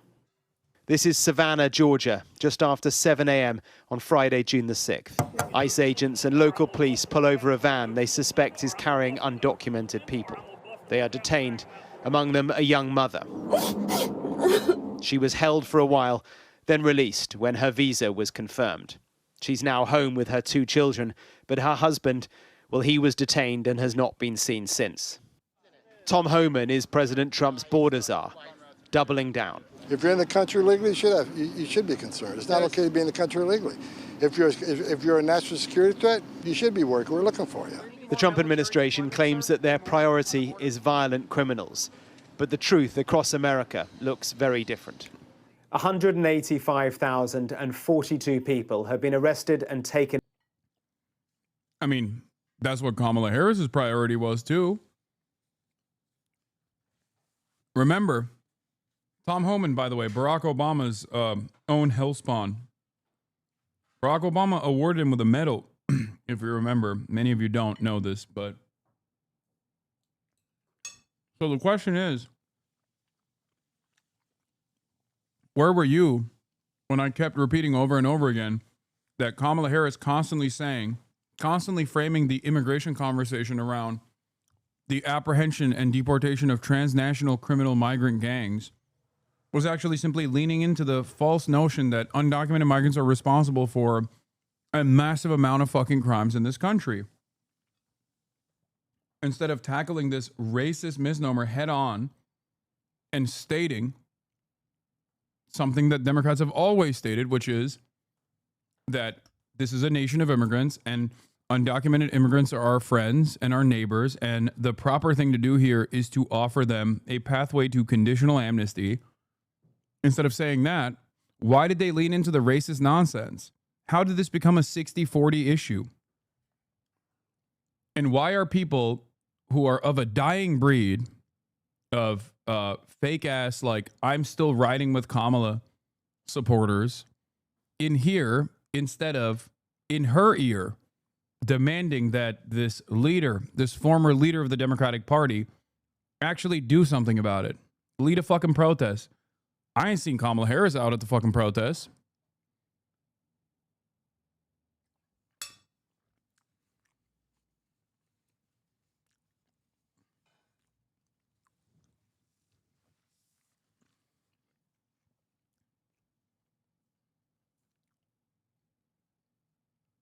Into ICE facilities since October last year. This includes the last few months of the Biden administration. According to ICE's own data, almost half of those detained have never been convicted nor charged with any crime. And of those who do have criminal records, most are for immigration and traffic offences. But according to NBC News data analysis, 752 of those arrested are known to have been convicted of murder abroad before coming to America. That, though, represents just 6% of the total number of people detained.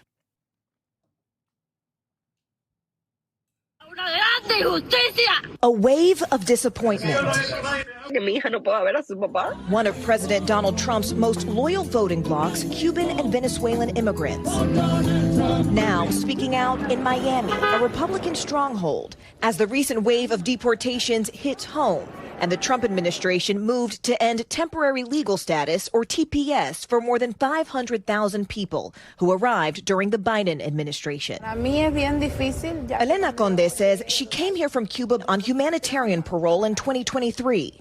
Her husband, Ariel Lara, crossed the border with Mexico twice, once in 2019 when he was detained and deported, and then again in 2022. 6 weeks ago, he was taken into custody at his residency hearing. So he was given an appointment to go to ICE. You told him before he left for that appointment, You don't have anything to worry about. Tú no has hecho nada ilegal. You haven't done anything. Instead, he was transferred to Texas, where we spoke to him from his detention center. Ariel. Once again, people who are literally doing the proper thing. A lot of people don't understand the legal gray area that these people are in, okay? For millions of non-citizens currently living and operating and working on U.S. soil, what they do is periodically check in with ICE to say, I'm here, this is my place of residence, this is my business, this is where I work. They are going through the only existing legal avenue that is available to them. And ICE is using that as an opportunity for people who are still under the naivete that this fucking administration is going to offer them their humanity. The people that are still under the notion that, like, oh, I'll just check in with ICE. I'm not doing anything wrong. This is what I've done in the past, and this is what I'll continue fucking doing. Those people are getting apprehended at the point of their check-ins.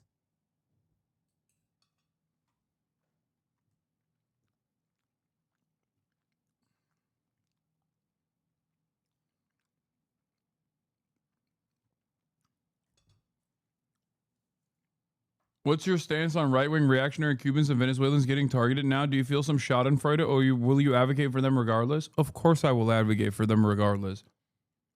I don't give a fuck. I don't care that some in these communities that are documented voted for Donald Trump. Of course I'm going to continue advocating for their best interests. Because I don't give a fuck about party loyalty.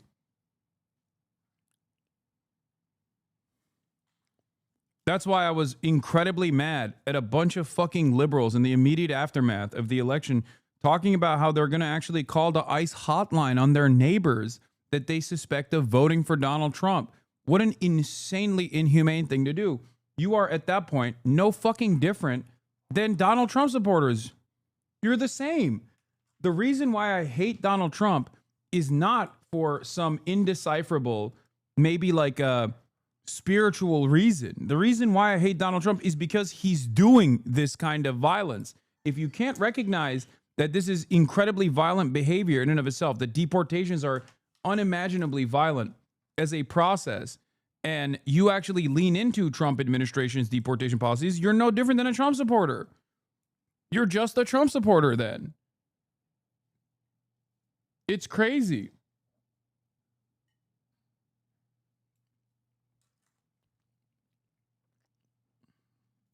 ¿Qué piensas sobre lo que está pasando ahora en este país, en este momento con respecto a las deportaciones? How do you feel about everything that's happening right now in this country with the deportations? No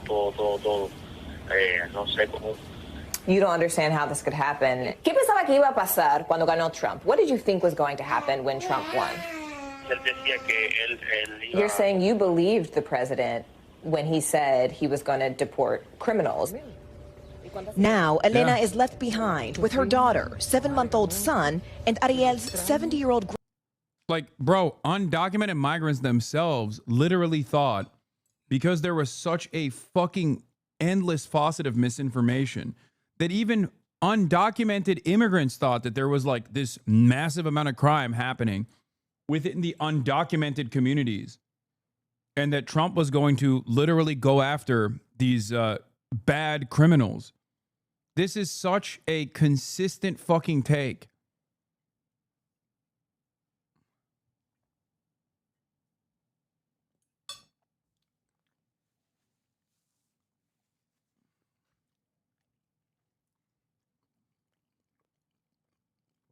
These shouters are the same smooth-brained libs who were anti-Mamdani and actual leftists vowing to fight and oppose ICE in New York City, while they did nothing more than wishcast their dreams on the Kamala, who advocated to do nothing on this issue.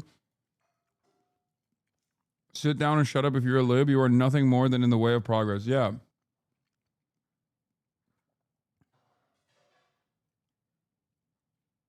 We will pull you to the right side of history by force if necessary.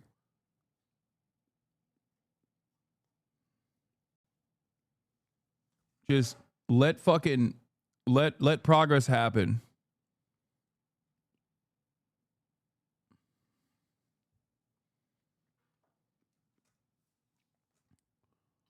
Hasan, please reiterate to these morons also that, so what even if Palestine was the main and only issue? Is a fucking genocide, which Biden and Harris committed. Exactly. Like, that in and of itself is such a disgusting way to look at things. Like what? You only care about your immediate circumstances? Are you any different then? It's literally the same shit. It's the same reactionary tendency of refusing to recognize people who are in horrible conditions that we put them in. It doesn't make any fucking sense.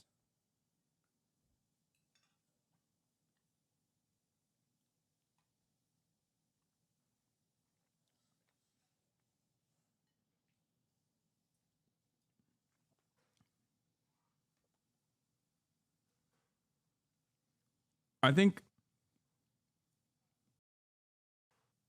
there are definitely a lot of people who just simply look at this as like voting for the Democratic ticket is a way to retain moral superiority over the dumb, unwashed MAGA hordes, you know?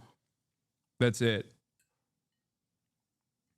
It's simply an aesthetic choice, an aesthetic preference that says, like, my team is morally superior to yours.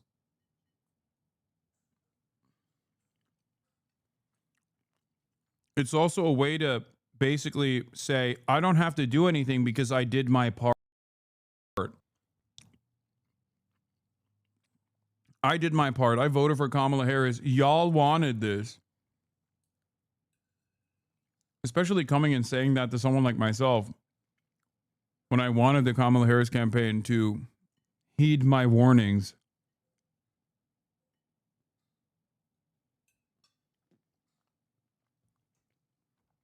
It's so insane.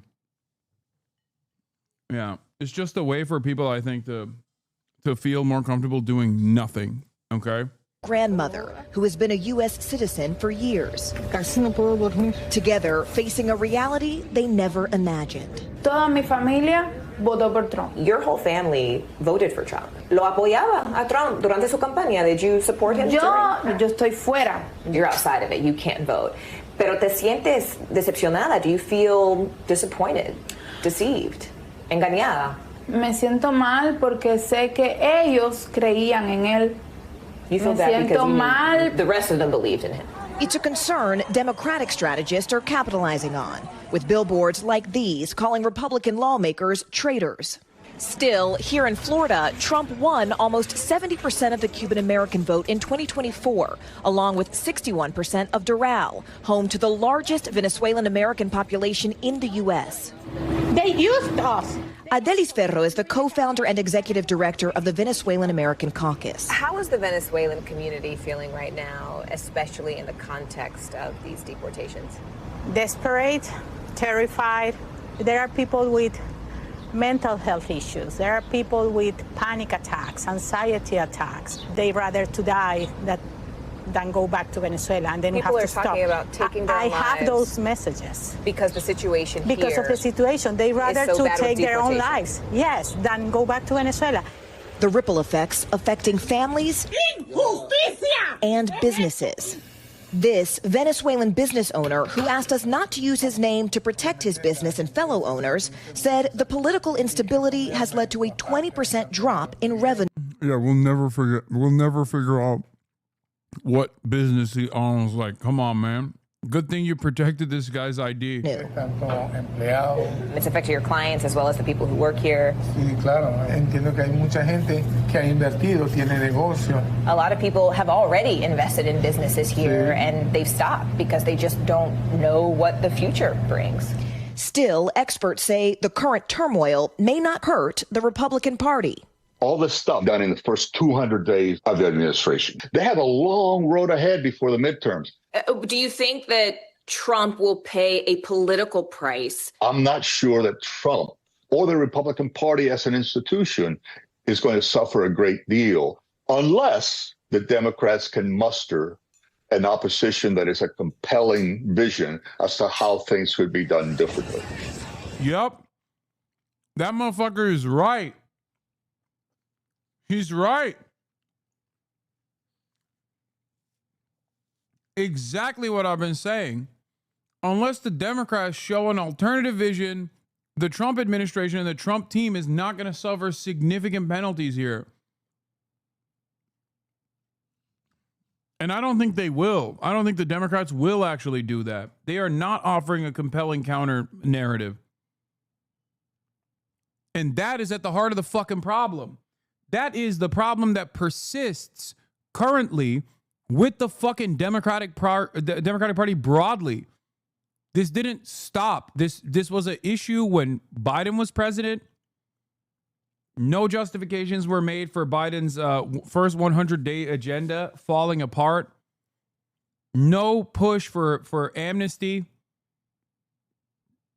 No constant communication of amnesty as a viable alternative.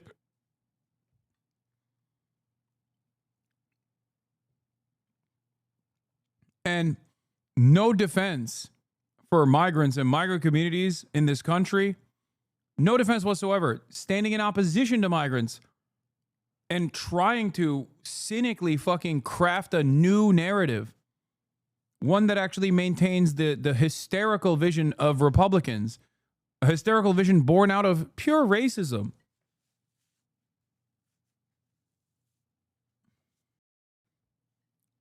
And look where we're at now. Democrats still broadly don't say shit about these deportations, okay? Very, very rarely do they ever say anything about these fucking deportations. They still think it's like a super popular provision.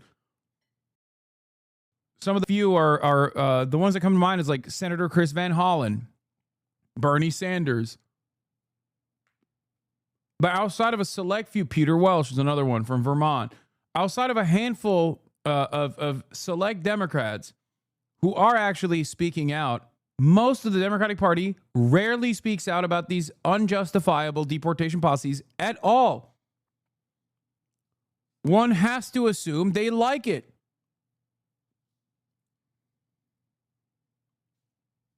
I have personally debated Democrats on this, like Ro Khanna, before the fucking election, as a matter of fact. If you remember, at the DNC, for people who say, Hasan, you wanted Trump to win. This is your fucking victory. I hope you enjoy it. Like, bitch, I was at the DNC telling Democratic politicians what to fucking say directly. What more could I have done?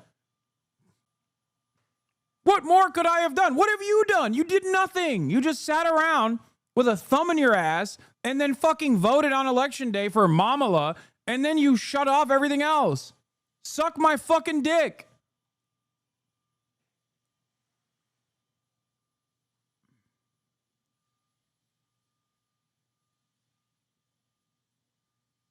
I've been here. This community has been here. This community is still here. We still take it to the streets. Where the fuck are you is the real question. All you're doing is sitting at home fantasizing about how things would be different if Kamala was the fucking president.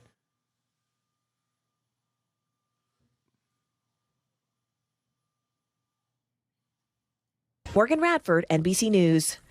We thank you for watching, and remember, stay updated on breaking news and top stories on the NBC News app or watch live on our YouTube channel.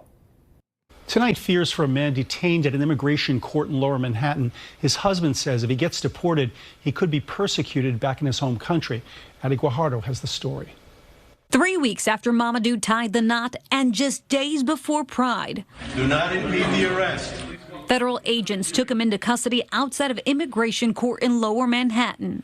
It was emotional. I was trying to be very strong for him. Mamadou's husband, Fitz Smith, says they begged the judge to no avail. he spent probably 10 minutes pleading to the judge, like, these are the consequences of me going back to my country. Smith asked that we withhold Mamadou's full name out of fear of persecution if he gets deported. There are numerous reports from that area where LGBT people are persecuted on a regular basis, stoned, they're burnt. According to the Human Rights Campaign, same-sex marriage is legal in 38 countries, but in Guinea, it's illegal. Smith says Mamadou fled Guinea in 2023 after his family found out he was gay. He sought asylum in the U.S. and was picked up by Border Patrol agents in Lukeville, Arizona. Once released, Mamadou made his way here to New York, where the couple met. Right, we went to our first pride. So a fucking legal, that right there, all I need to know about a legal asylum application. For the record, you have to cross the border to file a legal asylum application. He has enough,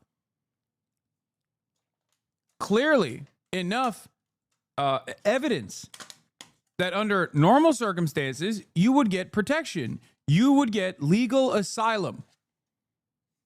Asylum is a legal process. Once again,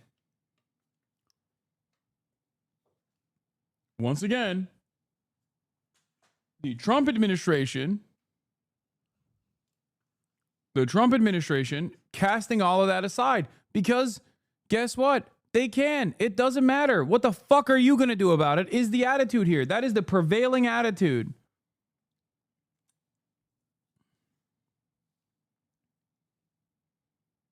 We went to Queen's Pride. We try to be a part of the community as best as we can. Smith says he now fears for his husband's life. The judge dismissed his case. With the dismissal, he fell onto what you call expedited removal.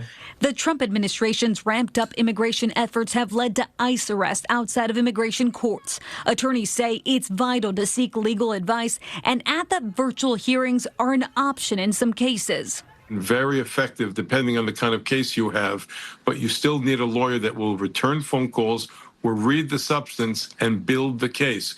Mamadou is now at an ICE facility in Texas as Smith works to stop his deportation. I asked him if he's still praying. He still prays. We reached out to the Department of Homeland Security for a statement on Mamadou's case. We have yet to hear back. Addie Guajardo, CBS News, New York.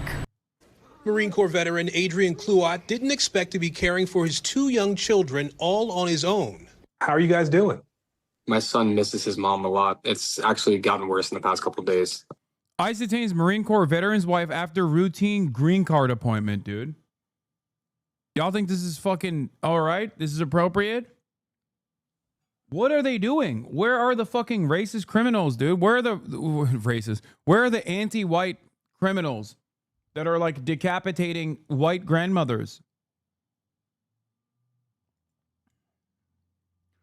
Trump announces Israel has agreed to conditions to finalize a 60-day ceasefire in Gaza. Jesus fucking Christ. Here we go again. It's just, oh my God. Anyway, let's continue with this and then I'll get to that. He's constantly asking me for her and just having like little breakdowns. After immigration authorities detained his wife Paula at a green card interview in New Orleans. I was devastated. I was angry, upset. The couple shares a 2-year-old son and a 3-month-old daughter. We switched to the formula. She does get to breastfeed twice a week when I go to visit my wife. Cluot says his wife came to the U.S. from Mexico as a teenager with her now estranged mother. He says she was detained because of a deportation order issued in 2018. My wife was living in a homeless shelter in Indio, California, when this all went down. Her mom skipped the appointment. The judge, by default, issued a removal order for my wife, her mother, and her brother. And she was never notified of it. Like, she had no way of knowing. Cluot says his family was trying to do the right thing and obey the law by still going to the green card interview. The interviewer went and talked to his supervisor and then came back, told us that we did well and to wait in the lobby for paperwork regarding our next appointment. And then, the 3 ICE agents showed up and arrested my wife. Cluot taking his wife's wedding ring for safekeeping as he says she was handcuffed and led away. The Department of Homeland Security telling NBC News in part, Paula Cluot is in the country illegally. President Trump and Secretary Noem are not going to ignore the rule of law.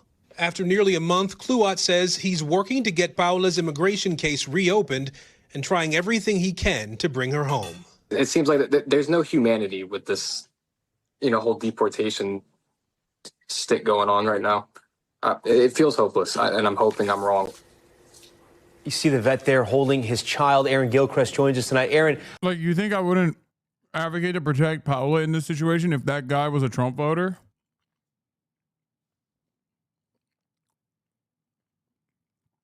You think that has anything to do with anybody going through this fucking unjustifiable process, this simply cruel process?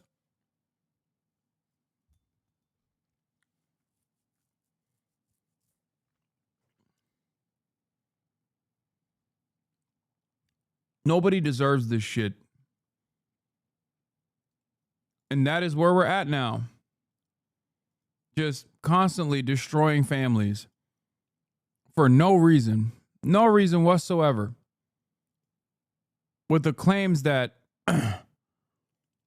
with the fucking the false smears, the hysteria that was crafted around undocumented migrants being responsible for like endless amounts of crimes on US soil. It's not even true. And anyone that advocates for that, anyone that repeated this lie, regardless of party affiliation, is a disgusting monster that played a role in this happening. And yes, that includes the Democratic Party as well, because they absolutely normalized this racist fucking lie. They turned around and defended it. They turned around and adopted it. They didn't just concede. They said, you're right. Undocumented migrants are a national security threat, and we will be the real immigrant mutilator party, not the Republicans. Vote for us. You might say it was a cynical miscalculation. Maybe it was, but it was a fucking unimaginably cruel thing to do. And also it was stupid if it was a cynical miscalculation, because all it did was normalize this kind of hysteria rather than actively combat it.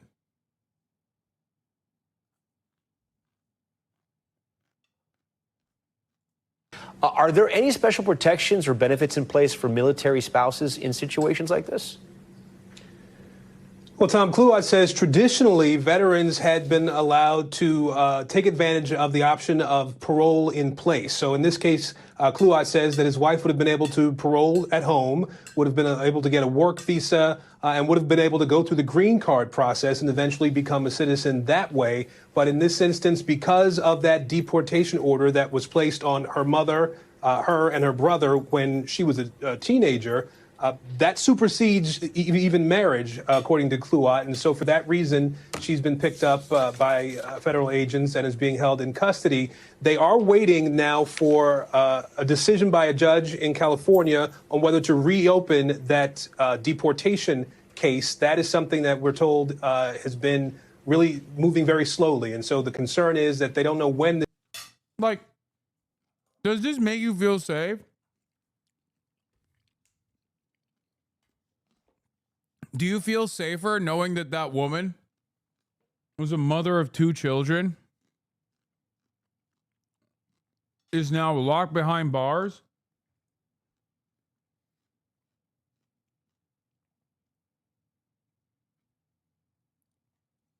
Like, what good? What good is this doing?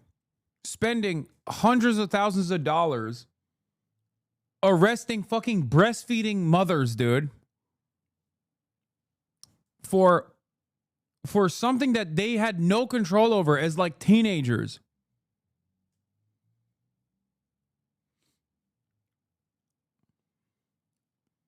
Every single one of these deportations costs and detentions cost hundreds of thousands of dollars,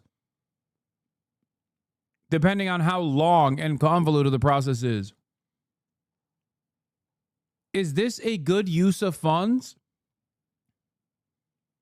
On the inverse, it would cost significantly less money and would be infinitely better for American society if all of that was not if all of those funds didn't go to apprehension and detention and possible deportation, but instead an expedited legal process, if that went to lawyers and courts and judges, don't you feel like this would be a far better use of funds so that these people could have the proper authorization, the proper clearance to live as normal American citizens?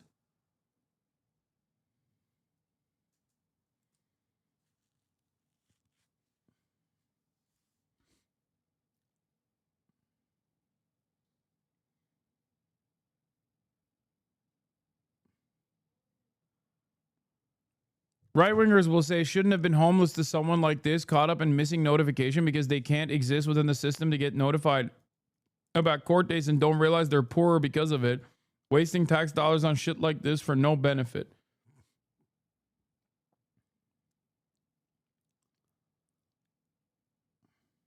This judge's signature might come through and allow them to try to make their case again for the asylum that was granted to this to the wife and her family previous to her marriage to this movie. Wait, how can he say their marriage doesn't matter? In the eyes of the law, because the mother, when she was a teenager, had a deportation order on her, that has a higher order of priority that renders her green card application by marriage useless. That's it. She was a fucking teenager in a homeless shelter when her mother and her family, by default, received a deportation order, okay, a removal order from the state, from the country, and that always stayed in the system. What is shocking to me is that previous considerations or previous instances of like applications in the process of receiving a green card did not factor in this this issue at all. Like, they just never informed her about this. Like, that doesn't make sense either.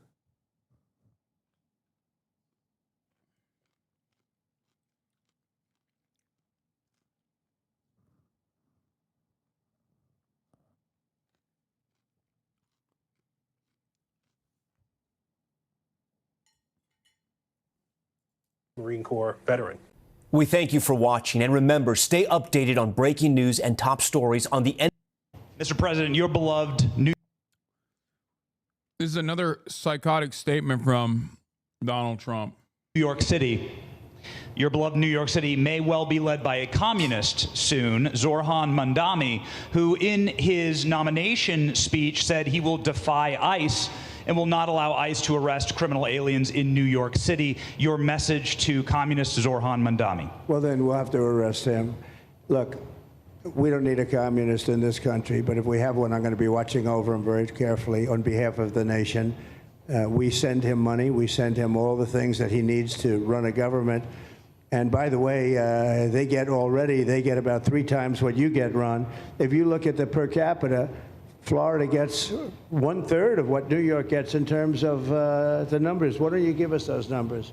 Yeah, well, because that's what we should send him. Yeah, well, like sometimes people say Florida gets more because they count Social Security recipients, but that's not money to the state. Those are seniors that live here. If they moved to North Carolina, you could count it there. So it has no interaction with the state government. They get more in the city and state governments than we get. Right, substantially.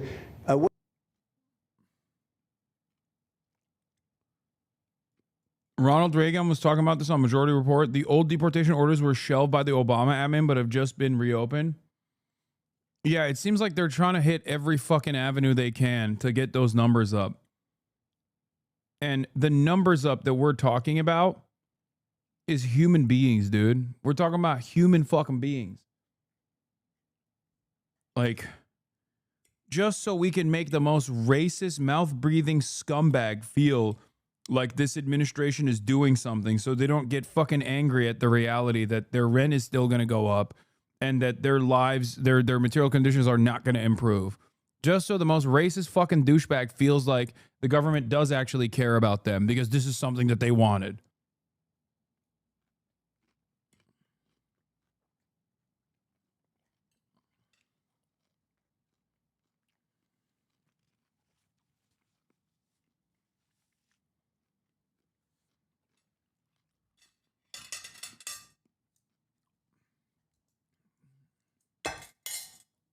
Yes, Ronald Ray Gunn is a immigration attorney that is a frequent guest caller on Majority Report. We're going to be watching that very carefully, and a lot of people are saying he's here illegally. He's, you know, we're going to look at everything, and ideally, he's going to turn out to be much less than a communist. But right now, he's a communist. That's not a socialist. You know, I've always said we will not have socialism in this.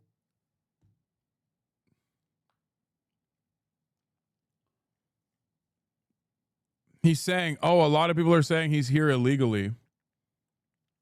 Like, he's doing the Andy Ogle shit. Oh. Fucking insane, dude.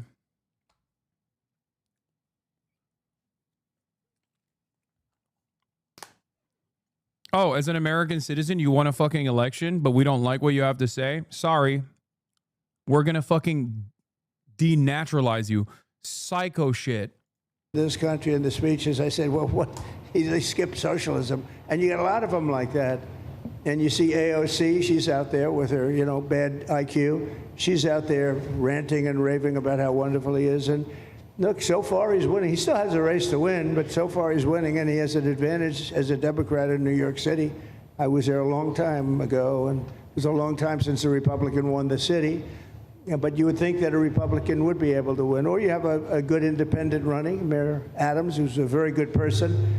I helped him out a little bit. He had a problem, and he was unfairly hurt over this question. He made a statement to the effect that this is terrible. New York City can't have all these immigrants come in. And like he was indicted the following day.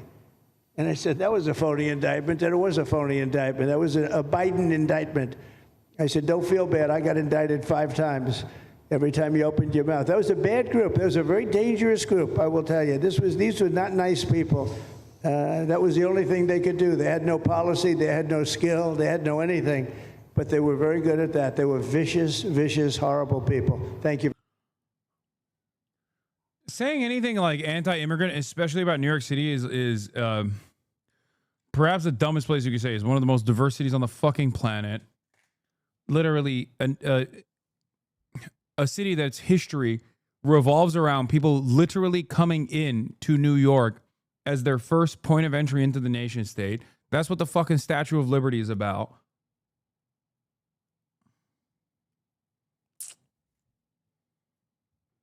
That's where Ellis Island is.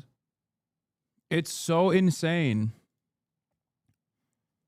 Yeah, the U.S. doesn't like foreign democratic elections where a socialist is elected. Now the U.S. doesn't like domestic democratic elections where a socialist is elected. Regime change incoming. Anyway, my statement on Donald Trump's threat to deport me and his praise for Eric Adams, who the president helped out of legal accountability. The president of the United States just threatened to have me arrested, stripped of my citizenship, put in a detention camp, and deported. Not because I have broken any law, but because I will refuse to let ICE terrorize our city. His statements don't just represent an attack on our democracy, but an attempt to send a message to every New Yorker who refuses to hide in the shadows. If you speak up, they will come for you. We will not accept this intimidation. That Trump included praise for Eric Adams and his authoritarian threat is unsurprising, but highlights the urgency of bringing an end to this mayor's time in City Hall. At the very moment when MAGA Republicans are attempting to destroy the social safety net, kick millions of New Yorkers off of health care, and enrich their billionaire donors at the expense of working families, it is a scandal that Eric Adams echoes his president's division, distraction, and hate. Voters will resoundingly reject it in November. Great way to fucking bring this back to the general election. Yes, there's also more that we must discuss. Kirsten Gillibrand has apologized to Mamdani over jihad comments. As you guys know, Kirsten Gillibrand was said some incredibly racist shit of the Brian Lehrer radio show, saying that Zohran Mamdani wants to kill all Jews and do a global jihad. Like, shockingly racist shit. Coming from a Democrat, it is shocking. Okay, like that's not even.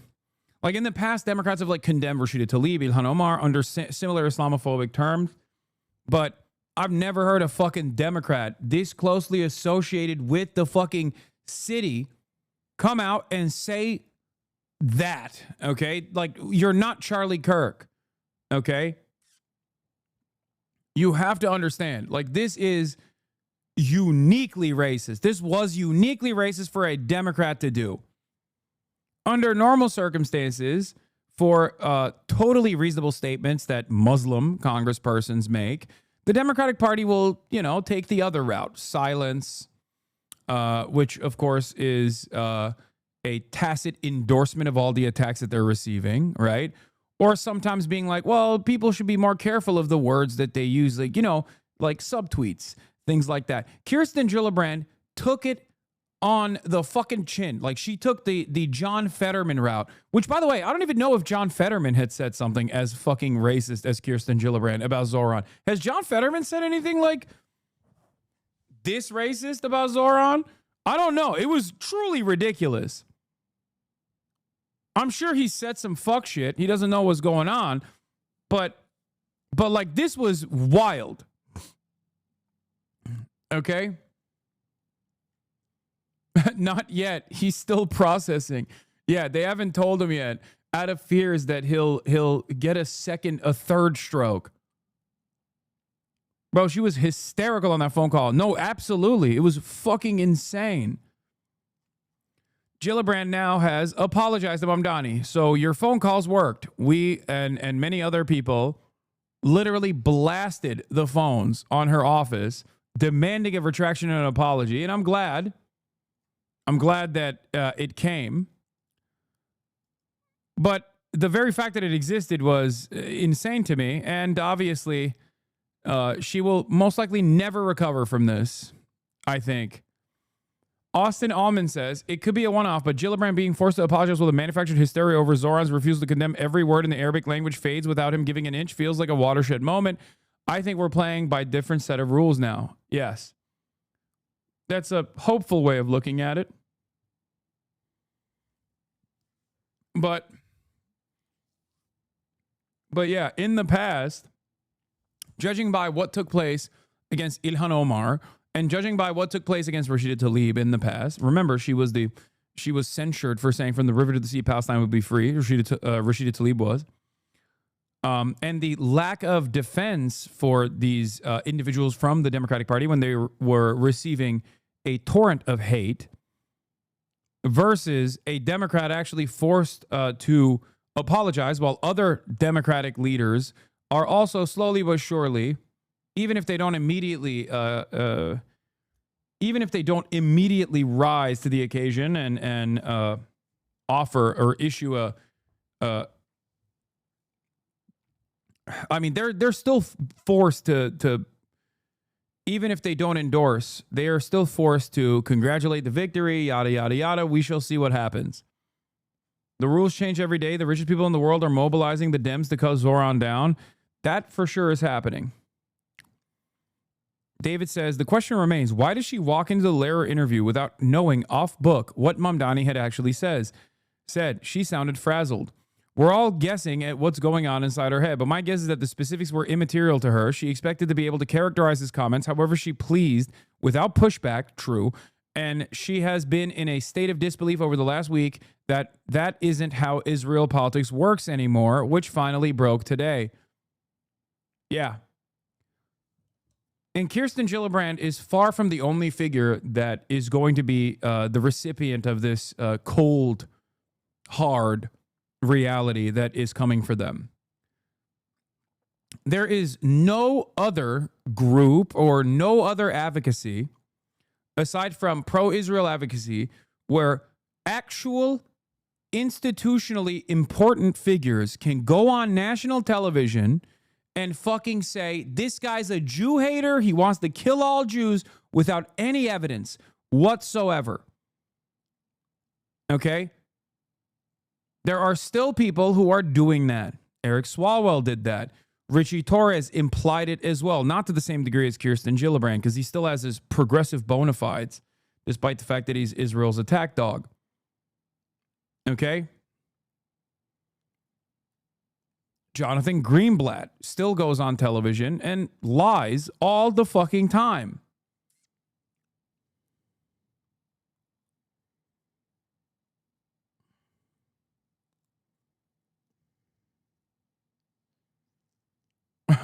In a few weeks, Fetterman will be like, who the hell is Zorro Tahini? He's the internet explorer of politicians. I was told that this guy, Zorro Tahini, won the New York City mayoral primaries, and I am very scared. Am Israel high? He is going to be a really bad mayor of Tel Aviv. Oh boy. A primary campaign that pressures Hochul to work with Zoran and raise taxes on the millionaires. This could genuinely get Hochul to switch opinion.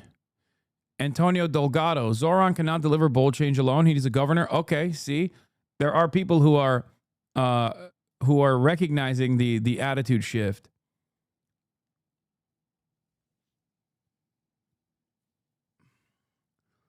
Antonio Delgado. Zoran cannot deliver bold change alone. He needs a governor who's willing and ready to work with him. Governor Hochul, whatever, refuses to tax the ultra wealthy or big corporations to achieve affordability for all. If you want change in New York City, we need a change in Albany. Oh boy.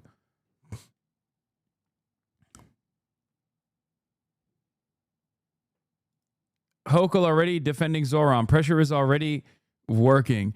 I don't care if you're the president of the United States. If you threaten to unlawfully go after one of our neighbors, you're picking a fight with 20 million New Yorkers, starting with me. Damn.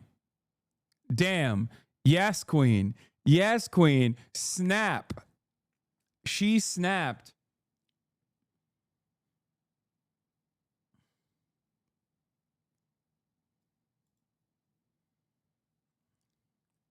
Slay queen.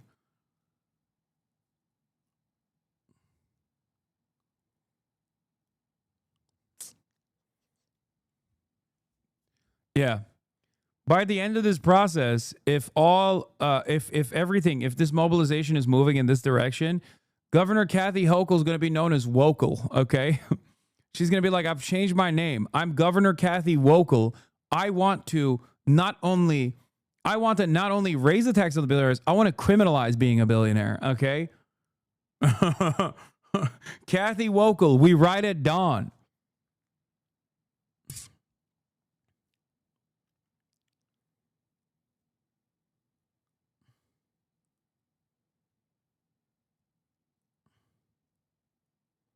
Who's going to tell her about Mahmoud Khalil? Well, one day at a time.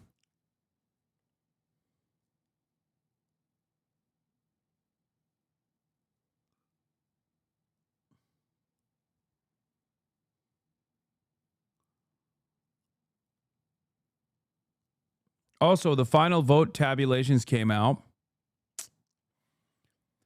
By round 3, Zoran wins 56% of the vote, with Andrew Cuomo receiving 44% after everyone was crossed out. Okay.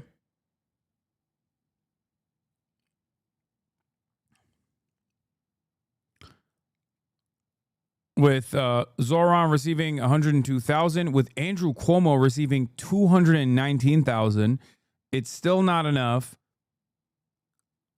Thank God for his resounding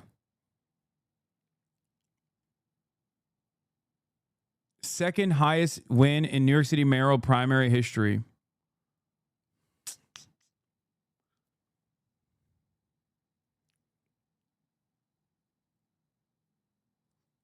It is pretty crazy, though, that Zoran's first round rank 1 voters was still higher than Andrew Cuomo's final votes with all of the additional ranks.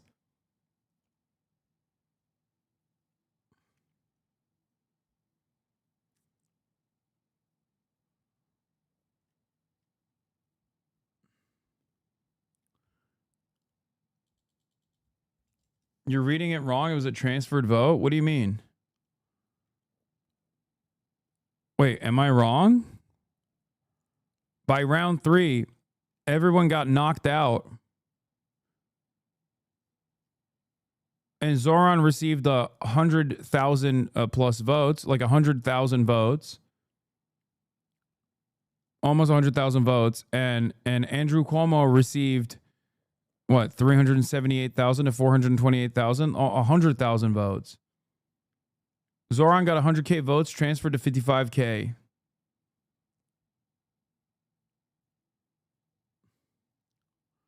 Washington is broken and the system is rigged. Colin Allred is back. Been a lot of things. Jesus Christ.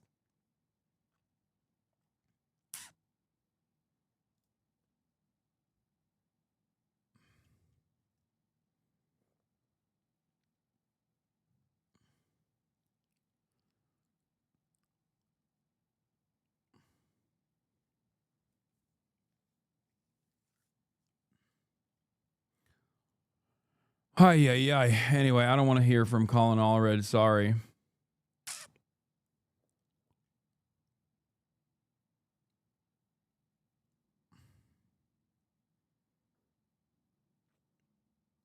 Eric Adams got 750K in the general election. Yeah, but that's the general. Eric Adams got, I think, less votes than Zoran did in the final vote tabulation than Zoran did in rank 1, like round 1 of ranked choice voting.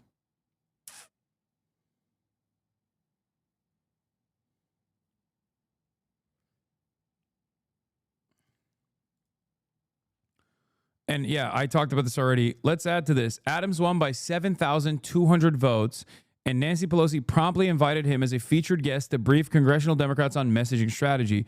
Zoran won by 116,000 votes, and Hakeem Jeffries is basically insisting he's never heard of him.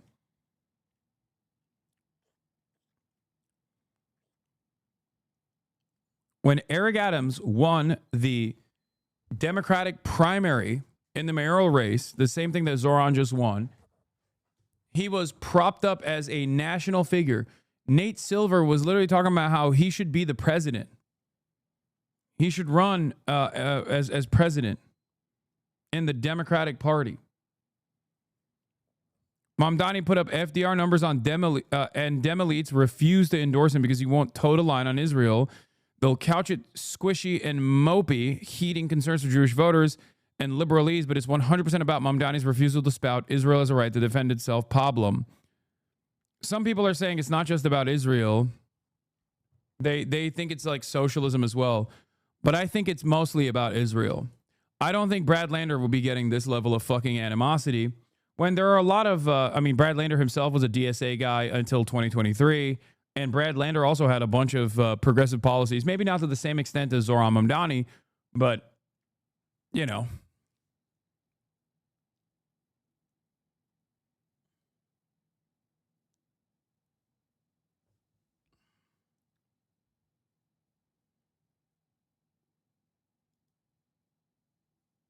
Yeah, Cuomo actually wound up with 24K more votes than Adams got in 2021 when he won the final round narrowly. Mamdani just transformed the electorate.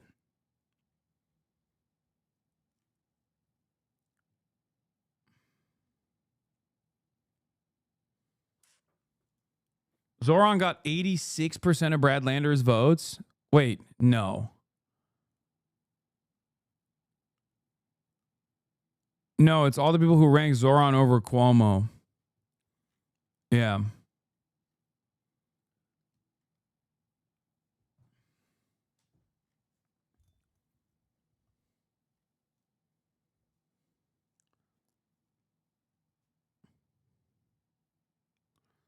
I want to mention something here, but like, people might get mad at me for saying this, but I don't think Brad Lander is a liberal.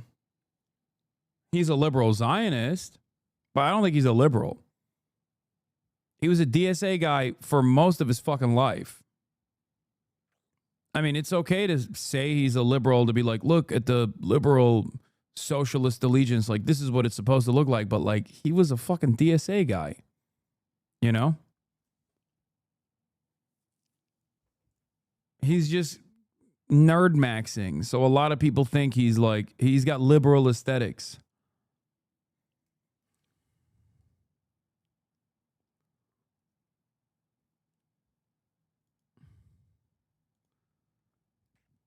Anyway. But yeah. In the meantime, Democratic Socialist Zoran Mamdani scores a huge win over Andrew Cuomo in the Democratic primary, widening the gap after the results of ranked choice voting were officially computed by the Board of Elections. Political reporter Marsha Kramer is here with more. Marsha.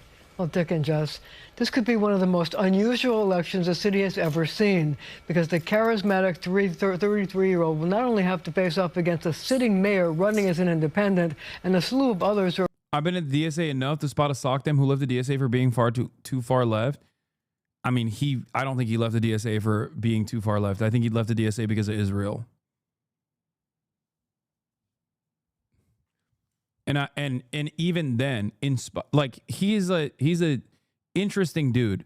And the reason why I think he's an interesting dude is because I don't know if you guys know this, but we've covered some of his background here, and like a lot of the opposition, like a lot of the oppo research done on his background actually talked about how many dangerous radicals his office associated with, and he himself associated with, Linda Sarsour being one example, having actual anti-Zionist Jews come out of his tutelage. And even like it was basically like a breeding ground for anti-Zionist Jews, and also anti-Zionist, scarier than anti-Zionist Jews, anti-Zionist Muslims as well. So like you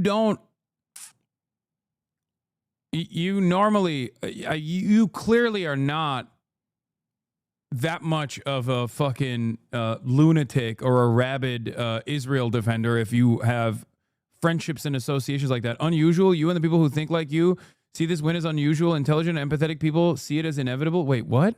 I don't think you understood anything I was talking about here. What are you talking about? What? No, what I was talking about unusual is like, normally, when someone is a liberal Zionist, they got the fucking yellow ribbon on their Twitter account, and they basically fucking regurgitate Kahanist sentiment, okay? Brad Lander is not like that at all. He is a liberal Zionist, but he's like in the Bernie camp. He's a liberal Zionist who associates with regular frequency. Oh, that's what the reporter said. I said that too. Sorry. Okay, that's why. That was where my confusion is. My confusion comes from the fact that I also use the term unusual, so I thought the chatter was addressing me and not Marsha Kramer.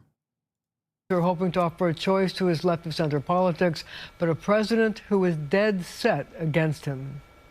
Well, then we'll have to arrest him. A stunning remark from President Trump about the winner of the Democratic mayoral primary after a reporter told him that Zohran Mamdani threatened to defy ICE. It provoked this response from Mamdani on social media. Quote, his statements don't just represent an attack on our democracy, but an attempt to send a message to every New Yorker who refuses to hide in the shadows. If you speak up, they will come for you. On the very day that Zohran Mamdani officially won the Democratic mayoral primary with a 12... No, Brad Lander is a leftist, dude. Stop saying he's not a leftist. He fucking is. Come on, dude. What's the expectation? Like, especially by American standards, especially by like elected official standards, Brad Lander is a leftist. 12-point, 56-44 win over Andrew Cuomo. He got a welcome to the wacky world of the 2025 mayoral race from President Trump. The only reason why he's not like a actual full-blown leftist is because he's not anti-Israel. I wouldn't even, I think he's even more than fucking Elizabeth Warren is my point. Now, I don't think it's an unfair association to say that you can't be a leftist if you're a liberal Zionist. You know? He's a progressive except for Palestine, classic. But even then, he's like more progressive than the obvious person. Anyway, whatever. Hasan, let it go. He's not going to come on your stream. First of all, what the fuck is this idiotic... Oh, God. Hideo offliner. Permaban. Okay. Bitch, you think I give a fuck about the New York comptroller coming on my fucking stream? Some of y'all are so fucking stupid, dude. You think there's a cynical reason as to why I'm saying the things I believe? At what point are you dumb fucks going to realize if I'm saying something, there is no secret reason for why I'm saying it other than I believe it, okay? Holy shit. How many fucking years has it been of people being like, Hasan, if you keep this rhetoric up, you're going to get fucking banned. Hasan, if you keep this rhetoric up, no one is going to fucking come on your stream. Hasan, if you keep this rhetoric up, you know, people are going to get mad. God damn, dude. Anyway, that fucking particular chatter is the most annoying, okay? That's why I fucking banned them. They're unfucking bearable, constantly talking about drama baiting while simultaneously drama baiting. Let's continue. Who said he hoped a Republican could beat him, or maybe the sitting mayor. We have a good independent running, Mayor Adams, who's a very good person. At an unrelated press conference on crime stats, Mayor Adams ducked questions about Trump, preferring to focus on the role of the mayor to let federal immigration agents do their job. And anyone that is an elected or not should never interfere with federal authorities carrying out their function. Mamdani said he was humbled by the breadth of his support. Over 540,000 New Yorkers voted for him, saying he is, quote, excited to expand this coalition even further as we defeat Eric Adams and win a city government that puts working people first. Andrew Cuomo is holding his cards close to the vest about whether he will actively campaign on the independent line he has secured. A spokesman said he wants to assess the feelings of more than 1 million independent voters who will be able to have a say in the general election. Extremism, division, and empty promises are not the answer to the city's problems. While this was a look at what motivates a slice of our primary electorate, it does not represent the majority, said a Cuomo spokesman. This as another independent entered the race, Cuban-American biotech engineer Joseph Hernandez, who took a shot at Mamdani's socialist platform. I was born in Cuba, a country where socialism destroyed opportunity. My family lost everything. I cannot predict what's going to happen in November except one thing. New Yorkers are energized. New Yorkers are focused. And they're going to come in larger numbers than we've seen before. So here's the score. Good analysis, man. Card for November. One of my favorite things is when people go, my family lost everything. I hate socialism. I'm from Cuba. My family lost everything in Cuba. And then you look at their family history and their fucking grandparents were getting their eyeballs clawed out by the fucking Batista administration, you know? And it's like, okay, dickhead, why the fuck are you shitting on the dudes who actually liberated your fucking family from the torture regime that was backed by the American government? Suck my dick. Have a little bit of fucking respect, Ted Cruz.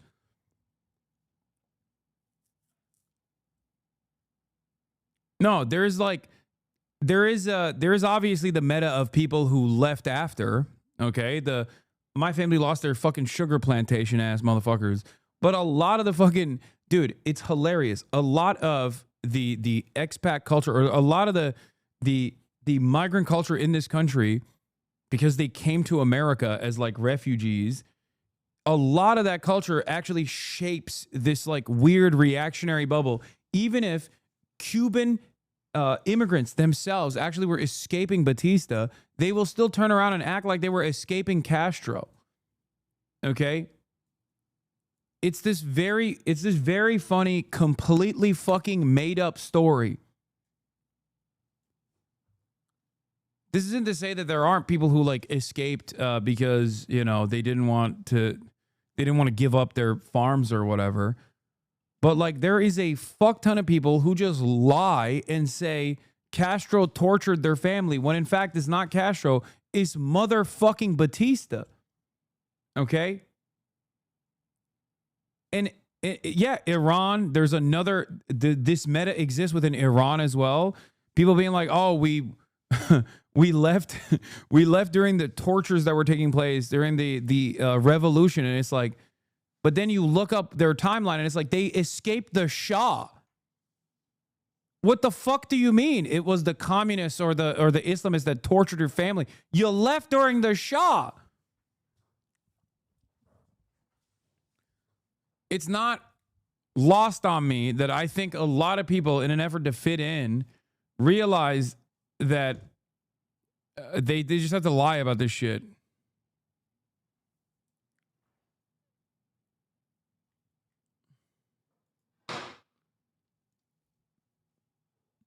Damn, I didn't realize Batista was like that. I like Guardians of the Galaxy. Okay, yeah, the Batista bomb.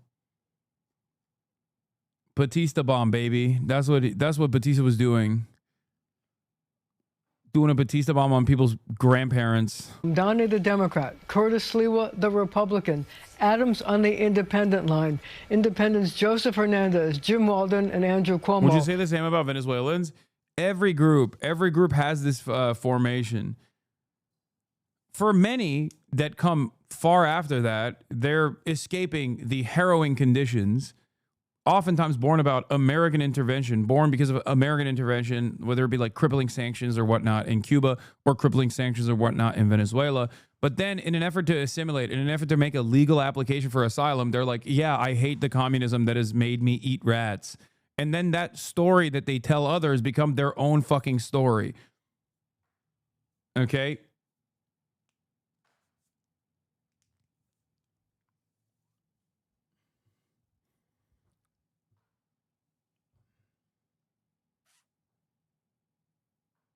That's it.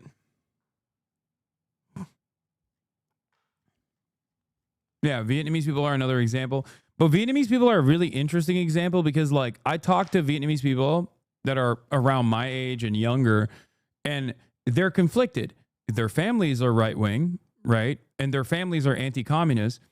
But they also simultaneously have a sense of patriotism for what Ho Chi Minh did.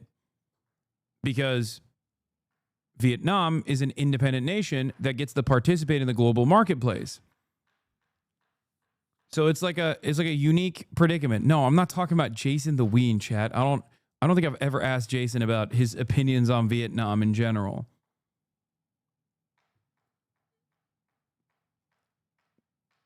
But there are a lot of like younger Vietnamese people in America that are either super radical and like don't have any fear saying that they're socialists or whatever.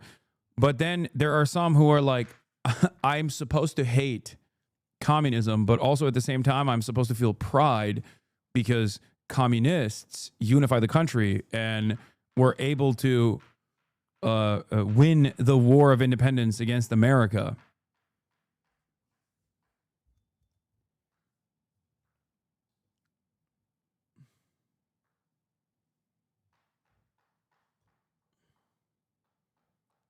There was a poll in the 2024 election that Vietnamese Americans had the single highest left-right differential by age. That makes total sense.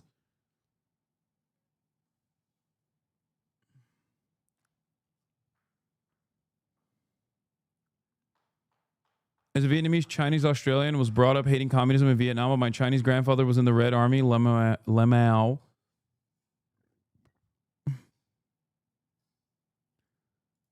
A moment like this is made for Steve Kornacki, and he's joining me now, our national political correspondent. And Steve, what are the big takeaways now that you've crunched all the numbers and we get a sense of that ranked order that voters were able to express their opinions? Yeah, I mean, Kelly, an interesting and unusual primary in a couple ways. First of all, the methodology, like you say, using the ranked choice system. Not many places do that. Let's just show you first how that played out. These were the preliminary. Gender socialist, Venezuelan here. The reactionary aspect of Venezuelan expats is largely born from real degradation of material conditions and status in Venezuela under Chavez and especially Maduro. And you are right that U.S. sanctions played a role in that. But a lot of blame is on the incompetence and outright corruption of Chavez and Maduro. Leftists in the U.S. tend not to pay any heed to the latter of that. Not saying the opposition is any better, but it's not as black and white as the Fidel Cuba situation. I would go so far as say that that is a perfectly fair analysis for especially Maduro, but not for Chavez. And the reason why I would say not for Chavez is because Chavez was a great man. Yes, that.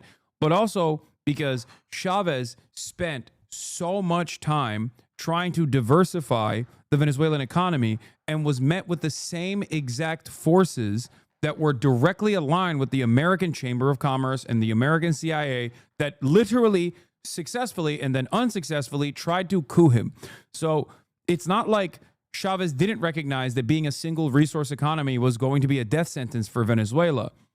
Okay? When the going was good, he did actively try and yield better agricultural production, take some kind of control over the grocery stores. Like the grocery store owners are grocery store owners and media company owners in South American countries are like the most elite business fascists you can ever fucking engage with.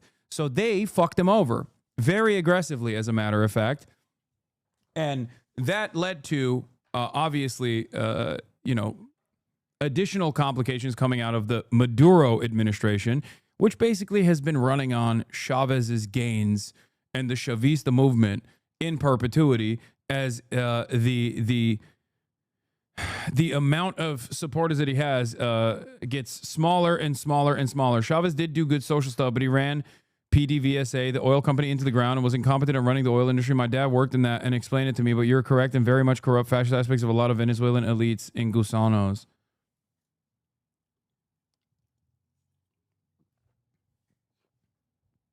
Chavez was kidnapped. His forced deposition is signed by a judge. All he did back was expanding the course. The guy was restrained to a fault. No, the argument around running the oil company into the ground is the same thing that like the Iranian, same thing that British Petroleum said about Iran. That was the fear. I think the best possible way for that to continue is by allowing Chavez to overtake and nationalize and continue working in an advisory role to ensure that the oil production is not degraded.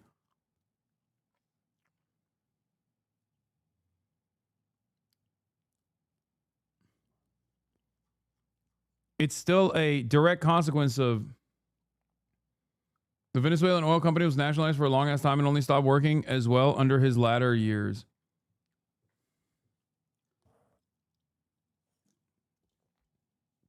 Chavez wasn't a socialist. He was a bourgeois nationalist who consolidated economic, political, and social power. Socialism is democratic and decentralized control of productive forces. Venezuela is the antithesis of this. I know. Real socialism has never been implemented. It's never been tried. Any attempt in the direction of socializing, okay, socialization is utterly meaningless. It has existed in Spain. Fucking Brian, kill me, dude. And then also the French Commune, right? I know, chatter. Yes, I know what kind of leftist you are, okay? I know what your tendency is from the way you fucking type this, okay?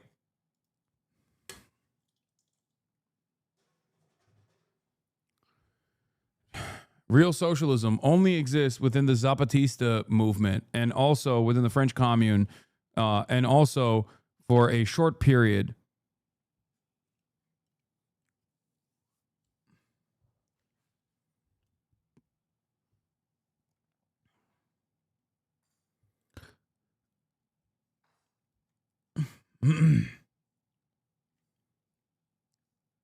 None of these are there is no like real existing perfectly functioning socialist state.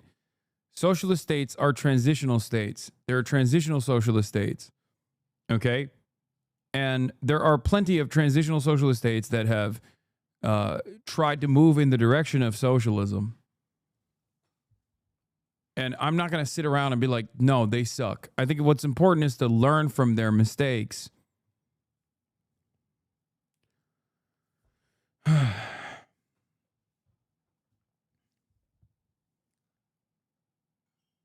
Sankara consolidated power as a bourgeois nationalist. Exactly. All right, let's continue with this. Area results. Here's another fake socialist, Zoran Mamdani. Okay, where are the workers' councils? Why has he not advocated to violently seize control from the capital owners and deliver the means of production back to the working class in his campaigning? What a fucking fake ass Zoran Mamdani is. Okay? Again, fake ass socialist, another bourgeois labor aristocrat born with a fucking silver spoon in his mouth. Okay? Or what were they saying? They were saying that he's like they were using the classic anti-Semitic trope against Zoran, which I thought was really funny. They were saying he's a rootless cosmopolitan who is controlling the media. It's actually Ugandan Indian Muslims who control the media. A rootless cosmopolitan who's here to destabilize the superior Western forces, the superior Western civilization.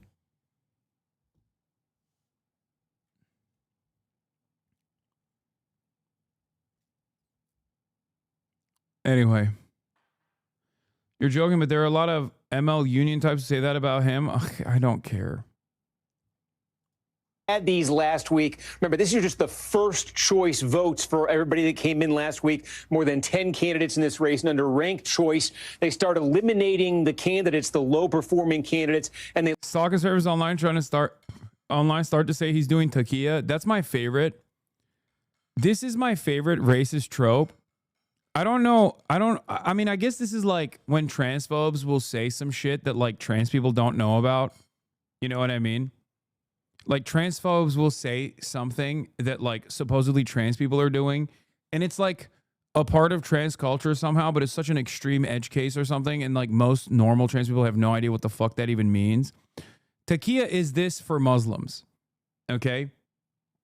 For those of you who don't know, growing up in a autogynephilia, right? That's like AGP is the example that I was thinking of as well. For like a lot of trans people that don't know what the fuck that is, it's like something that transphobes know very much about.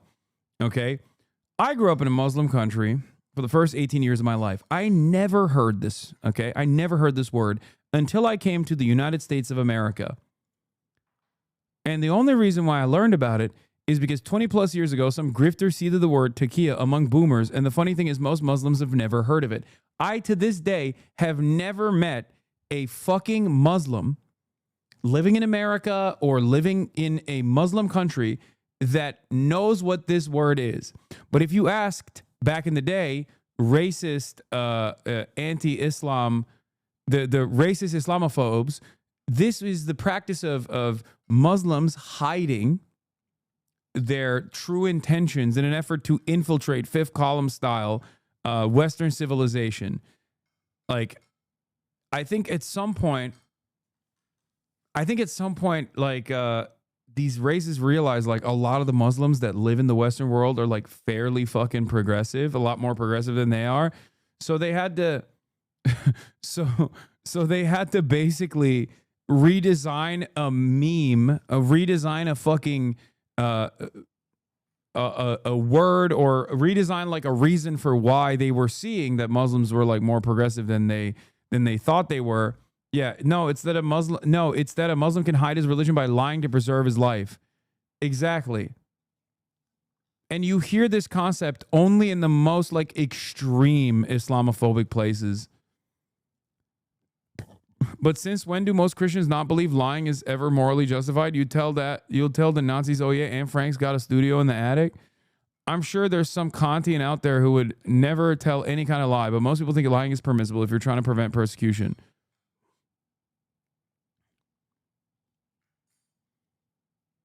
Yeah, Zoran is a radical Islamist jihadist, but also he's trying to trans the kids, and his wife is hot, is another. I don't even want to talk about Zoran's wife. I'm so grossed out by people who constantly fucking talk about his wife. Anyway, I don't even want to get into that part, but yeah, basically this is not a fucking known thing in the Muslim world, okay? It's not. Some people say like Shia Muslims hide that they're Shia or something. I don't fucking even know about that. I am not Shia. But this is not like a common practice where Muslims are hiding that they are Muslim. There's not a thing. I'm doing taquilla by saying I'm Muslim, but also simultaneously abiding by progressive values and even drinking alcohol at different times. You aren't enough of a jehe to know about taquilla? Okay. Maybe things have changed. Maybe the meta has changed in Islam, in Turkey as well. How can we be sure you're not a secret Olevi? Oh man, yeah. Yeah, I respect my dede. That's funny.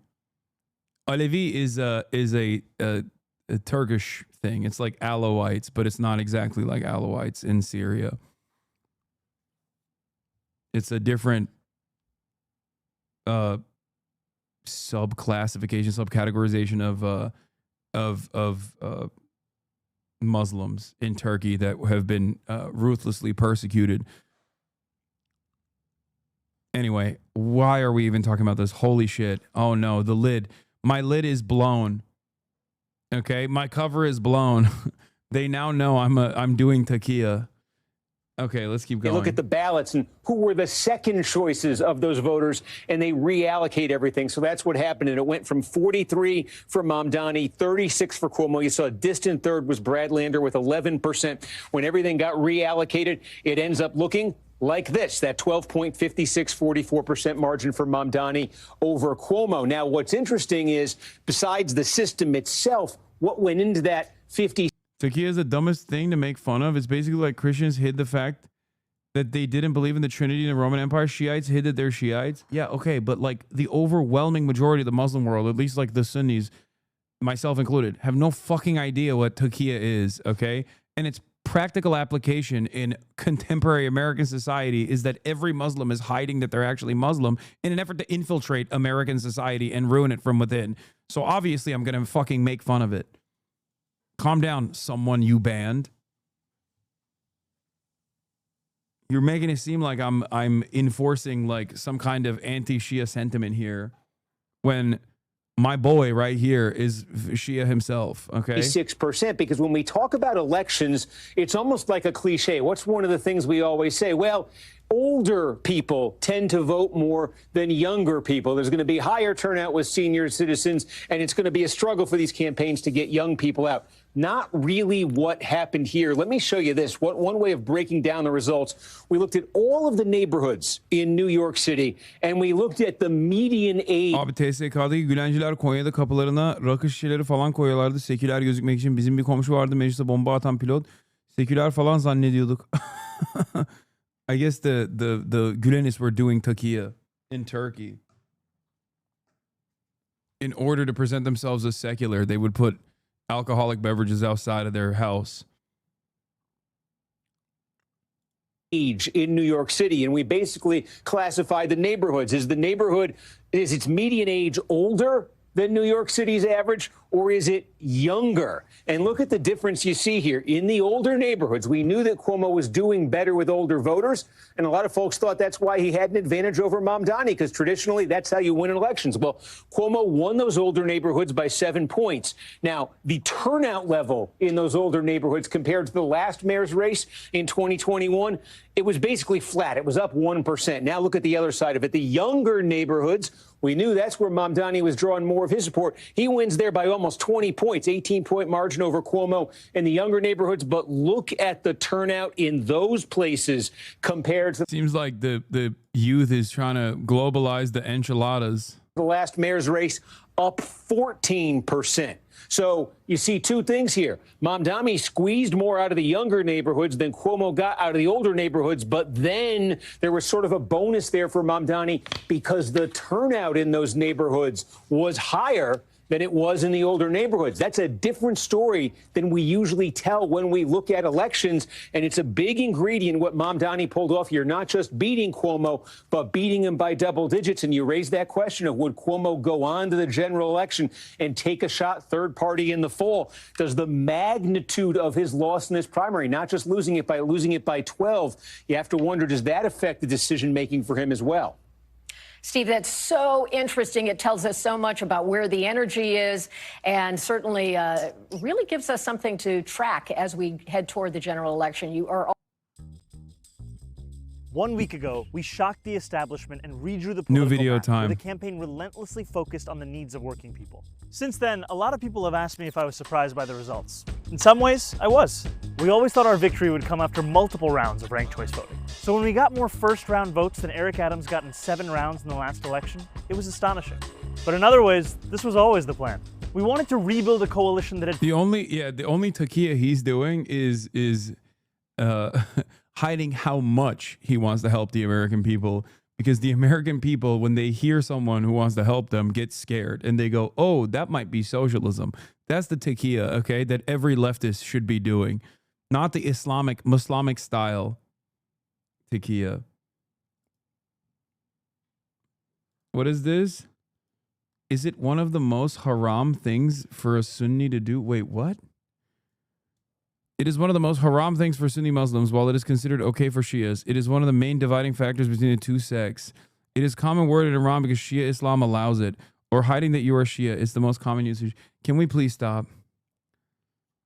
Please, I don't care. That's not what any of this is about in the Western world, okay? It is yet another one of these things that Reddit atheists and like rabid Islamophobes took and started using to make it seem. I told you what the American version of it is, okay? I told you what the American version of this is. And there is a fucking reason why so many people, even Muslims themselves, have not actually heard of this, okay? Have heard of this terminology.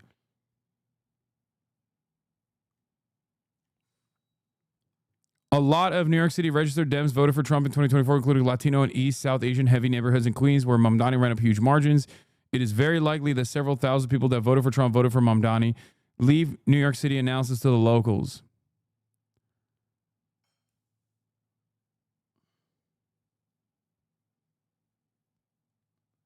Hasan's Takia alibi is by having Kaya Dog in the house to confuse the r/atheism. Yes. Yes, Iraqi wizard already explained it. Basically, there's a passage from Hadith said that some friends of the Prophet that allied with Imam Ali, original Shias, let's say, hid their allegiance to Imam Ali when they visited the capital when Abu Bakr was appointed the highest religious leader of Muslims against the wishes of the Prophet. They feared that they would be prosecuted. Current imams in Iraq and Iran have recognized this fact and issued a fatwa.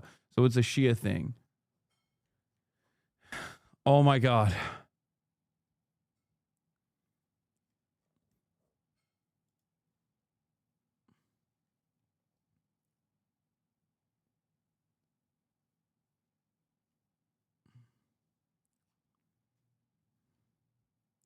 Now I understand why black people tell you to stay out of their business. Okay, but I don't tell people to stay out of Muslim people's business either. Okay? It doesn't fucking matter. But because we have a very neurodivergent community, they're just like singularly focused on this now. And everyone wants to, not only is it a taste of neurodivergence, it's also a taste of wanting to be the most knowledgeable in the chat. Okay? When these two forces are combined, it creates this fucking volcano, this faucet of information in the chat where everybody's like, no, you don't understand. I'm super knowledgeable on this and I'm super autistic. So I can't stop myself from basically writing Wikipedia articles in the chat. That's it. That's all it is. It's not like ill-intentioned either. It's like, it's just people trying to vomit out as much information as possible to inform others. So it's fine. Afraid over years of disappointment and neglect to win people back to a Democratic Party that puts working people first. So let's break it down. Last November, New York City saw some of the biggest shifts towards Donald Trump of anywhere in the country. Much of it took place in working class and immigrant neighborhoods. A few days after the election, we went to Hillside Avenue in Queens and Fordham Road in the Bronx, not to lecture, but to listen. And what we heard was a desire to bring down the cost of living. That was our focus, and many of those voters came back. Brighton Beach went for Trump by 44 points. Last week, we won it by 16. College Point was a plus 11 Trump neighborhood. We took it by 8 points. We saw similar or even bigger swings in Bath Beach, Astoria Heights, and the North Shore of Staten Island. The headline is clear. We can win back voters many have written off if we give them something to vote for, not just tell them what to be against. When Eric Adams eked out a win by 7,000 votes 4 years ago, he called it a mandate and pronounced himself the new face of the Democratic Party. Even then, it was a little ridiculous. But in some neighborhoods, he did put up impressive margins. Take Flatbush, for example. Eric Adams dominated there, double digits ahead of his next rival. On Tuesday, there was also a double-digit victory, except it was for us, over Andrew Cuomo. We flipped Crown Heights by 45 points, North Corona by 33, and Jamaica by a staggering 57 points. These are the outer borough voters that Eric Adams said he'd bring with him to City Hall. Open presents, thank you for the 100 gifted subs. Whether we're talking about young voters, older voters, or just plain disaffected New Yorkers, no campaign in recent history has been as successful at driving new voter registrations, especially in the 100 days before the election. Just take a look at this graph. According to the Times, in the 14 days before the registration deadline, about 37,000 people registered to vote. That's over 10 times the number of new registrations over the same period of time in the 2021 mayoral primary. As a result, we won big with zero prime voters, New Yorkers who had not voted in any recent mayoral primary. For instance, in Gravesend, at least 32% of all voters were first-time primary voters. Most campaigns focus on triple primes, New Yorkers who voted in the last 3 primaries. But this strategy ignores most of our city. Yet we knew that we could turn them out if they saw themselves in our policies. We ran a campaign that tried to talk to every New Yorker. Whether I could speak their language, आपकी वजह से हमने $8 million raise किया है, 6 लाख से ज़्यादा दरवाजे खटखटाए हैं, or just tried. Que se comprometa al bienestar. All the words are new! And the coalition that came out on Tuesday reflected the mosaic of these 5 boroughs. We won South Asian neighborhoods by huge margins in places like City. Bubblegum Bunny Girl. What the fuck? We got a new oiler in the chat. There ain't no way Bubblegum Bunny Girl is also from Qatar, right? The glorious oil-rich nation of Qatar. There's no way. The emerald of the Gulf. My beauty, Qatar. Line, Ozone Park, Jamaica Hills. We won Latino neighborhoods like Corona, Washington Heights, Pelham Bay, and Woodhaven. We won many of the same Chinese voters that turned out for Trump in Flushing. Okay, I'm fucking bored. I'm sorry. I've heard it a lot. All right. No disrespect. Let's get to overseas around. Let's get to some Iran updates, and then we're going to talk about the Trump situation. Shout out to Zoran's media team. They do a great job with these videos. Yes. I know. I'm being disrespectful to Zoran. There's a lot more news to talk about, especially Israel. Israel's agreed to conditions for a 60-day Gaza ceasefire, Trump says. Okay? That's huge. That's huge news. We're going to talk about it. We're going to talk about the details. But before we do that, Iran. Iran's foreign minister is talking with CBS News, his first interview with American television since the 12-day air war with Israel began. He spoke to MTS Tayyip about his country's nuclear ambitions and the aftermath of the U.S. attack on Iranian nuclear sites.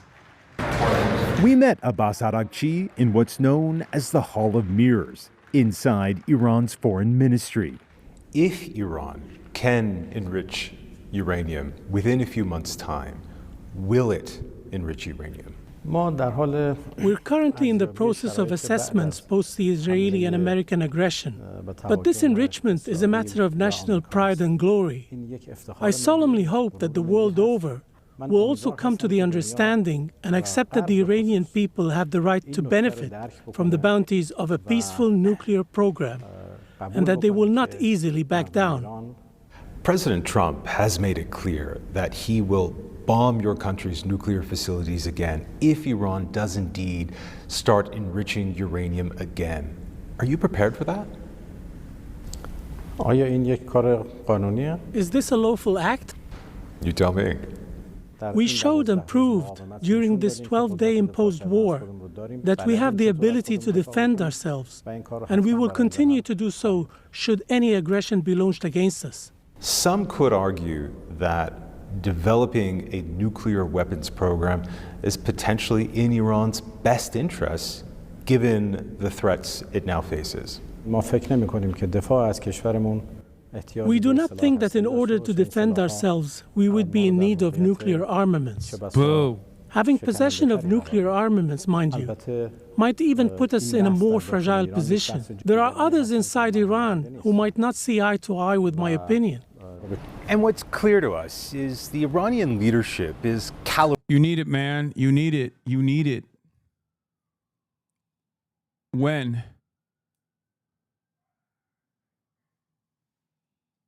When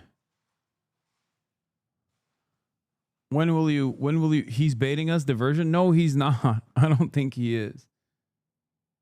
Okay.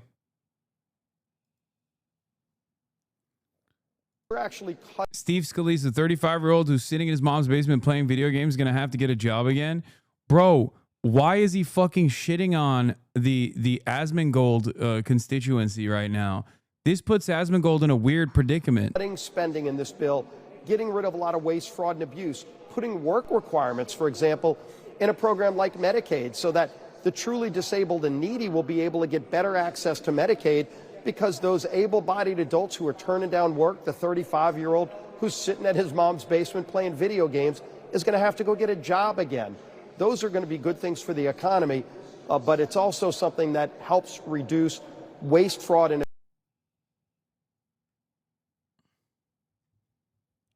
That's abuse. That's really messed up.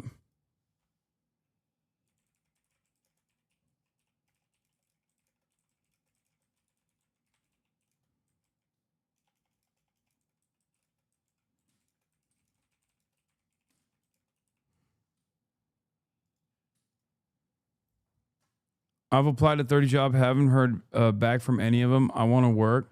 Yeah, everybody always talks about this like massive amounts of readily available open jobs, and it seems like nobody has found them. You know, people are fucking constantly looking for jobs. Even motherfuckers with jobs are looking for different jobs, and it seems like all of these openings lead to nothing. And I don't know what is going on. Like, I feel like most people have just decided that job listings are fake. Unless they're talking about gig economy work or something. But I've yet to see these readily available jobs where people are just like desperate for more work. Ne yapıyorsun baba?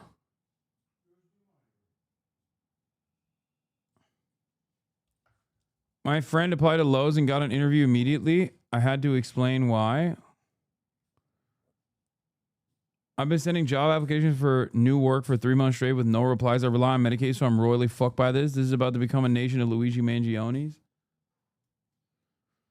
Do you think there's enough contention within the Iranian administration around whether they should get nuclear weapons that could cause a coup or shuffle in their power structure? I don't know.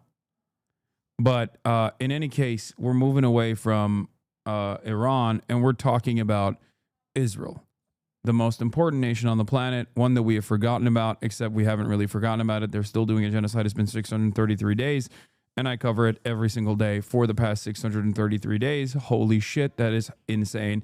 Anyway, now, Israel's agreed to conditions for a 60-day ceasefire, Trump says. Trump, out of nowhere, revealed this. He's on Truth Social, because that's where diplomacy is conducted. My representatives had a long and productive meeting with the Israelis today on Gaza. Israel has agreed to the necessary conditions to finalize their 60-day ceasefire, during which time we will work with all parties to end the war. The Qataris and Egyptians, who have worked very hard to help bring peace, will deliver this final proposal. I hope for the good of the Middle East that Hamas takes this deal, because it will not get better, it will only get worse. Thank you for your attention to this matter.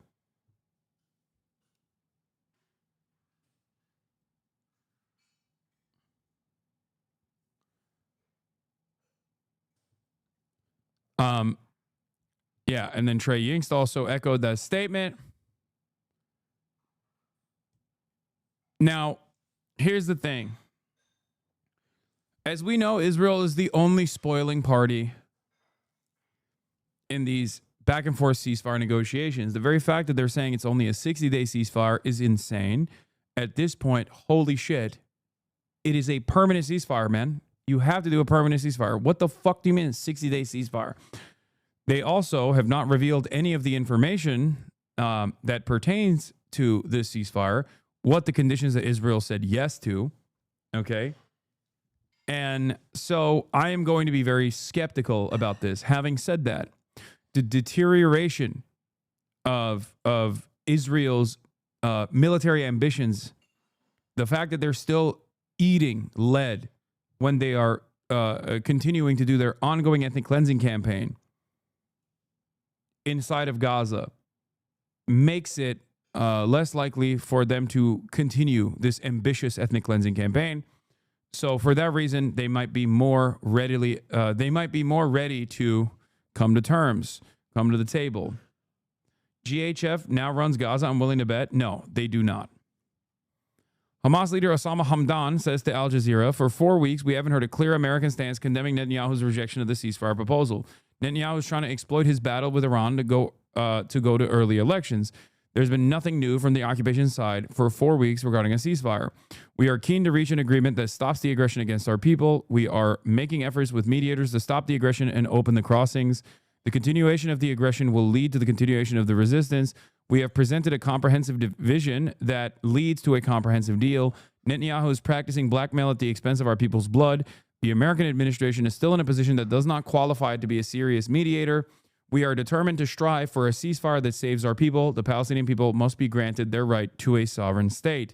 The American administration knows that Netanyahu has become an international fugitive from justice. Washington believes that exonerating Netanyahu at the local level might exonerate him internationally. If that is their calculation, they are wrong. My suspicion is that Donald Trump has whatever fucking Miriam Adelson wants as his primary goal in Israel, his primary goal in Gaza and in the West Bank, which means a annexation of all territories that Israel has been able to acquire, which is not much in the Gaza Strip, but then a forcible ethnic cleansing campaign of the remaining Gazan population, with the hopes of re-upping and rearming to intensify their efforts of permanent annexation militarily of the West Bank, with another purge that will also take place also in the West Bank. So that is what I think is the goal for Donald Trump. And in an effort to do so, he also wants to offer freedom, clemency to Benjamin Netanyahu from internal prosecution, because as you know, Benjamin Netanyahu is not just an ICC war criminal. He also has a subsequent prosecution, a case that is pending in Israeli courts. Purge the where? Anywhere. UAE, Sinai Peninsula, anywhere but the Gaza Strip.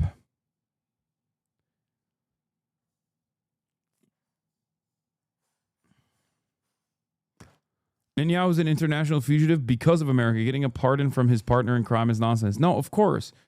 Donald Trump has also talked about how he might stop funding Israel. They continue prosecuting Benjamin Netanyahu. He said this recently. I don't know if you remember. It didn't really make a blip in mainstream news, but he did say that. He said, Israel will give you billions of dollars. How dare you prosecute Benjamin Netanyahu? Donald Trump has also simultaneously attacked the ICC. Here it is. Trump's pro-Bibi pressure campaign from June 29th. It's terrible what they're doing in Israel to Bibi Netanyahu, Trump wrote. He's a war hero and a prime minister who did a fabulous job working with the United States to bring great success in getting rid of the dangerous nuclear threat in Iran. Trump claimed Netanyahu is in the process of negotiating a deal with Hamas, which will include getting the hostages back, and questioned how Israel could force its leader to sit in a courtroom all day long over nothing. He then warned the United States of America spends billions of dollars a year, far more than any other nation, protecting and supporting Israel. We are not going to stand for this. The extraordinary statement was widely interpreted as an effort to leverage U.S. military assistance to pressure Israel to cancel the trial. Now, my question is, if America has that much motion in Israeli politics, which they don't, by the way, this is one of the aspects of Israeli sovereignty that I don't think Trump could technically manipulate, but I guess it wouldn't be all that shocking if they have even that level of power, right? But notice how he can dangle military assistance to get Israel to do stuff internally that they might not want to do against their own laws and against their own rules. Where is the sovereignty in this fucking nation state? Why can't he dangle the military assistance over Israel's inability to come to terms with a fucking reasonable ceasefire? Perhaps it is because Israel's ethnic cleansing ambition in the Gaza Strip is also directly in line with America's interest, which also happens to be ethnic cleansing in the Gaza Strip. The judges didn't postpone this because of Trump. Oh, the Israeli court has refused to postpone Netanyahu's corruption trial even after Trump demanded that the case be dropped. They initially postponed the Netanyahu trial because of the Iran stuff. Because this did get postponed. It did get postponed once due to the Iranian strikes.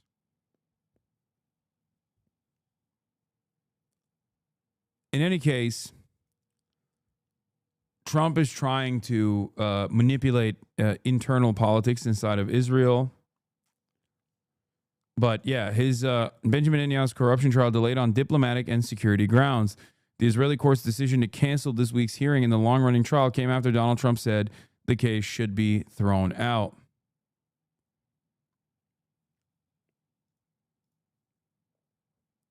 So when they said no, they still turned around and 2 days later postponed it. They had previously postponed it already because of the threat of Iran, and they postponed it again, I guess. Given a pardon given to a great hero, a war hero.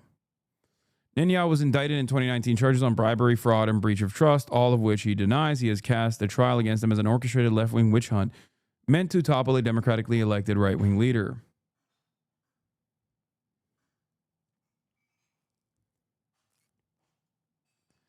Also, Yair Netanyahu was summoned to give testimony at the police regarding the diplomatic passports case. He is suspected of having unlawfully received a diplomatic passport from the foreign ministry after moving his residence to Miami. Oh, don't even get me started on fucking Yair Netanyahu. White House spokesperson. The president wrote the post about Netanyahu himself. Netanyahu had to go to court while he was in the middle of negotiations for peace and a hostage deal. The president understands this well. He too was a victim of a legal system that tried to imprison him. He believes Netanyahu was a great leader for Israel. Yeah, Yair Netanyahu is Benjamin Netanyahu's Groyper son.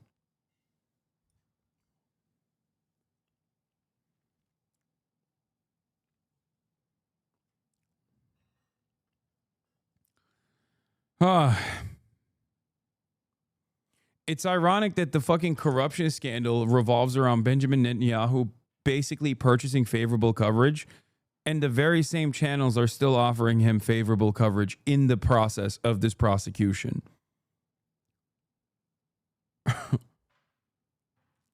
So yeah.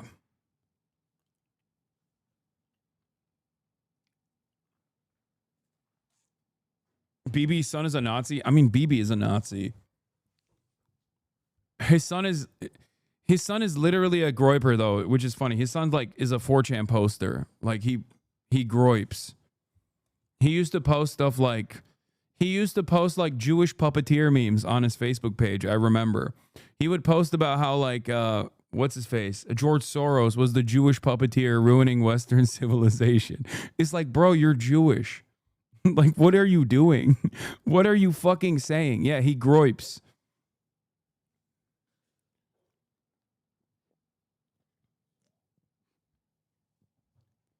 He was like a Kekistani guy. Yeah. Lives in Miami. Is a groiped up shouty.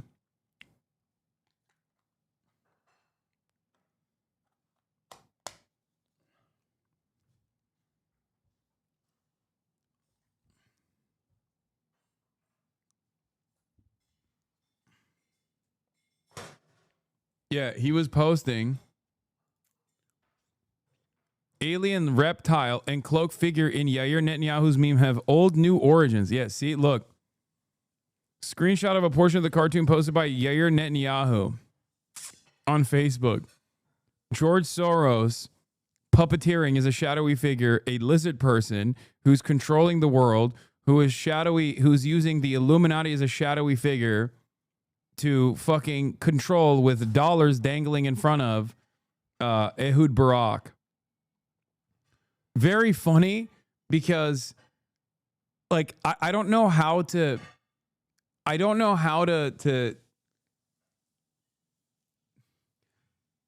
doing merchant memes as Benjamin Netanyahu's son is so funny, but then also doing merchant memes, Jewish merchant memes, okay, like Jewish puppeteer memes about the Jewish state, in air quotes, makes it even funnier. Okay?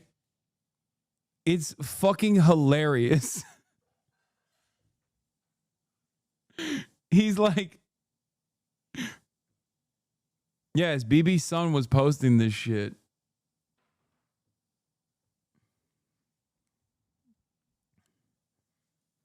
Like, dog, you know, people that use this meme use it on your dad, right? Like, for the most part, they're talking about you, big dog. What are you talking about?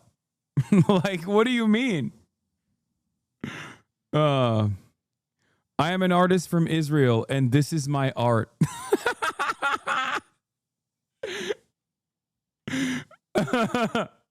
Hello, I am an artist from Israel, and this is my art.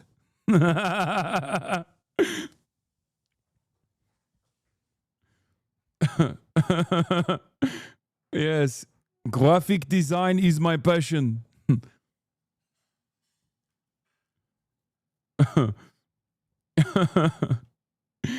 Anyway, okay. I mean, when you think about it, apple doesn't fall far from the tree. Benjamin Netanyahu is a literal Holocaust revisionist, which again also comes across as funny and unique and silly when I say it, but it's true. Look up Benjamin Netanyahu Holocaust revisionism. He is quite literally a Holocaust revisionist. He claimed very famously that because he's so fucking anti-Palestinian and so racist that he tried to find a way to blame the Palestinians for the Holocaust. So he repeated this trope that you sometimes hear from other Zionists, including maybe even Zionists who put this in their fucking completely irrelevant copyright cases, that the Grand Mufti of Palestine at the time, which was a British appointment, okay, was responsible for the Holocaust, the execution of the Jews in the Holocaust. Because Benjamin Netanyahu claimed that Adolf Hitler simply wanted to deport the Jews, not kill them, until he talked to the Mufti, the Palestinian, British Mandate Palestine Mufti. And then the British Mandate Palestine Mufti told Hitler to kill the Jews instead. And Hitler was like, wow, that seems like a great idea. Thank you. And that's why he did the final solution. This is one of the most insane ways to engage in Holocaust revisionism, especially because motherfucking Adolf Hitler was not exactly shy about what he wanted to do to the Jews. Like, there was never a he is like one of the most well-documented anti-Semites of all time. He literally wrote a book about it. Okay? So the idea that he learned anti-Semitism and he invented a new way to deal with the Jews from the Palestinian Mufti is so fucking funny. He literally defended Adolf Hitler. Didn't want. Yeah. Netanyahu actually said Hitler didn't really want to kill any Jews, but he was fooled into doing it by the Palestinian Mufti. To exterminate the Hitler didn't want to. Jews at the time. Here, he wanted to. In English, here. Hitler didn't want to exterminate the Jews at the time. He wanted to expel the Jews. And Haj Amin al-Husseini went to Hitler and said, if you expel them, they'll all come here. So what should I do with them? He asked. He said, burn them.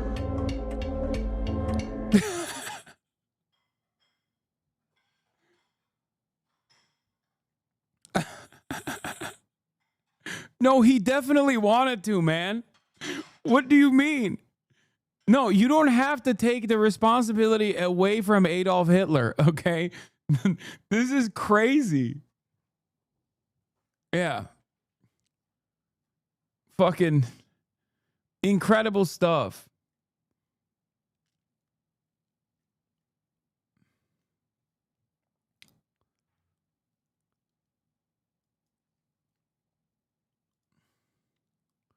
Yeah, Hitler was groomed by the Palestinian Mufti.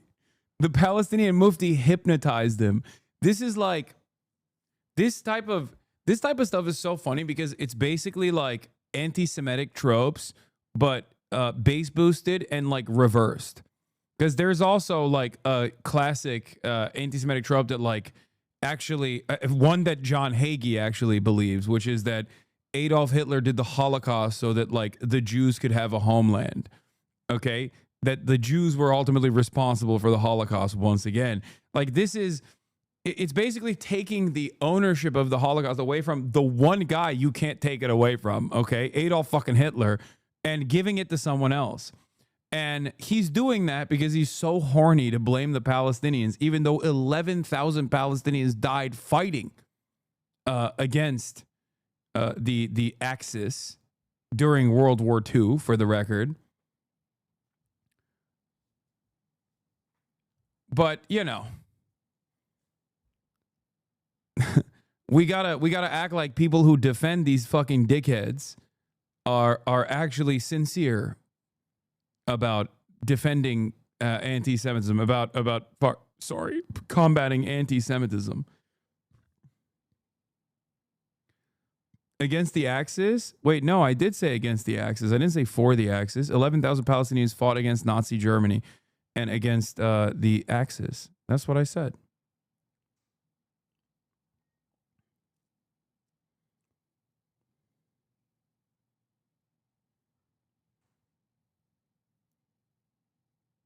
Zero out of 10 failed. Yeah, Palestine has hypnotized the Nazis.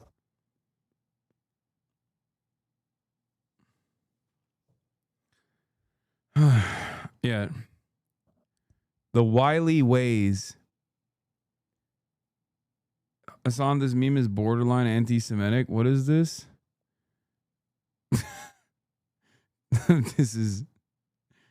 That's one of the funniest things about the schnoz memes on Twitch is that I'm fairly certain it did not start because of anti-Semitic reasons, but simply because XUC has a giant nose.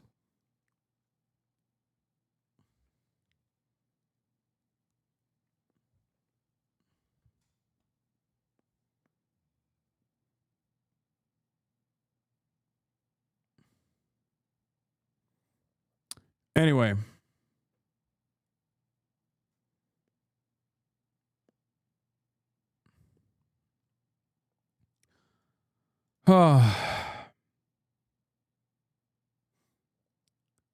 This is the fucking bullshit ceasefire. How North Korea's new warship exposes fast shipbuilding tricks. Wall Street Journal. Successful side launch of a ship looks like.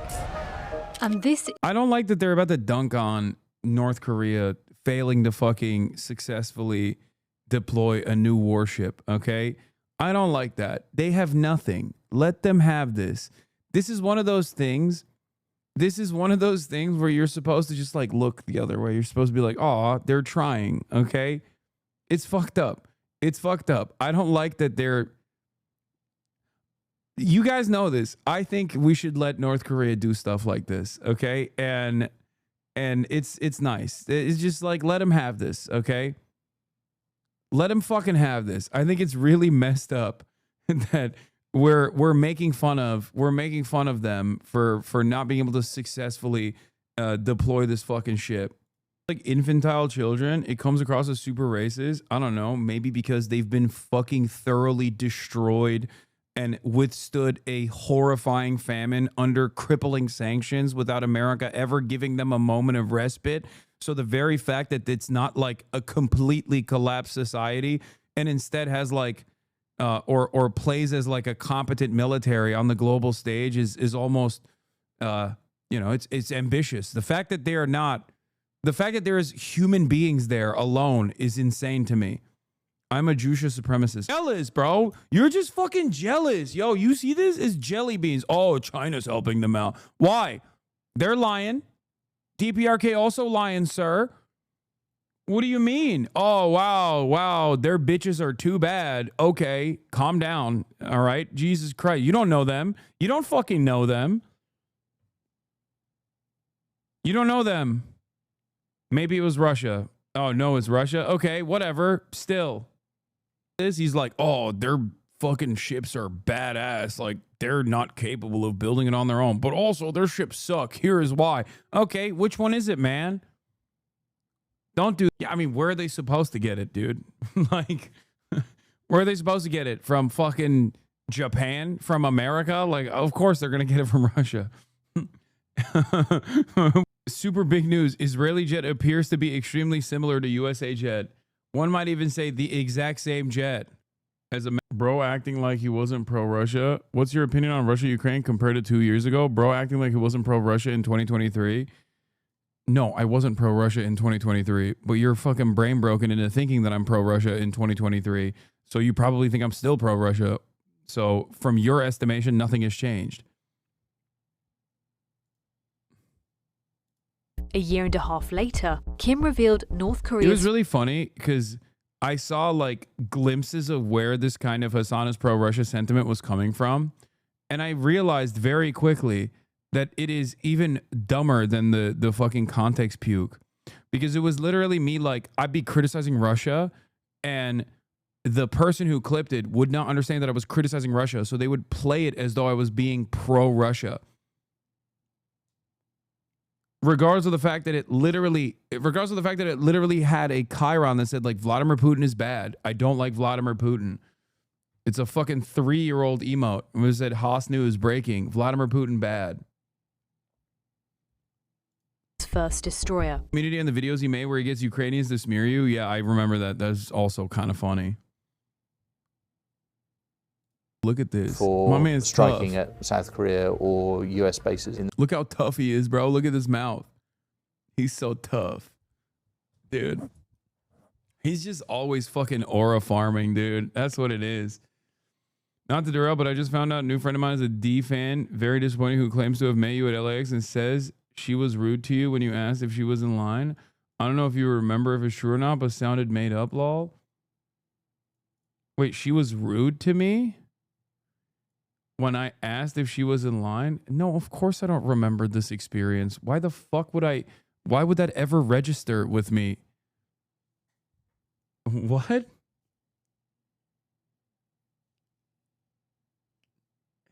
It's a fucking airport. I probably have my headphones in.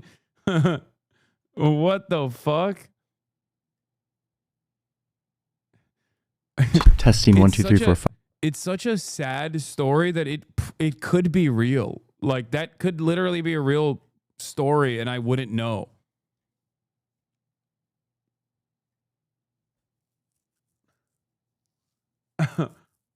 Like, why didn't she make up a better story if she was going to make that up?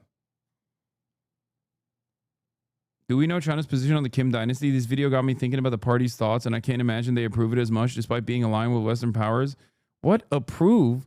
They don't give a fuck, dude. What do you mean? China cares very little about what kind of internal governance happens in countries that they're aligned with. What? They don't care at all, dude. Are they trading or not? Okay. They'll only care if the Kim dynasty no longer wants to trade. They're trade maxing.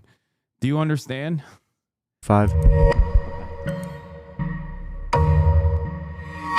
Let's hear from our favorite CIA agent, John Point O'Harris. a camera at the Earth, 600 kilometers above the surface. It's pretty mesmerizing. But point it at the Korean Peninsula and you'll see this. South Korea is ablaze, but North Korea is almost totally dark. You've got this little point here for Pyongyang, the capital, but it's mostly a void. The Black Void tells a story of how the 25 million people live in this secretive kingdom of North Korea. But as the sun rises, we get to fill in the details, we get to see more. We get to see cities designed to control. We get to see an unfathomable amount of military installations, many of them burrowed into mountains, where they protect nuclear weapons, where the over 1 million soldiers endlessly prepare for war. There's over 10,000 manned military installations. So air defense, bases, naval sites. Bro, we really fucked this country up. I swear to God. They are literally... They have designed every fucking function of society against what already took place, okay? To ensure that what took place never happens again. It is crazy. Yeah, half of their shit's also underground, no? Like, they have a lot of tunnel systems in North Korea. I wonder why. I wonder why they designed half of their fucking... design half of their functions to be underground. I wonder. You know, all that. Same with Iran. It's like the same shit. To Pennsylvania. We see factories, lots of factories. We see these little islands of dense housing, which are the homes of the workers who are assigned here. Oh my God. Okay, that's... Hey, yo. If you see this and you don't instantly think every country that is outside of America's sphere of influence needs nukes, I don't know what to tell you, okay? Yeah, they're building fucking homes in factory towns for the workers to work in the fucking factories, and they don't look like Gaza. You know what I mean? That's crazy. I wonder why they haven't been blown up. Perhaps because also, goddamn, America's cultural victory is so insane. This literally looks like a Houston suburb, okay? How the fuck are these guys in the Democratic People's Republic of Korea basically building Houston-ass suburbs, bro? Are you kidding me? What the fuck is going on? They got McMansions in North Korea? How is this possible? I love how every time a video criticizes the lifestyles of an authoritarian country, it just describes our lifestyle. No, the difference is you don't get this state-sponsored housing in America. Jusha abundance mindset. We see barriers, lots of barriers. Barriers meant to keep people in. And not just on the borders with neighbors, but also within the country itself. Checkpoints and barriers between provinces. I've been looking at every inch of North Korea because I want to understand how it actually works. I want to understand how the all-powerful leaders have designed this place and why. And I've been stumbling upon stuff that I never thought I'd see in North Korea. Ski resorts, an international children's camp, lots and lots of water slides, markets where people buy and sell things, schools and fields, fruit factories. Why is that shocking, Jonald? They're a fucking country. What do you think they were doing, man? Do you think they don't have the concept of fun in North Korea? Like what? Yeah, of course. Wow. Wow, they got water slides. Guys, this is shocking. Yeah, it's shocking to you if you think that like the North Korean people are the aliens or something. What the fuck? Dude, what is happening? Wow. They got markets? They're engaging in commerce? They got a ski resort? What the fuck? What's next, dude? They're eating food? You know, the same type of food that other human beings also eat? What is happening? Coal shipments, limestone mines, burial grounds, prison camps in the cities and the mountains. Lots of strange looking buildings, stadiums and tracks, and sports fields, empty roads and empty squares, Christian churches, a turtle-shaped building, apartment blocks where rich people live. I mean, you stumble upon some pretty wild stuff when you just scour every inch of the satellite map. I've also been talking to experts who... Okay, that's really disrespectful. Churches, a turtle-shaped building, apartment blocks where rich people... Apartment blocks where rich people live. This was a glorious moment for the glorious Democratic People's Republic of Korea, where after many, many years of dedicated service, Kim Jong-un gave this apartment as a gift to one of the most famous women on the planet, okay? I remember. I monitored the situation actively. I covered it on this fucking broadcast when it happened. This was beautiful. Tears were shed. Look at this. A lifetime of service, dude. A lifetime of the Republic. Whom is this baller? She's the main lady. She's the main newscaster for DPRK. She's like the main, you know, the lady who sounds really fucking aggressive when she's explaining things.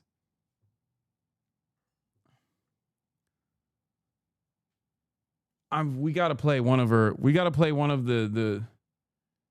Yeah. Kim Jong-un gives Pyongyang flat to North Korean news anchor. The veteran news anchor who got a new riverside home.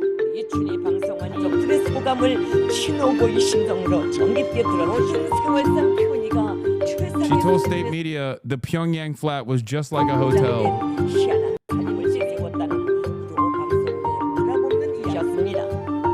Yeah, she's the main newscaster.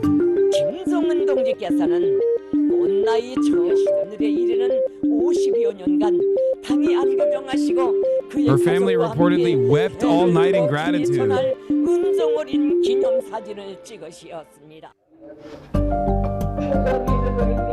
Yeah, Ri Chun-hee has read the news for North Korea's state network since 1971. 1971, Ri Chun-hee.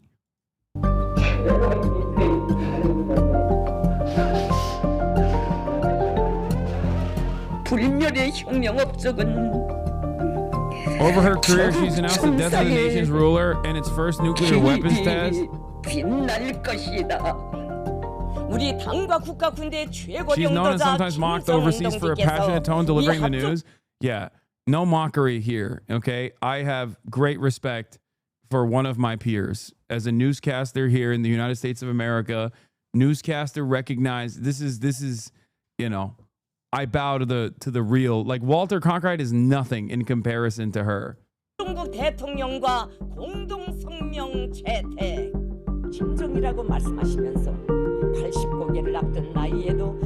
Kim Jong-un called her one of North Korea's treasures. He also gifted new flats to others loyal to him.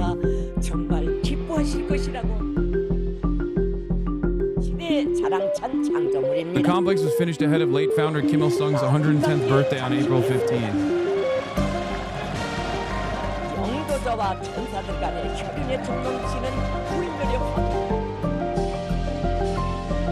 Pyongyang could mark the anniversary with a nuclear weapons test, the U.S. has warned.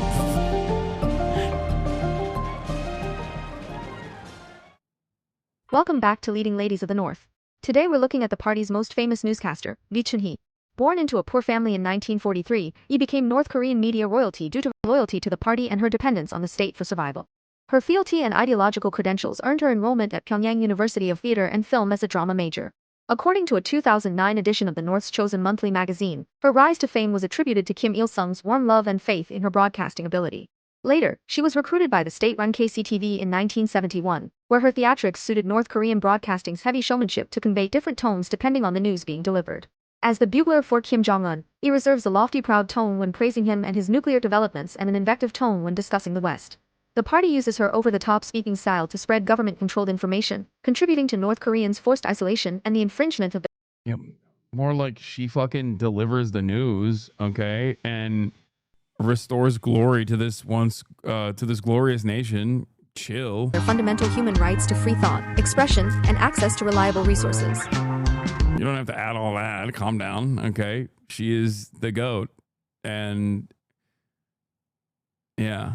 Anyway, let's keep going. People live. I mean, you stumble upon some pretty wild stuff when you just scour every inch of the satellite map. I've also been talking to experts who spend their time looking at the map of North Korea, analyzing it day by day for decades. Their data has been really useful in all of this. And honestly, I'm starting to see North Korea in a totally different way. I think I've been exposed to a very specific version of this country. And that doesn't mean it's an inaccurate version.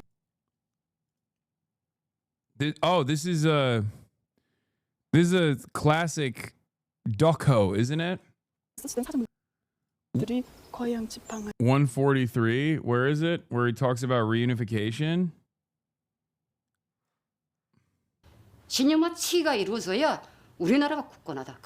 Through generations for our country to be strong. I watched a movie on TV. A soldier walked along the tracks and saw that the overhead wire was broken. A cable was lying on the tracks, emitting sparks. Guys, don't worry, I speak Korean. That's why I can translate. And what did he do? He took the cable, rolled it around himself, and jumped on the jumped off the tracks. He was killed, but averted the danger from the train. I thought I would be proud if he were my grandson. I was very envious. How nice it would be if the hero were my grandson. Okay, guys, stop saying thanks for reading the subtitles. I'm not watching. I'm not reading the subtitles. I'm directly translating. I can speak Korean of the northern variety, okay? It's not North Korea, it's north of Korea. Very often too. If we, the younger generation, don't achieve reunification, then we can't realize the legacy of our leader. I'm gonna keep it $150 with you. A lot of the fucking Jusha enjoyers are gonna get mad at me for saying this. I don't think, maybe I'm wrong, but I don't think the leadership cares too much about reunification. I mean, they might say that they do in public, but I feel like I feel like they've calcified and hardened their stance as like the entity that kind of derives its power from the restrictions that they have at the global stage. One might assume that it is partially because of a necessity, partially born out of you know, DPRK's history of being dominated and destroyed, genocided by Western forces. But I do think that there is beyond pragmatism. I think that it's more so a self-interested attitude as well.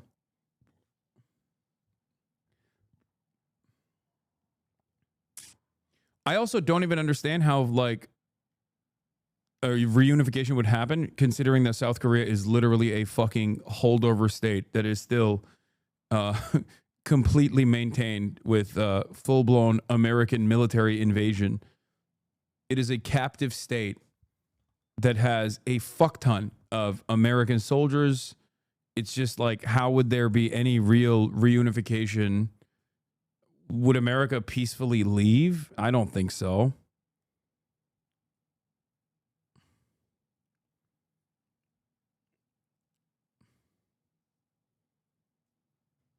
Korea Gate? No. I mean, it is a vassal. It is a vassal state. Why would they do that? I don't know. Because they were one nation. You know. There are factions. Some want an end to the war and sanctions. They want to develop economic cooperation with the U.S. and West balances out Chinese influence and dependence. Others want war for reunification, and others want to maintain the status quo.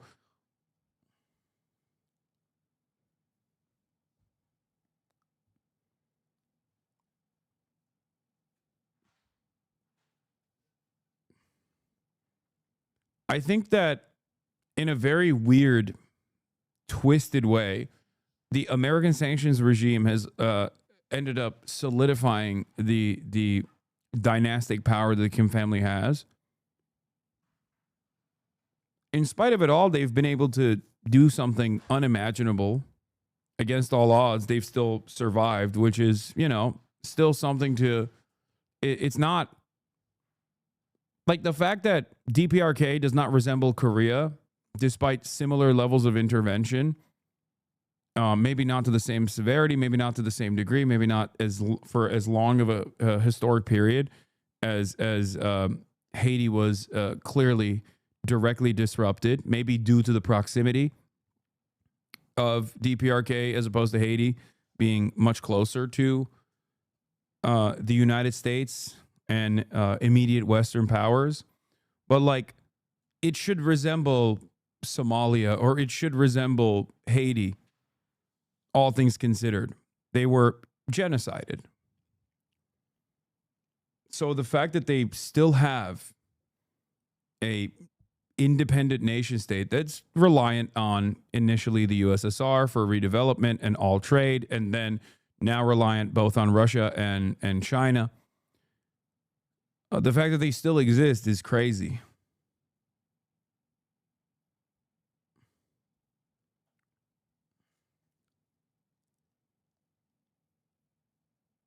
I don't think that word... Wait, what?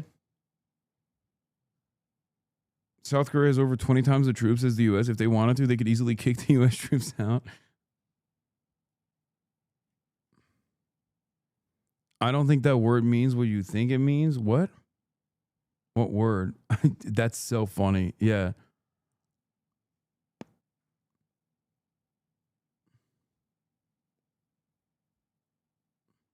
Easily, South Korea would kick out the U.S. troops. Yeah.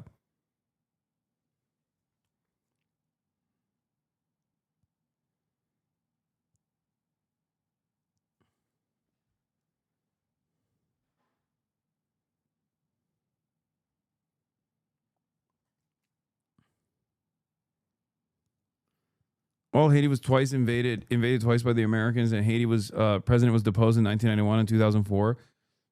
Yeah, the only thing that I'm talking about is like dude, the fucking famine after the dissolution of the USSR was a death sentence. The very fact that there are still people living in North Korea is insane. I don't think we understand. Like, I often will talk about Cuba existing and surviving in spite of the crippling economic sanctions, okay, in direct, close proximity to the United States, the most violent power on the planet. It is pretty crazy that North Korea still exists, let alone has been able to overcome tremendous struggle, tremendous odds.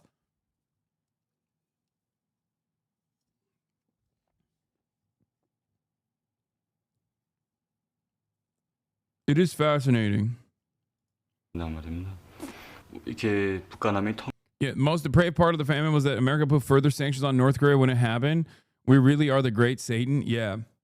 At numerous different points in North Korean history, America could have just been like, we're going to fucking give you aid. We're so sorry. We're coming in with the recognition. That, like, we really fucked up. We're sorry. We're going to give you aid. We're going to allow you to fucking openly work around the globe as like a normal country. And you know, we're going to help you out. They didn't do that. Like, not even to give aid, but to like lift the sanctions alone would probably play a big role in destabilizing DPRK, or at least like the current dynastic political structure of the DPRK. It's kind of crazy.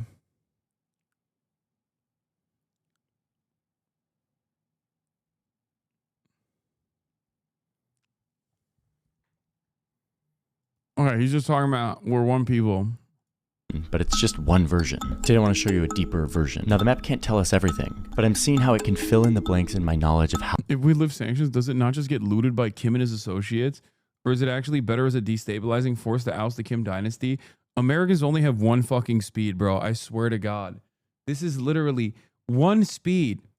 I wasn't saying lifting the sanctions as a means to fucking, I don't know, disrupt the North Korean form of governance. I was simply thinking about it on humanitarian grounds with a potential for it to destabilize the dynastic rule that the Kim family has over the DPRK. But immediately Americans have to be like, wait, what's in it for us? Maybe through this aid, we could just fucking, I don't know, destroy the Korean government and overthrow it. Otherwise, what if we just give them aid and then what? Kim gets fatter? Like, what's going to happen? What more can he do to loot the aid, chatter? Think about it. He's already fucking fat. What's he going to get? Fatter? What's going to happen? He already loves Gouda cheese, famously.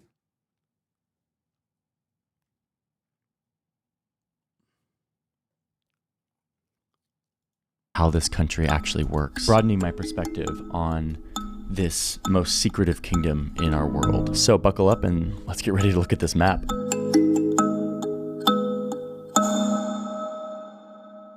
I mean, this whole country is under one giant surveillance. And I guess while we're talking about surveillance, let's talk about the sponsor of today's video, which has a lot to do with surveillance, because all of us are actually surveilled, whether we like it or not. I guess if we're on the internet, which you're on the internet right now, so you're being surveilled. A very lucrative industry in today's world is that of being a data broker. He's like, not the people that fund me, but you are surveilled. Not the people that fund me don't surveil you, but you are being surveilled.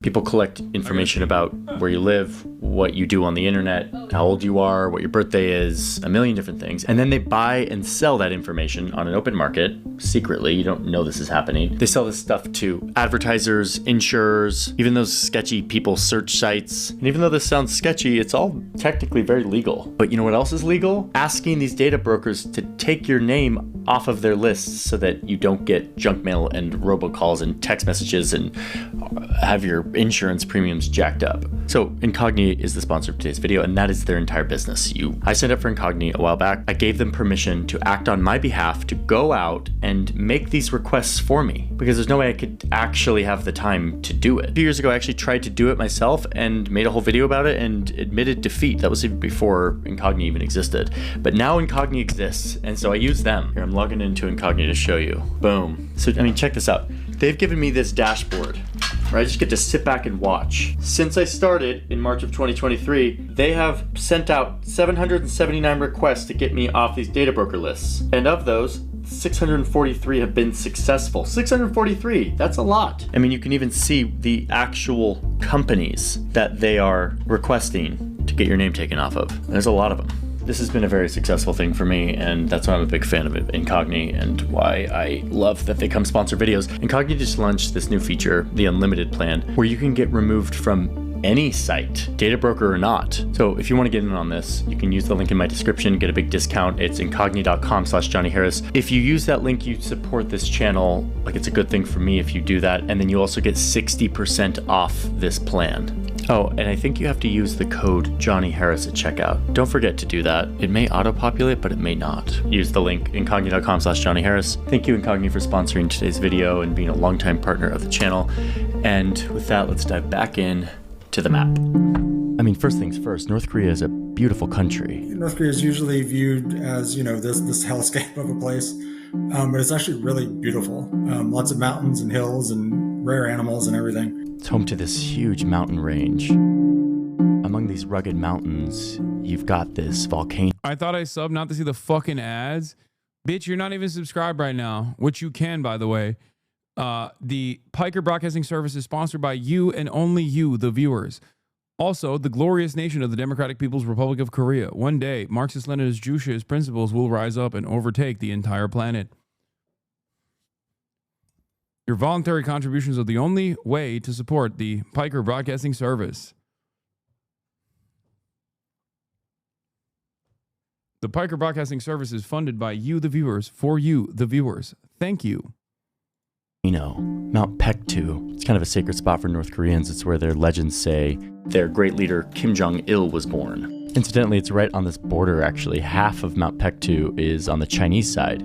China, North Korea. North Korea can get really cold and snowy. It's home to between 20 and 30 million people. It's about half as many as live in South Korea. And it was the war in the 1950s that created these two Koreas, and in the process turned what is now North Korea into dust. Okay. Today, North Korea is built around a few major cities. Here's the 10 most populous. Some have ports, some are up on the border with China, and then there's the... With another 100 gifted subs. Thank you for your service, American streamer man, to the great nation of North Korea, Kim Jong-bill. Korean is an 81-month subscriber. Look at that. One of the few to get the sub badge that looks like this.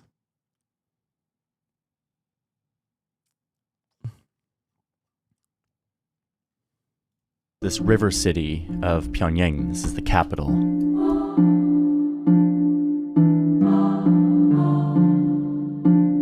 A lot of this had to be redesigned from scratch because the country was destroyed in the Korean War. The country itself is designed in line with this North Korean communist ideology of a human body. The great leader is the brain, and then the members of his single-party government represents the nervous system that connects his will to the masses. The masses are the bones and the muscle, the ones who carry out the work of building this country. The country is supposed to act as one, serving the will of the brain, the great leader. And what I'm seeing is that this kind of body configuration allows them to do some pretty unique things. First and foremost, military. Most countries spend like between... Bro just described urban planning, city planning, and planning of the state as like a unique entity. I don't understand what's so different. 1 in 4% of their GDP on military. Oh, so like NATO nations. So, oh, you mean like what Trump wants out of fucking Scandinavian countries? Is that what you mean? Oh, damn. That's crazy, man. Also, 1 in 4% is wild. That's kind of a big swing, don't you think? North Korea spends like between 20 and 25%. Oh, he wasn't saying he wasn't saying NATO. He wasn't saying other countries spend 1 and 4%. He's saying Korea spends 20 to 25% of their GDP. My bad. Military. And we've got the data on what that looks like. Whoa, okay, settle down, big boy. Oh God. Look at this. Oh my Lord, look at this. My mistake. I don't think I've ever seen so many yellow push pins in my life. It kind of reminds me of that map of... Where's he getting this info from, bro? I swear to God, he's CIA. Like saunas in Finland, places like a fortress. You can see that a lot of this is concentrated down here on their southern border. This is the DMZ. It's actually a 4-kilometer thick border. And technically with... As I said this earlier, we have fucked this country up and left it in a state of disrepair. Like this is, you only do this if you are brain broken. Probably because 30% of the North Korean population is serving in reserve / paramilitary capacity. We have fucked this country up. And that is the reason why the only way that they believe that they can have sovereignty is so that they never allow what America and Western nations did to North Korea ever happen ever again. Within this 4 kilometers, there's supposed to be no military stuff. That is, if you don't count the thousands of landmines that are there left over from the Korean War and that North Korea continues to plant. But in terms of weapons, most of it is right here on the border of the DMZ, where North Korea has 900 artillery guns that are aimed right at Seoul, South Korea. In the event of a conflict, these guns could fire 10,000 rounds a minute at South Korea, which would make good on their promise to turn South Korea into a sea of fire, which they often make towards their southerly neighbor. Now, reminder, it's not just North Korea. If we were mapping American or South Korean military assets, you'd see a lot of those too on the southern side, down here. But we are looking at North Korea right now. Yeah, don't. You got underground bunkers, missile launch sites, nuclear reactors. Why doesn't China help out? Wait, what do you mean? They do. China is responsible for damn near the entirety of trade with North Korea. North Korea and South Korea not reunifying is also kind of good for China as well. I mean, I don't know if China would give a shit or not, ultimately. Clearly, they are perfectly happy with dealing with other countries in their backyard that are vassal states. I mean, look at Japan. You know, China is a major trade partner to Japan. But I think like the way China sees it as a buffer state, DPRK is a buffer state between American ambitions and China.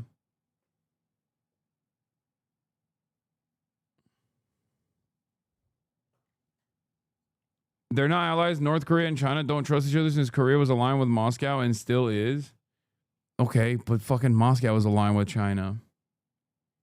And also, China, what are you talking about? China is their fucking entry point into the world, dude.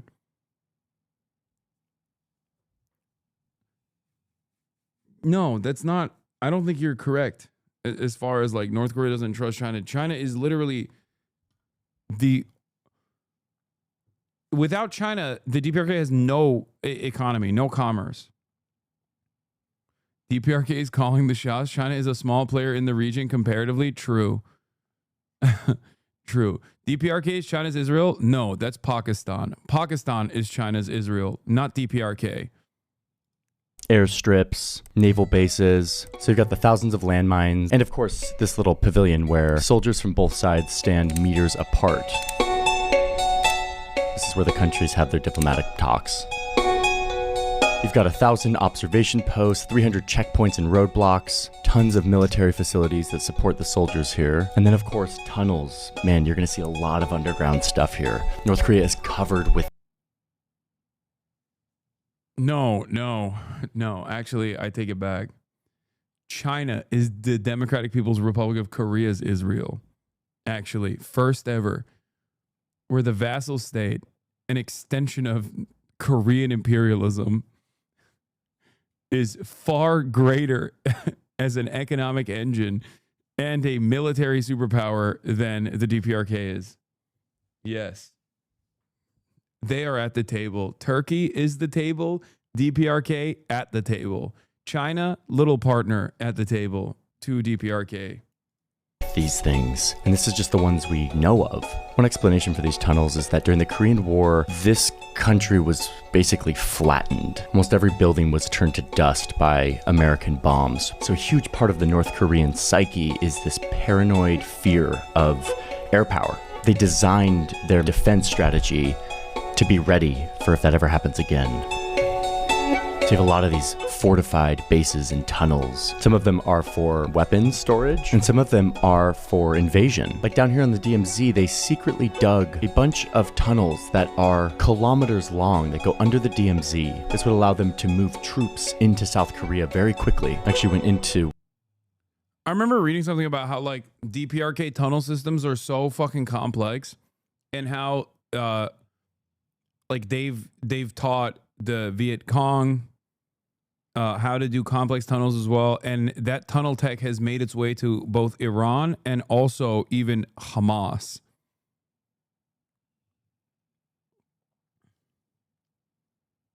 Low-key DPRK is Hamas. Okay, that part is not a joke. Like I'm no longer memeing, but a lot of these countries that are outside of the sphere of American influence, that are oftentimes victims of American imperial ambition, have found new resourceful ways of resisting against these sorts of actions. And one of the ways that you do it is basically fucking develop a complex web of tunnels. And I think, like, from what I understand, DPRK tunnel tech is pretty advanced. We in Switzerland have a lot of tunnels too. Are we Hamas? I don't think so. One of these tunnels that had been discovered by South Korea. But these tunnels also have another purpose. And in fact, the military itself, a big portion of it, is dedicated to protecting one family. You'll see this in the capital. This is the barracks that houses some of the 100,000 bodyguards meant to protect the Kim family. This hill is like a giant bunker. It's home to a bunch of military installations, some of them deep underground, a lot of them connected through tunnels. And this is one of the many escape plans that the Kim family has in case of an attack. They can escape on an armored train or in one of the helicopters that is stored inside of this hill. There's rumors that there is another huge tunnel system on the northern border that would allow the Kims to sneak into China if they needed to. Just the amount of effort put into the security of the Kims themselves versus, you know, helping out your average person. I don't think people really realize the amount of... Yeah, look, see? There's an entire thing about the tunnels. I don't think it'd be far-fetched to say the Hamas weathering 50 months of aerial bombardment and ground invasion is long historical thread tying back to the U.S. dropping over 500 million tons of bombs on North Korea. There are many factors that allowed the Al-Qassam brigades to emerge from all corners of Gaza on Sunday, but a major one was their spider web of underground tunnels, a complex, endless maze of reinforced tunnels 50 to 100 meters underground with 5,000 access shafts. Following the U.S.'s genocidal air campaign in North Korea, described by General LeMay as, oh, by the way, bombs away LeMay, burning down every village in North Korea, the KPA started building a massive network of tunnels along the DMZ. North Korea is regarded as the most tunneled nation in the world by military experts. North Korea has also built underground command centers, industrial sites, and the Pyongyang Metro, the deepest metro on Earth, capable of withstanding a nuclear strike. The same year they completed the metro, North Korea dispatched an engineer regiment to North Vietnam to help them construct an underground military headquarters and pass on their expertise and equipment in their fight against the U.S. invasion. In 2006, Hezbollah humiliated the Israeli occupying forces when they invaded South Lebanon, a feat that rested largely on their underground infrastructure. Built with the assistance of North Korean engineers, A.B. Abrams notes that the layout closely mirrors the layout of the DMZ network. What? You were on Piers Morgan recently? Nah. Dude, come on. Dude, don't fucking... Really, dude? You're gonna say Hen Mazig, that fucking Hosburus piece of shit? Get the... Come on, man. Fuck you, okay? Calm down. Jesus Christ. Yeah, me, bizarro me, if I was fucking evil and lame. The effectiveness of Hezbollah's tight security network in southern Lebanon is emphasis on using complex and often extremely deep underground tunnel and bunker networks to move troops, store munitions, and infiltrate enemy territory safe from detection or air attacks. And more recently, its deployment of vast arsenals of rocket artillery and ballistic missiles all closely reflect not only Korean influences, but active Korean assistance. KPA advisor reportedly assisted Hezbollah in building the complex tunnel infrastructure deemed key to its success in 2006. And Israel's discoveries since then of infiltration tunnels under its own territory meant for wartime penetration were highly reminiscent of those discovered by South Korea coming from the DPRK. It is notable that the layout of the tunnel network in southern Lebanon closely mirrors that on the northern side of the inter-Korean demilitarized zone. To provide some indication of how extensive and well-fortified the Korean-built tunnel and bunker network in southern Lebanon was, the region south of the Litani River alone was thought to have 600 ammunition and weapons bunkers, 8 or more meters underground, alongside better fortified command bunkers constructed to a depth of 40 meters using poured concrete. These were not as deep as those in Korea itself, designed to withstand multiple American nuclear strikes, but were still sufficient to weather anything in Israel's arsenal or any known non-nuclear bunker buster in service in the Western Bloc at the time. The network built in southern Lebanon was 25 kilometers long. Western analysts also believe that North Korean engineers have been valuable advisors to Iran in the construction of their underground facilities. You can see one of them here. Some even believe that the North Koreans had a direct role in the construction of Eagle 44 and, you might recognize this name, Fordow. One of the most notable types of RPG ammunition used by Hamas is the F-7 HE frag rocket produced by North Korea.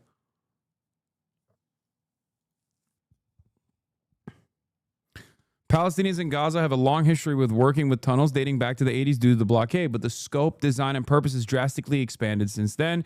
The first official tunnel operation against the Israeli occupying force would be conducted in 2001. Latest designs are bunker buster resistant, using a combination of poured concrete, arches, sandbags, and blast doors to fortify the soft sand and clay.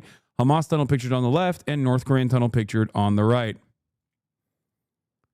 Bro, the fact that Hamas is also able to do this under a fucking insane blockade implemented by Israel makes it so much more impressive. Because, like, the DPRK is doing this despite crippling sanctions and whatnot, but it's a fucking nation state, okay? It has, like, some semblance of sovereignty. Gaza does not have that semblance of sovereignty.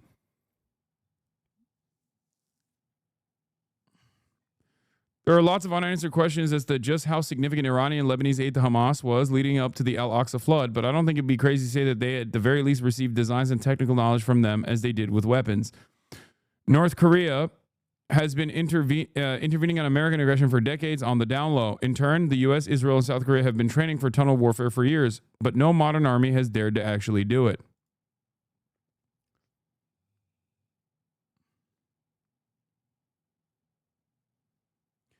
Israel did the tunnels in Gaza. They were talking about Iran. No, that's not true. No, there are some tunnels that obviously Israel designed, like the ones underneath the fucking Al-Shifa hospital. But the complex web of tunnels that exist under the Gaza Strip were not fucking all created by Israel. What are you talking about?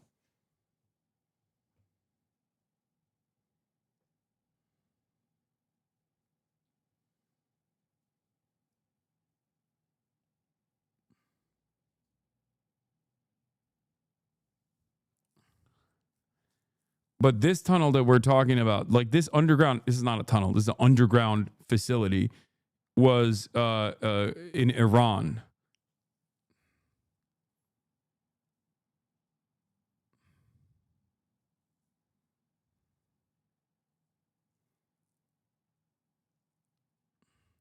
It's not even crazy because like the ingenuity required is immense.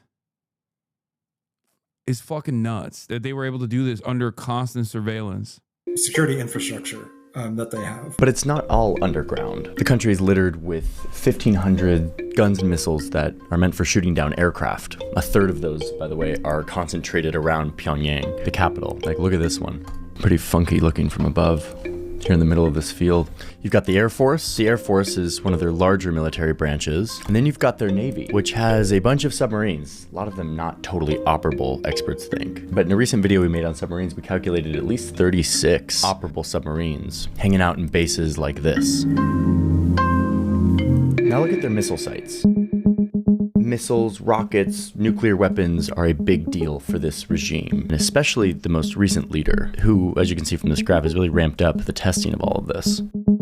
These missiles have all kinds of different ranges, but the longest ones can go 12,000 kilometers away. I mean, that puts a lot of the world in range, including the United States. Many of those are up here in these mountain bases where they store these missiles and where they can launch them. But lately, they've also been trying to send up non-weapons into space. Ambitious.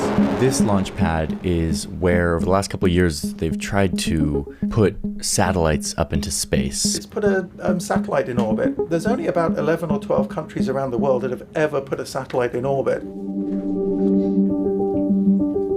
The military is core to keeping the Kims in power, which is why they often show it off. I love this video from The Guardian. The military is also key to fucking farming aura. They farm aura extra hard, brother. Don't you think it's equally impressive how North Korea acquired nukes? Yeah, that too, for sure.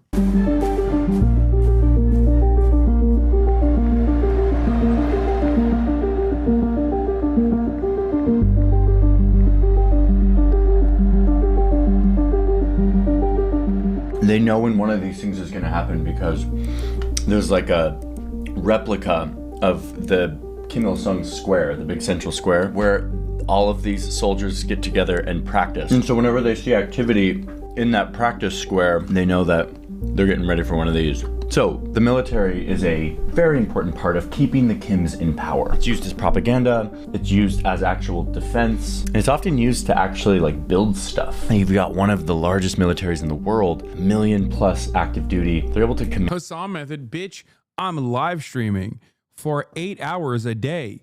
He didn't have to be chowing down on fucking yogurt when he's doing a video, okay? There is a difference between me eating while I'm live streaming versus him eating deliberately while he's filming this video. You think he didn't have time to just like suck down the yogurt and then fucking speak?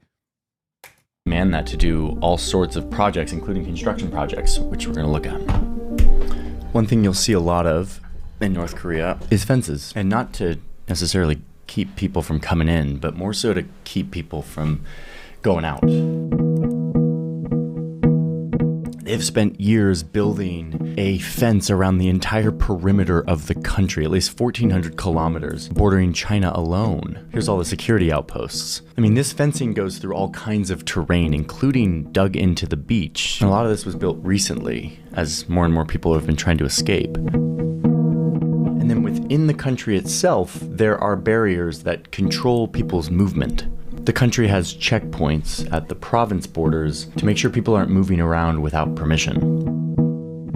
So yeah, a lot of people can't get out of North Korea, but some can. In fact, there's a whole network of IT professionals, North Korean like engineers, who interview for Western tech jobs, get hired, and then pass money and information back to the North Korean regime, all without their employer knowing it. Okay, I'm about to try to conduct a job interview for the first time in my life. I reached out to David Wensky, a senior software engineer, and he responded to me 3 hours after I reached out, but I'm not actually hiring anybody. Oh my God, yet another one of these fucking fake job listings, bro. It turns out all of you chatters that have been fucking trying to get hired by these IT companies were simply getting honeypotted by these fucking losers that are trying to catch North Korean IT professionals for a YouTube video. Okay? And I don't think David Wensky is actually who he says he is.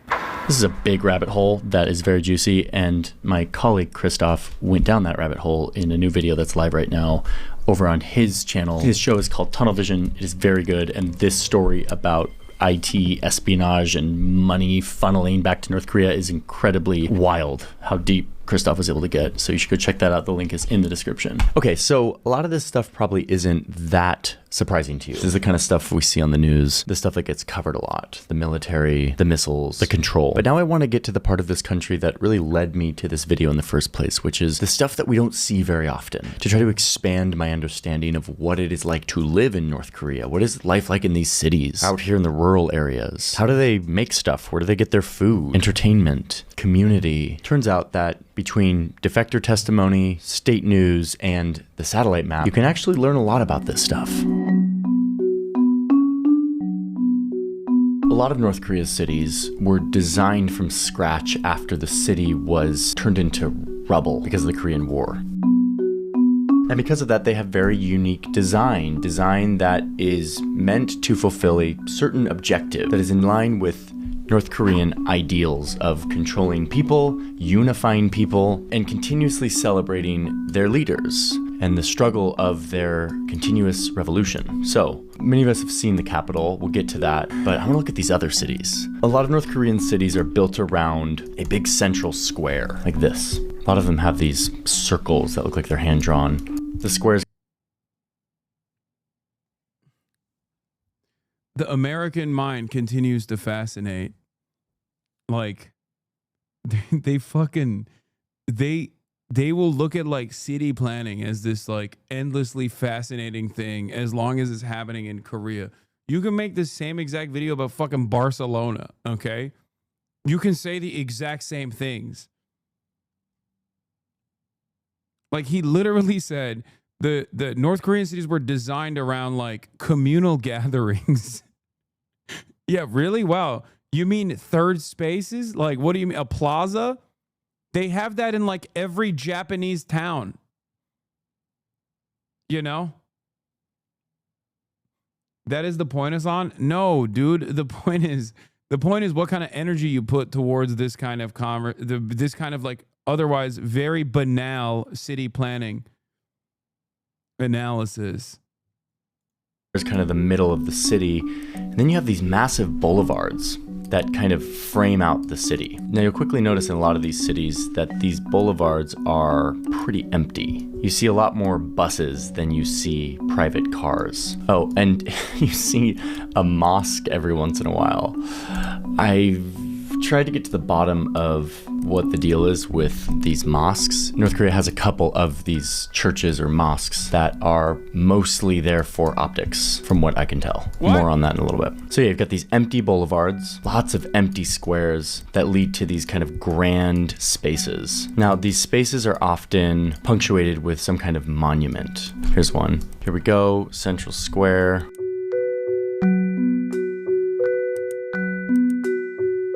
I mean, we can go back in time too and sort of look at the historical imagery. Huge boulevards, often very empty.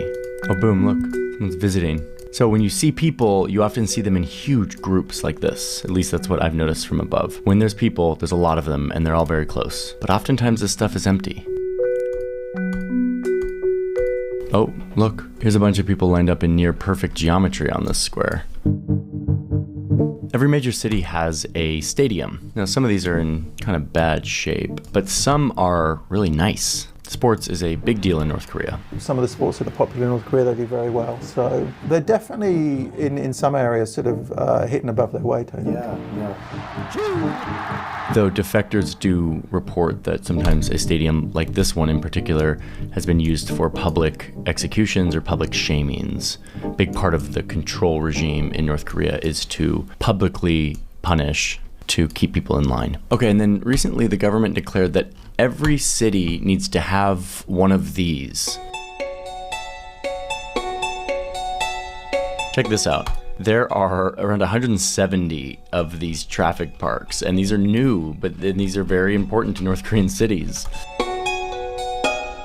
Remember all those empty streets? Like, most people don't own cars in North Korea. They go on buses. But recently that's kind of changing. There's even a car company that puts together like kit cars and sells them in North Korea. They're one of the few companies that actually advertise. And so because of that, there is more traffic in residential areas, which has led to more accidents for kids who are not used to dealing with cars. So this was an initiative to teach kids the rules of traffic to promote public safety for children. One thing that's going on. Okay, so those are some of the design patterns and kind of common ingredients in a North Korean city. But let me show you some specific... I love that he literally said, this is a stadium for football, which is strange. Okay, they're hitting above their weight class by playing organized sports at a professional level inside of their fucking country. And then he quickly was just like, and they also execute people, I heard.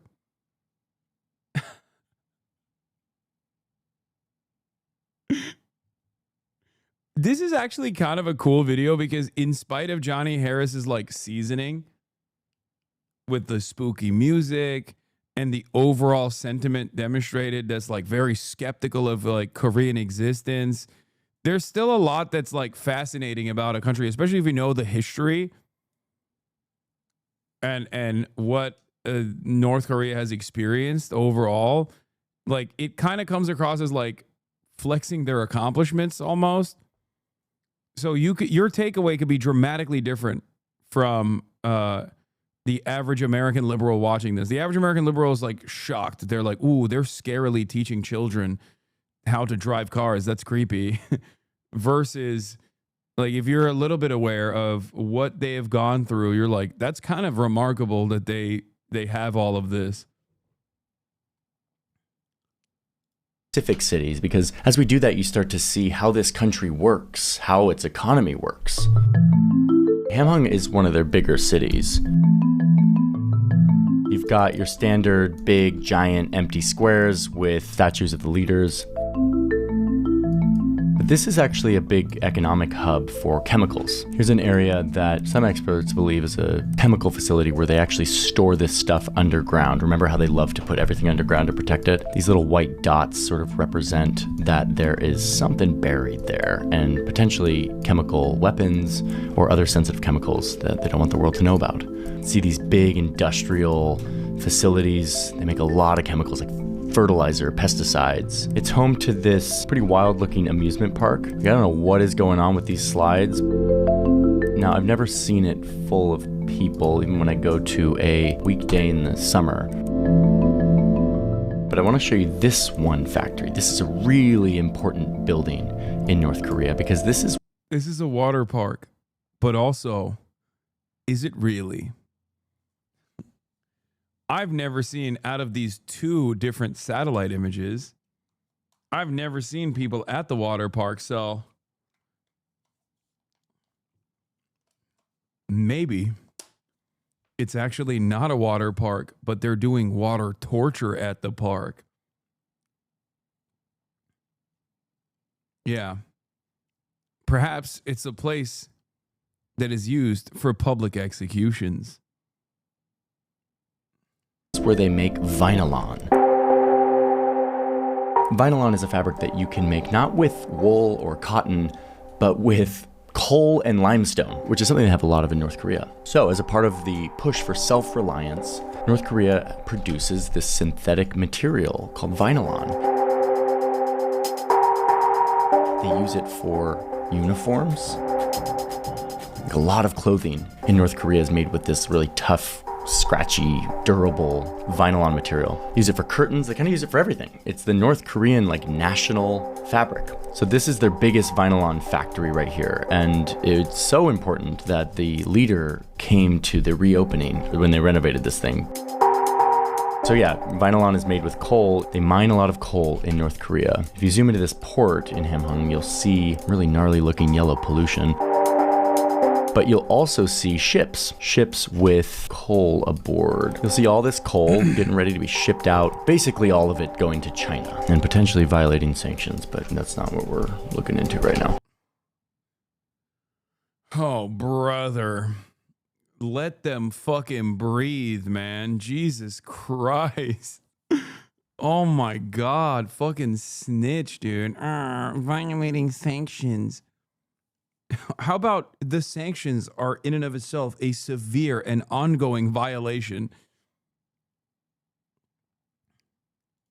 Let's go to another city, but this one is interesting. It's up north, right in the shadow of Mount Pektu. This is a nice looking city. It's home to this ice rink. It's got a ski hill up here. There's, of course, the required children's traffic park. This was a big construction project for Kim Il-sung. And it's meant to show the world that North Korea is open for tourism, especially here in the shadow of their holy mountain. And look, this thing went up really fast. There's evidence that to make this thing go so fast, they used this youth construction brigade, which is a bunch of young people who do construction labor for like 10 to 12 hours a day as a way to like show their loyalty to the party and potentially move up in the ranks to move out of like their social class, which is something we'll talk about in a little bit. This district was pretty much empty before it started. I'm getting fucking, I wish I had that North Korean infrastructure right about now. You know what I'm saying? Fucking effing, dude. Crazy.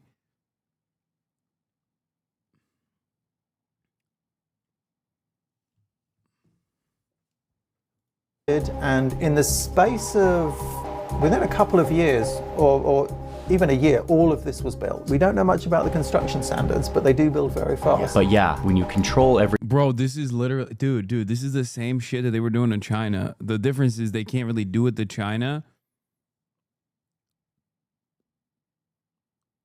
They can't really do it to China anymore because, like, it's not shut off from the rest of the world like North Korea is. So they're getting their kicks off in the same exact way with North Korea. It's crazy. Wow, I can't believe the DPRK is a fucking federal jobs program, dude. Every human in the country, you can build this stuff really quick. Now, whether or not this is good quality stuff... You don't think they use child labor? No. Why the fuck would they use child labor? No, I don't think they use child labor. They have a fucking ginormous country filled to the brim with able-bodied men and women. Why the fuck would they use child labor? I don't know, but my immediate assumption is not that they use fucking child labor. What are you talking about? It's construction, dude. Glazing North Korea as well is not glaze. Think critically. What would be the reason as to why? Okay, once again, what would be the reason as to why they would use child labor? Child labor is often utilized in countries where there is a profit incentive in mind. Okay, are children more capable builders? Why would they use child labor? If they are, even if you were to assume that North Korea is this despotic, dynastic, authoritarian, military rule, right? And they have the capacity to, at gunpoint, make adults build shit. Why the fuck would they use children? Why would children? Just think, like, within the logical confines of the system that Johnny Harris is developing here, okay? Think within his own logical framework. Why the fuck would children somehow advance the construction efforts and make it faster? Please.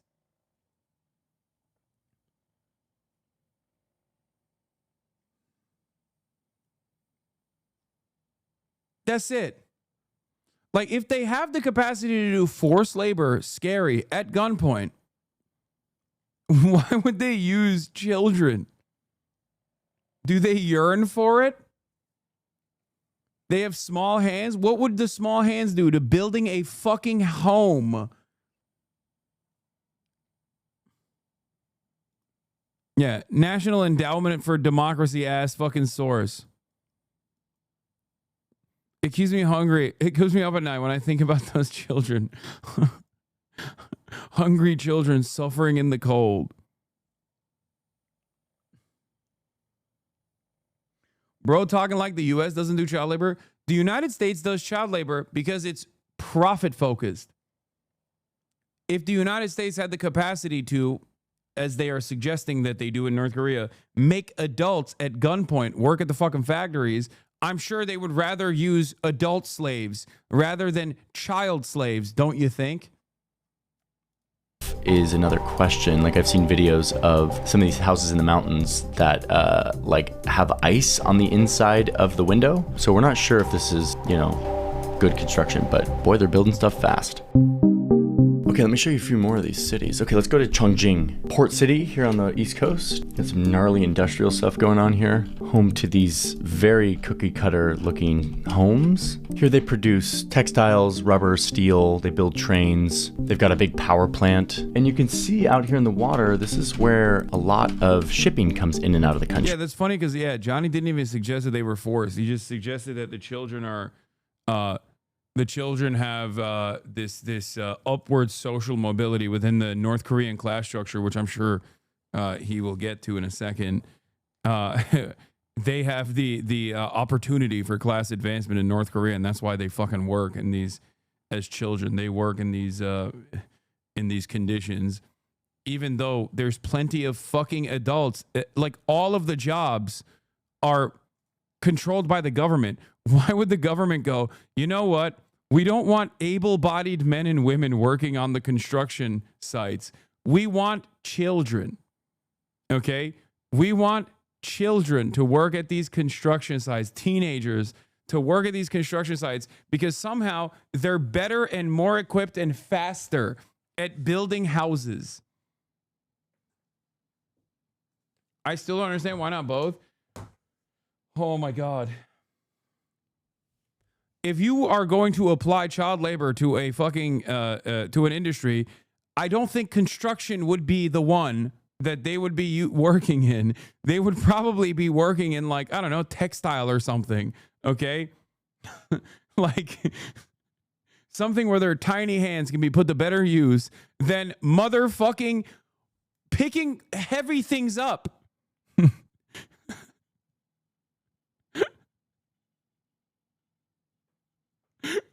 It doesn't make logical sense to use children at a construction site. Look at all these vessels. I mean, not a lot relative to most countries, but, you know, got all this gnarly industrial stuff doing steel. You can see that they're shipping stuff out. There's coal, some of these minerals, a lot of mining. Yeah, my point is child labor is not skilled labor, also is not equipped, like physically equipped to do the kind of labor necessary to build a home. So it's not, there's no reason to do this in a country where the government controls all aspects of labor.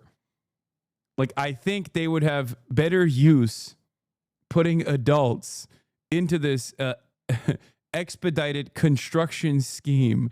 And I've described this while not giving any charitability to North Korea whatsoever. I even said, even if what the suggestion is true, that there's like forced labor and stuff happening, why the fuck would they force children to make these houses?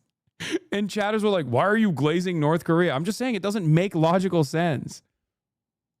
Which, and he used it as a reason for why it was so fast, why the building was so fast, because children potentially worked in it. As we will see, usually is the work of political prisoners deep in the mountains working a life sentence of hard labor. But yeah, for now, let's just look at this. I mean, some of this stuff just looks like a wasteland, but you know, that's industry for you. But then all of that steel production is happening right next to these tightly packed homes, just endless homes. You've got your required empty boulevard, traffic park. Here's their train station. Here's the big central square. This one's really ornately designed. Let's see if anything happens if we go back in time. Oh, they just built this. This is 2020. Look at this thing go up. Yeah, you can see the little dots that they're building. Those are children. They put those kids to work again, dude. There's nothing that North Korean children value more than pouring concrete. Do you understand? They are the best at it.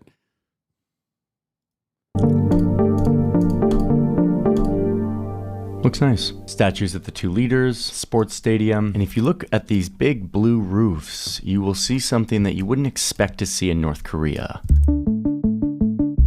This is the home to a market where thousands of vendors buy and sell things all day here in the socialist, communist, anti-capitalist utopia of North Korea. So the story here is that back in the 90s,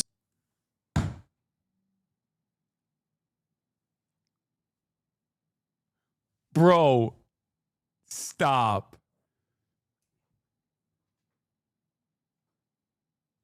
Stop. There ain't no fucking no. No. He said socialism when no trade, socialism when no commerce.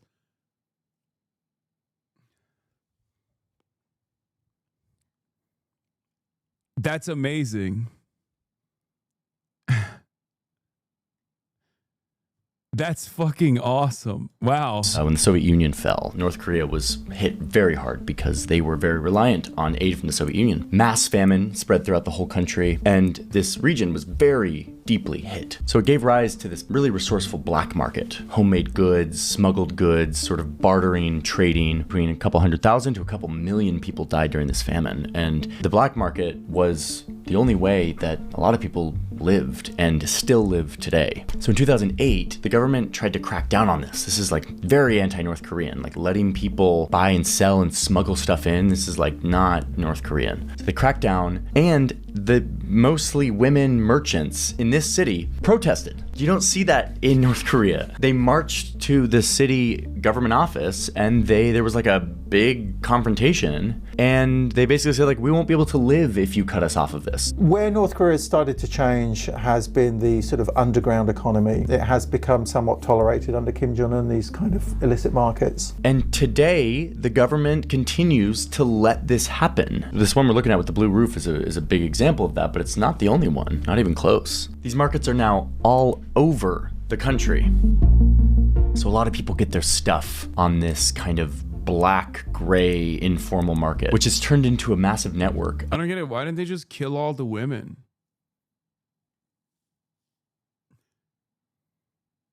Like, what? It doesn't make sense. Why didn't they just kill everyone? I thought this was like a incredibly suppressive state, incredibly repressive state. Why didn't they kill all the women and then abolish the commodity form once again to maintain this loyalty to what Johnny Harris claims is the Marxist-Leninist principles that they abide by? You know, why didn't they abolish women?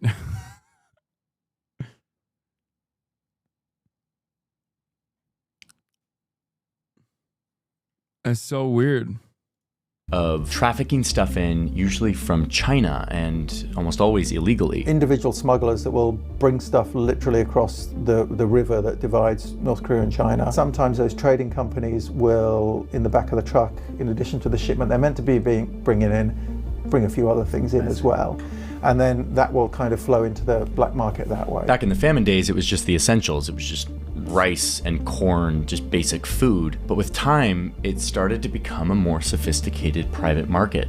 And today you can get all kinds of cheap Chinese products. I mean, China is like the manufacturing powerhouse of the world, and they are right there next to North Korea. There's a lot of ships and trucks coming back and forth between the two countries, which serves as the arteries for this black market. A lot of these goods end up in these markets. Here's one in Pyongyang. There's a part of me that wants to do a whole video on these markets because they are very interesting. The whole informal economy of North Korea is something I might do a video on. If you're interested in that, let me know, because man, I want to pull on that thread. But real quick, there's two things that I feel like I'm learning about North Korea because of this informal market system. Number one, North Korea's very survival is thanks to the presence of China. China, this massive manufacturer, rapidly developing country, is a lifeline for North Korea, both in the formal trade. I don't understand why he's saying it's a black market while simultaneously pointing to government-sanctioned, government-built, possibly by children, child laborers, market facilities in every town across the country. Like, I feel like if it's a black market, doesn't that imply that it's being done without government supervision? Like, it just kind of, at what point does a black market turn into a market?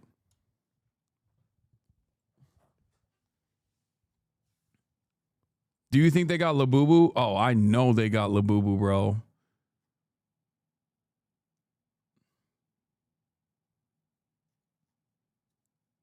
I know they got Labubus in North Korea. They probably got more Labubus than we do.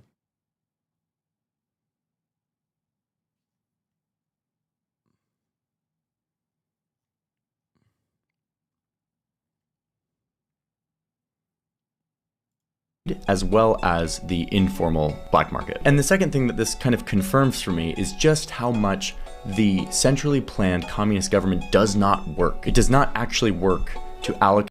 Same bogus sources for the market stuff. Daily NK. North Korea's Sunan market site. Major investigation into embezzlement by local official.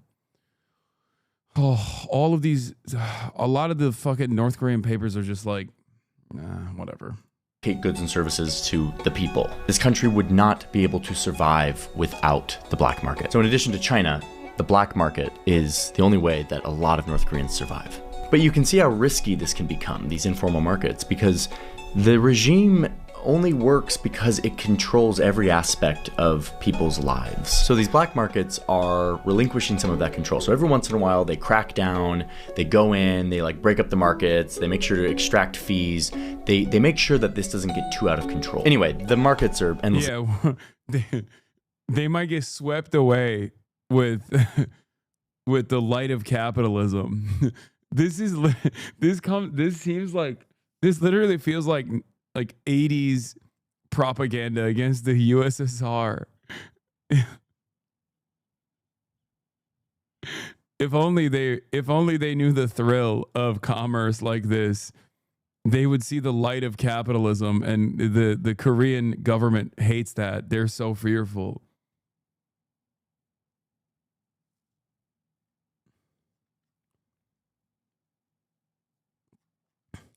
Fascinating. One other thing you see in Chongqing is up here. This is a prison camp.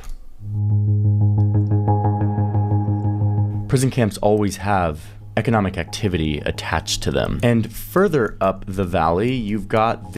Unlike the American facilities that also have economic activity attached to them, but American style, which is why that's cool and fine. Very different things happening.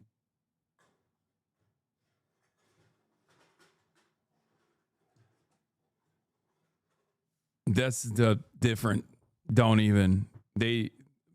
Burgers, guns, freedom, bald eagle scream, America.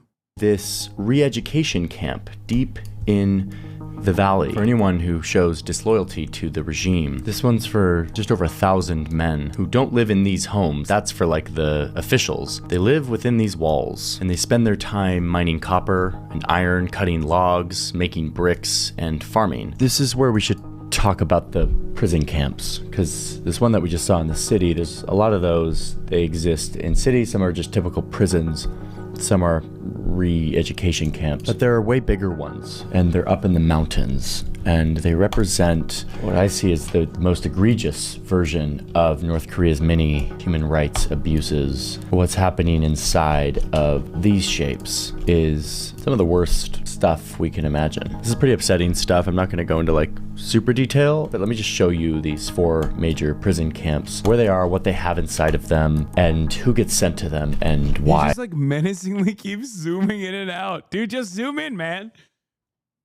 Just show me the scary human rights abuses that happen in North Korean prisons that seemingly don't happen in American prisons, even though we have the largest prisoner density on the planet. Well, I think maybe CCOT now might actually...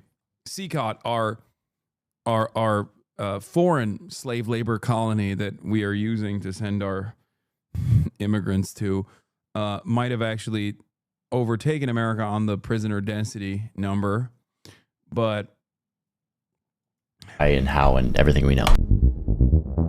You get sent to a prison camp for kind of anything. If you show any rebellion or disrespect to the party or the leader. Ain't no way CCOT holds over 6 million prisoners? No, prisoner density per capita. I'm saying that America has the highest percentage of prisoners per capita,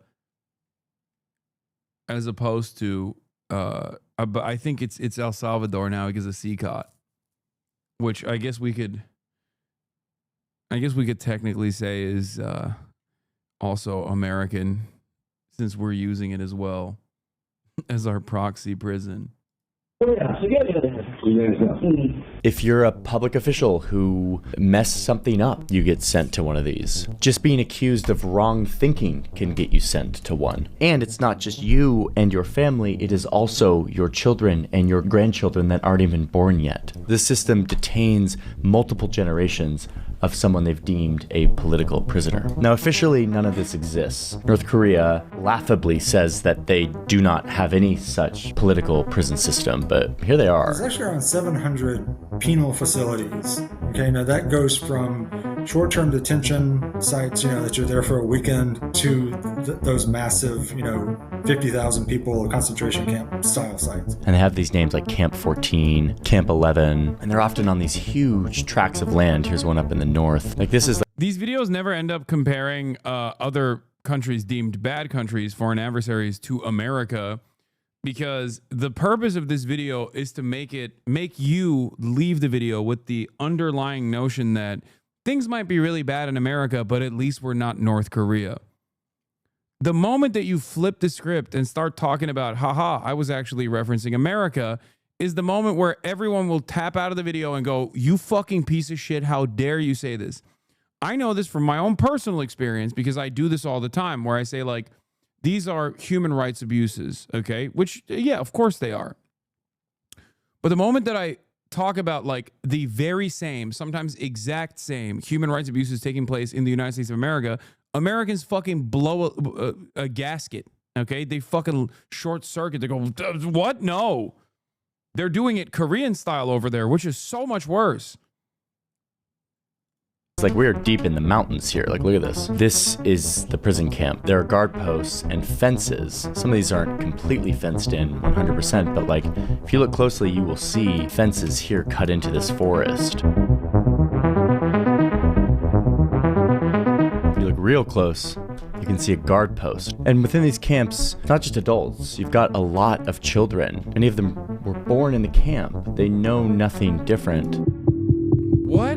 And what you'll see inside these prison camps is a lot of economic, productive activity being done through forced hard labor. So like up here, you've got this coal mine. That's a big one. That's one of the reasons all of this stuff's in the mountains. Then you have a lot of farmland up here as well. Livestock. There's even a distillery here, maybe making some kind of hard alcohol to be shipped to Pyongyang. You've got a factory here. You've got a school, probably for the guards' children. The children in these camps are made to work from the time they are 4 to 6 years old. And the work hours are 10 to 12 hours long for everyone in this camp. Unpaid, forced prison labor. The conditions are horrific. What? Okay, this I don't know and don't think is true. I think this is just a heavy speculation.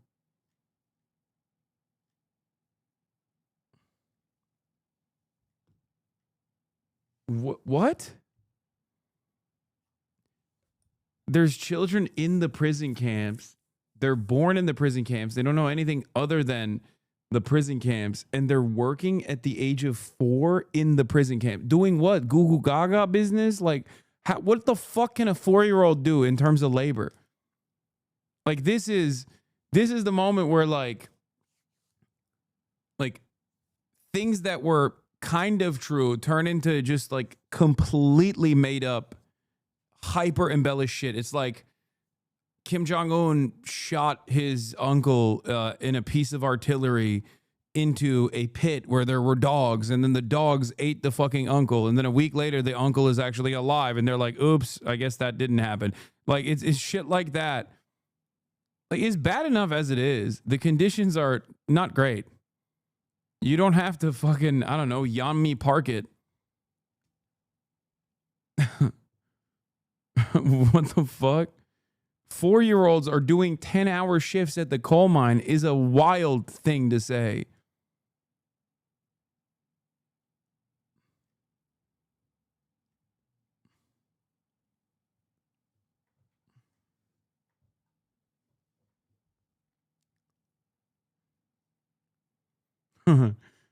He's not using any source for anything. No, some of the sources are like fucking National Endowment of Democracy type beats, or like North Korea Daily, you know, like CIA newspapers, shit like that. He's not using any sources or anything. Bro's making up 90% of this video with Google Earth. Like, the blue roof markets exist all across Southeast Asia. It's just a common roof color in the region. I don't get this at all. I look at Google Earth at night all the time. I don't make it into a YouTube video and repeat my delusions. I mean, this is almost as ridiculous as, like, in North Korea, the men pull the trains.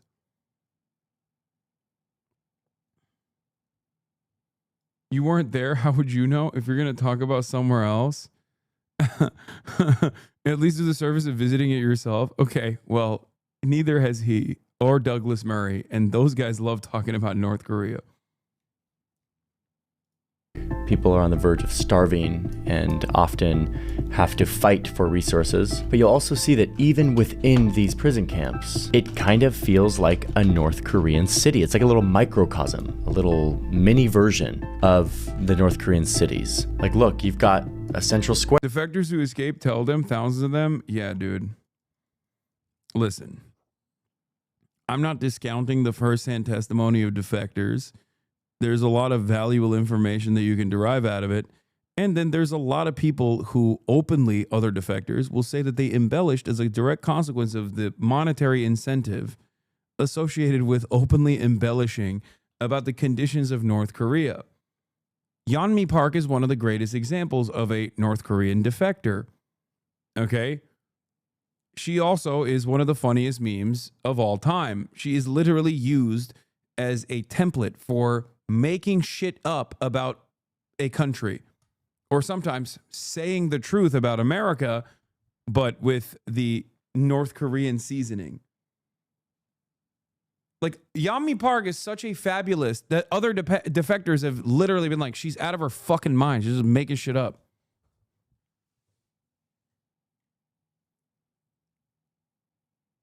Okay. Square with a monument. You'll see murals of the great leaders. You'll have these indoctrination centers, a school. I want to know more about these schools. It's like a little mini city. These big ones, there's like 20,000 people who will live here. They are fenced in for the most part. Most people who come into this prison camp never leave. The people who are born here will never leave. These are life. What are you saying? What the fuck? Where is the proof? None of this is true. I don't think. Like, he's just looking at a fucking Google map and is like summarizing something that like a defector most likely made up. What do you mean? There's four. Look, I'm sorry. After someone in all sincerity tells me that a 4-year-old is born in a fucking prison facility and is working 10 to 12 hours, it is very difficult for me to take them seriously after that point. Okay? Like, you can zoom in and out of a Google Maps thing all day, every day. That's not offering you additional credibility after you said something so unimaginable, so insane, that defies all fucking logic. What are you saying?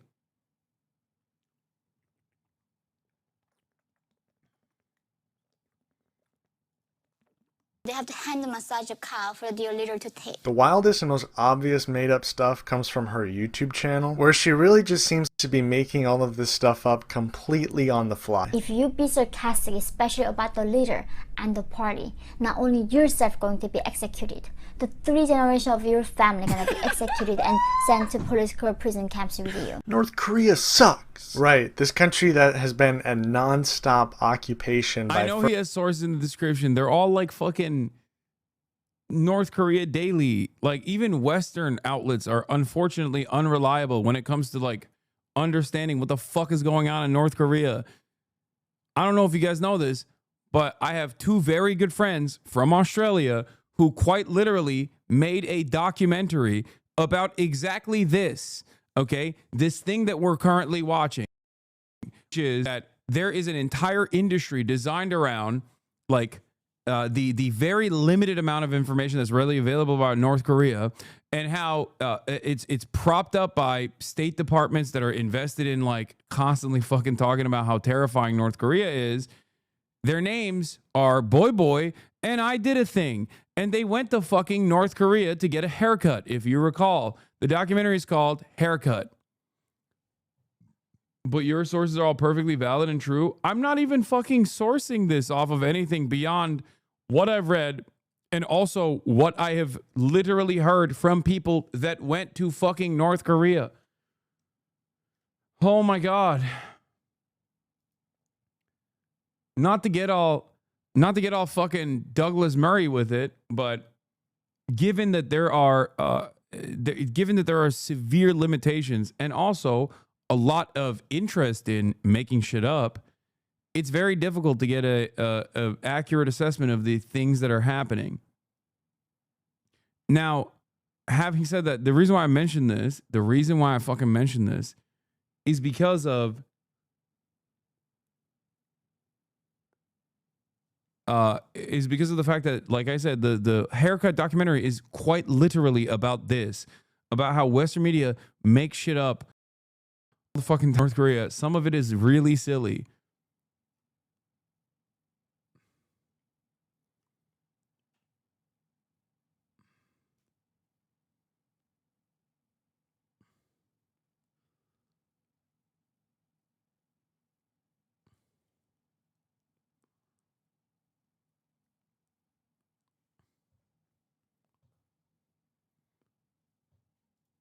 Yeah. Defectors fear impact of mounting skepticism of accounts told by celebrated North Korean escapee. Other defectors said you're fucking the bag up because you've made things up in such a spectacular fashion that, like, you know, you're ruining this market. You went way too hard, dude.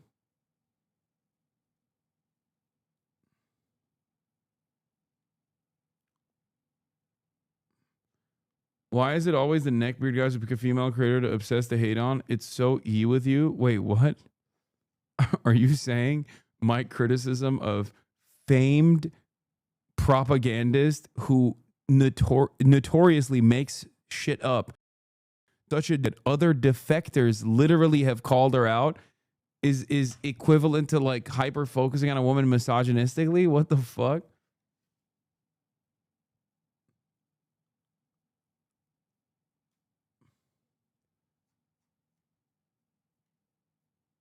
Can you show evidence of her making things up? Yeah, like things that she says in this video, but most famously when she fucking says in North Korea, men pull the trains. This is physically impossible. Okay? Yeah. Were they eating them raw? Sometimes if you find the skin, you do, but they do find some like fire and roast them. So they were excited to find a rat to eat. Yeah, so they were catching them with their hands. Yeah. Were they eating them raw? First Japan and then now America. They're definitely spending all of their resources on the joke police. North Korea blows, man. Parents cannot feed their children. We give them mud because children are so hungry. And when you eat mud, you die in 10 days. You cannot go to the bathroom. Sometimes even I get a little carried away. I see some mud. Sometimes it has that perfect consistency, you know? And I start eating a little bit of it, but then I remember what Yeonmi Park said. I remember that, I think of it, and then I...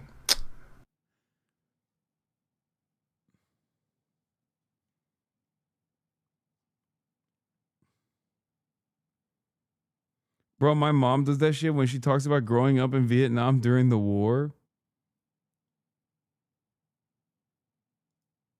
So you're born in North Korea. Yeah. Are you going there on the next tour? They don't do comedy shows there, do you? I think that's the thing. Like in North Korea, I knew about comedy, but in comedy, they have to glorify the dictators. So I was like so shocked. In America, people can make fun of everything, Yeah. or themselves, or anything. Yeah. Well, there's a dinner that they have every year where you make fun of the president. And the president has to be there and then get made fun of in front of everybody. In the They don't get executed. You know that? Yeah. Crazy. Wow. So you're born...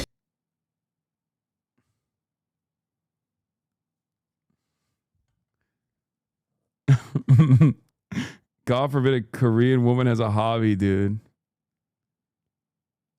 Instead of focusing on this girl, how about we actually see if we can disprove the comment about children growing up as generational prisoners? Okay. In North Korea, children are actually nuclear scientists because they have the most brilliant fucking children of all time. After all, North Korea has a nuclear program. And the only reason why they got this nuclear program is because the children are brilliant nuclear physicists. Can you disprove this insane claim that I made up just now? No, you can't, because I can't disprove something that you just fucking made up. What do you mean?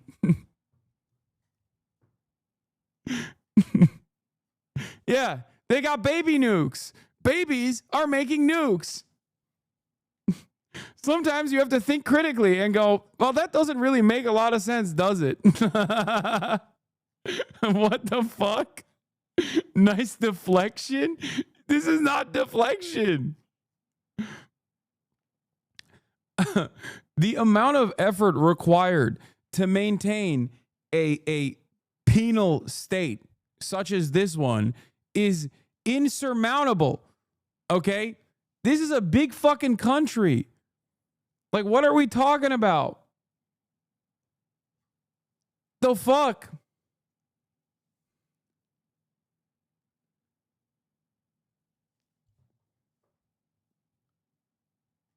This is why we need to blow up Iran. Somehow, yes. Also true. Wow.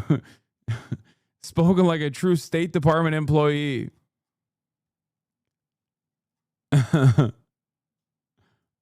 Sentences, and it really gets its roots from the old Soviet days, where so much control and power was wrought from just having the threat of this thing that the UN has called a human rights abuse with no parallel in modern times. Like the person that we're talking about is a person who said Columbia University taught me the same lessons as North Korea. After 5 years in South Korea, I came to America, guys. I came to the promised land, and I came here to study at Columbia University in New York City. And that's when I thought my journey to freedom ended. From now on, it's going to be all happy ending. I'm going to a land where justice alives and people understands the value of freedom. When I got to Columbia, I was completely speechless because the professors at Columbia were teaching exact same things that my North Korean teacher were teaching us back in North Korea. Yeah, like math. Just why is she kind of bad though? That's like half of the fucking the half of the purpose here. Yeah, they were teaching biology, which is weird. I didn't understand. Yeah. And I was thinking, how is this possible? My Columbia professor, 21st century, living in New York City, telling us math is racist. Math is made up by the white man to control the minority. After 5 years in South Korea, in North Korea, they're teaching tricknology. The white man invented tricknology. Oh my Lord. Like, this is a level of control and deprivation that doesn't really exist anywhere close to this degree. 20 odd million people that are basically prisoners. Reminder that her lies are so outlandish that even other North Korean defectors call her stories ridiculous. A 59-year-old woman from Hasan who escaped in 2009 laughed when asked, was anyone ever executed for watching an American movie? How can you be executed for watching an American film? It sounds ridiculous even saying it. That has never happened before. I go to church with around 350 defectors, and you ask any of them, and they will say exactly the same thing, she told us over the phone from South Korea. Other defectors confirm this. By the way, that idea that people get executed for watching an American movie isn't just Yeonmi Park's assessment. It is literally the type of insane statement that does make its way to CNN. This is why I was trying to explain to you that even Western media, unfortunately, is not very reliable when it comes to getting accurate information about the day-to-day existence of North Koreans. This isn't to say that, like, North Koreans are eating burger every meal and life is fucking fantastic. But overall, a lot of the stuff that defectors even say, they have a fucking financial investment or financial interest in, like, maybe exaggerating a little bit.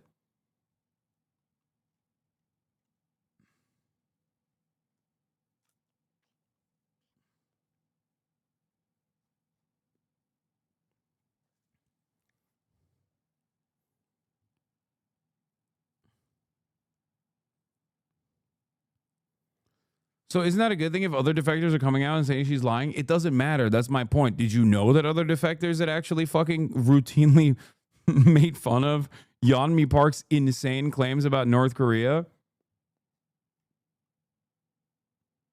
Many of which does not make sense because it, like, you would have to suspend your disbelief. You would have to assume that North Koreans are like an alien force, okay, that survives on mud and rat skin, that somehow still have the capacity, in spite of how starving they are, that they are able to pull trains, which is, again, an unimaginably impressive feat for any human, let alone a starving population of child slaves that were born in a prison colony that never left the prison colony. Like, none of this makes sense. Yeah, and also she's the most famous and successful because she's lying, like aggressively lying.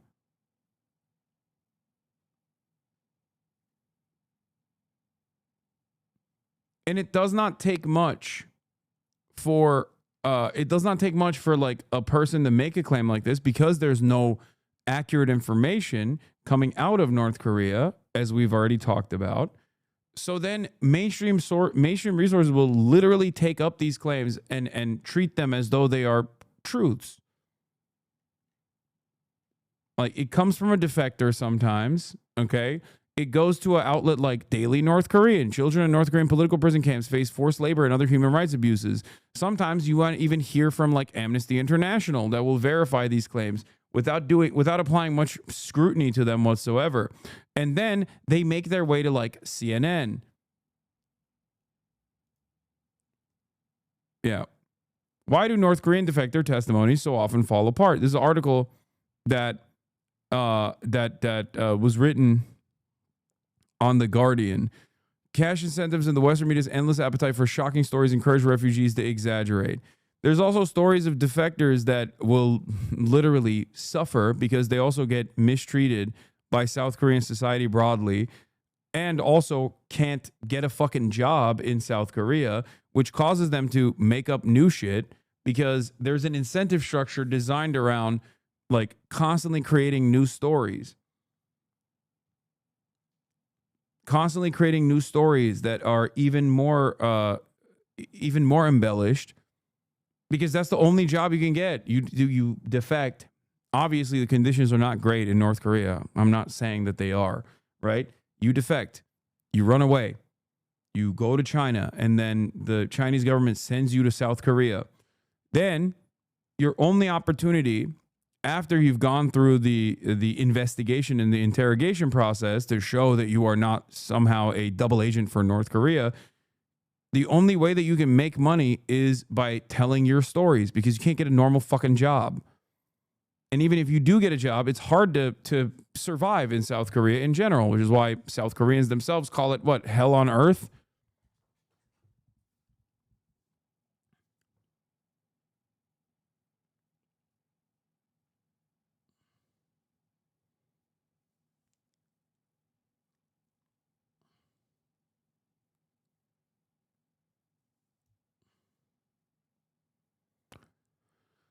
But ultimately,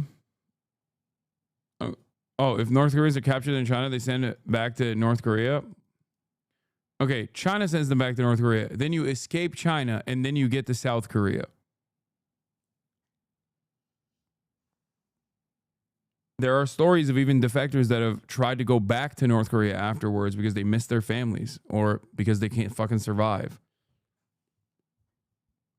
What's the reason they can't get a job?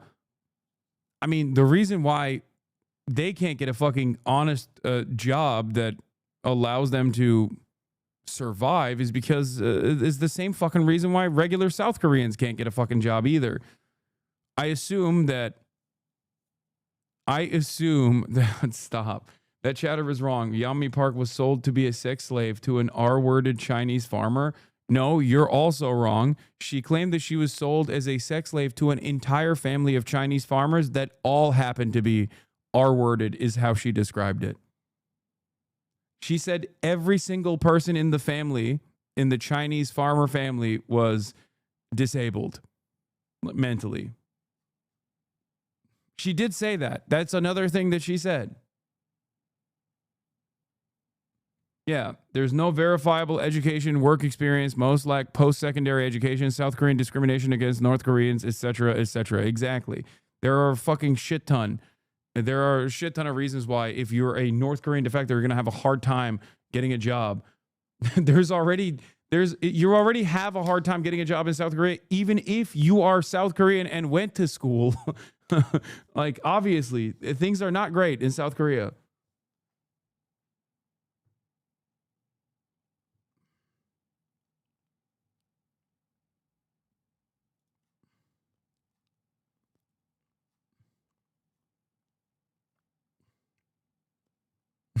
It's true. I was there. I was the farmer.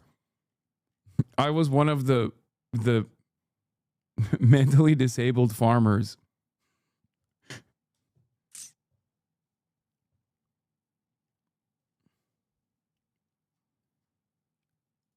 Anyway, let's continue. Prisoners to a system that they can't change. This is kind of like a condensed version of that, a prison within a prison. Now, there's obviously a lot more study that's been done and visual analysis from satellite imagery. In our sources, you can read some of the human rights groups' reports on this, where they've done sort of a deep dive in annotation. I've just done a quick overview here. And to contrast the prison camps, let's go to Wonsan, where I found one of Kim Jong-un's palaces.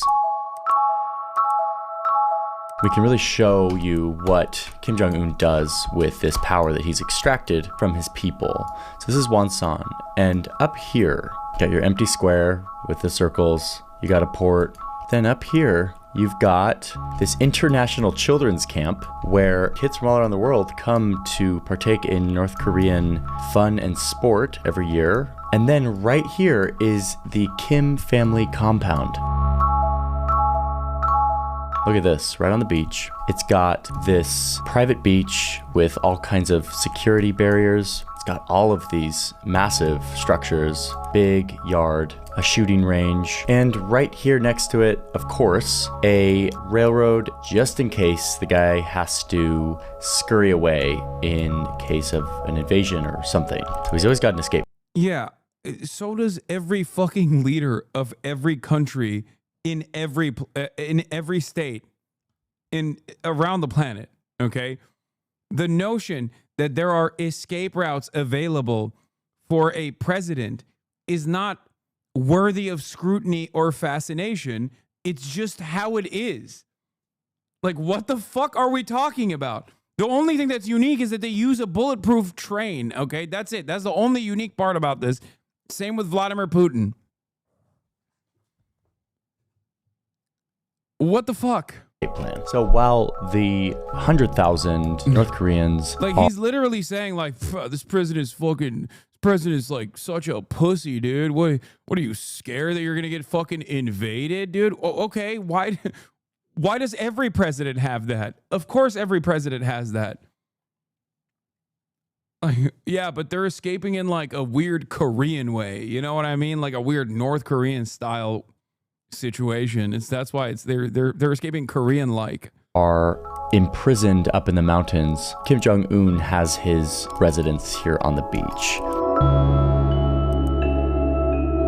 You know, I've known this. I've known that North Korea is crazy, but to see the prison camps and then to see this is just, it's fairly sickening to me. So when you're out here in rural North Korea, like I've been a lot lately, you stumble upon a few weird things. Check this out. Like, you'll get this, like, this looks like maybe an anti-aircraft battery, like a military installation. Maybe you're in this red earth. Then you get these like really peculiar looking. Wow. Hold on. I got this. Hold on. One second. Hold on. I got this. Just trust me. Okay. Are you ready for this?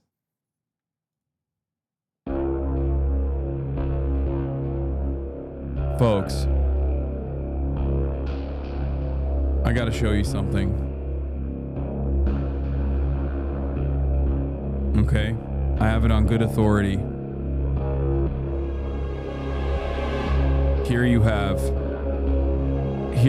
the Department of Corrections This is a former prison in DC. Okay? You can't really see. It's really bad. The visuals are really bad and really scary. And you should know that it's really scary. Also, only a couple miles away, this incredible sight.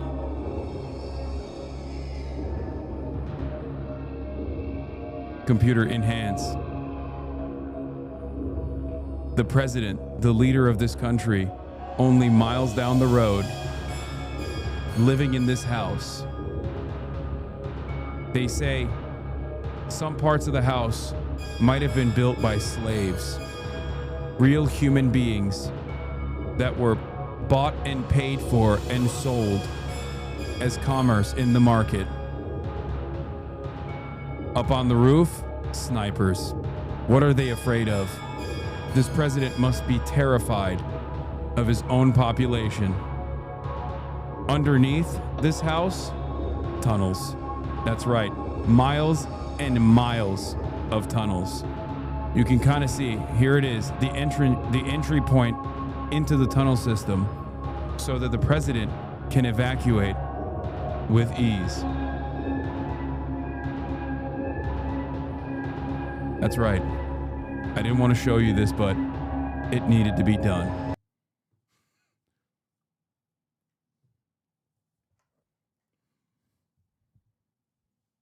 Isn't that scary? I'm terrified. I found a disturbing image of a place looking barren. What is this website that you sent me? Mapsales.com. North Dakota.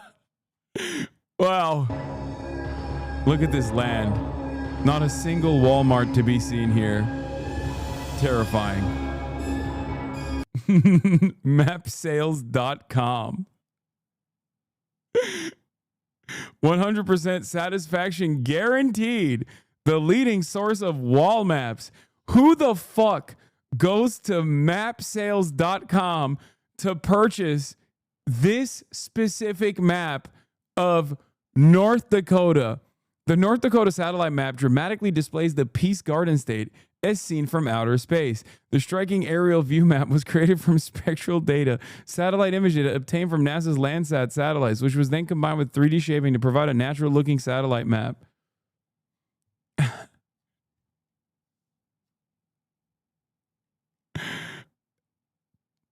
That's amazing. Oh God, I'm showing the scary house again. It's white. Housing blocks that are just eerily symmetrical. They're kind of everywhere out in the rural area, and they are often built next to a farm. I've never seen villages like this anywhere in the world from the sky. They're just so clearly, deeply planned. But what I'm learning... Yeah, dude. They have a command economy. Yes. Also, it literally resembles an American suburb. Motherfucker, look at Houston, okay? What the fuck?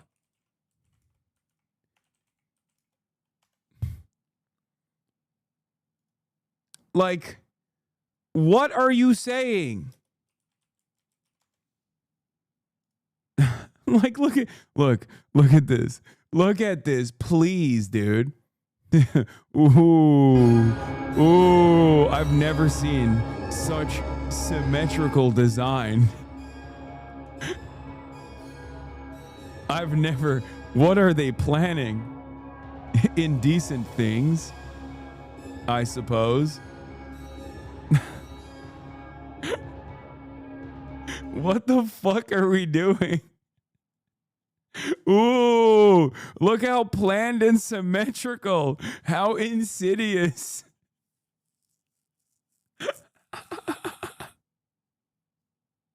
What the fuck?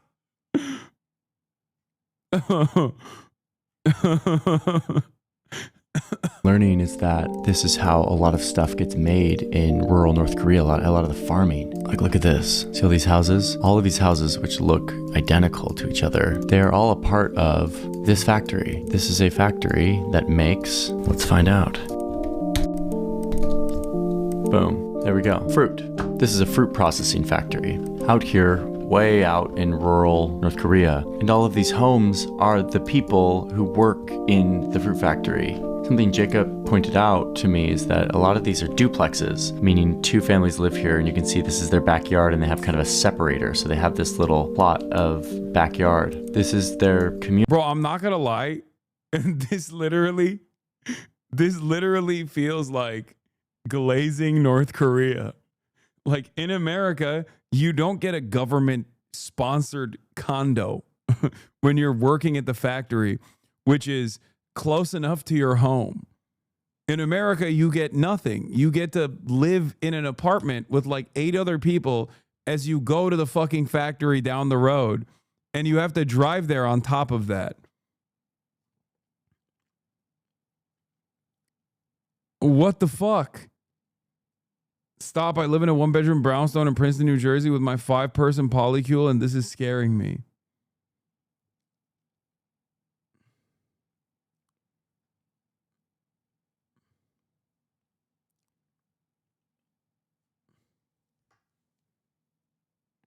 Community. You are assigned a job here and you work here. I don't see a car anywhere on these roads. You mentioned cars. Of course, private ownership of vehicles isn't really a thing in North Korea, so there's no need for parking spaces. Yeah, I wonder why. I wonder why it's not a thing. Let me think. Perhaps there might be a reason for it. I don't know. Maybe because they have been forcibly excised from participating in the global marketplace. And as a consequence of that, they didn't really develop industry surrounding private vehicles and instead focused on the limited opportunities they had on public transit. You are living here and working here for your whole life. I see some people biking, some people walking, but the other thing you see are these vast complexes of greenhouses. Kim Jong-un has been going nuts on greenhouses, building as many as he can. This was an airport for some reason, but over time, this airport got turned into a massive greenhouse complex. Kim Jong-un has been doing this, and in fact, just a short time. This is 2022, and this is today. Like, man, they build stuff fast. You know who built the greenhouses? Children. You know who's working in the greenhouses? Children. That's right. You might have guessed it. It's children. It's always children. Children are working and building the greenhouses. Children built the previous airspace as well. They built the airport, and then they were flying the planes. Fast, it seems. So one way that North Korea works is by just assigning people jobs and having them live and work in the exact same place. But man, I get really mesmerized out here in rural North Korea looking at the configuration of the housing. Okay, but we have to talk about the capital. I know everyone's wondering, like, the capital, it's the most interesting. I've been holding off because I feel like the capital gets so much coverage, and I'm interested in like these rural, like, backwaters. But let's talk about the capital.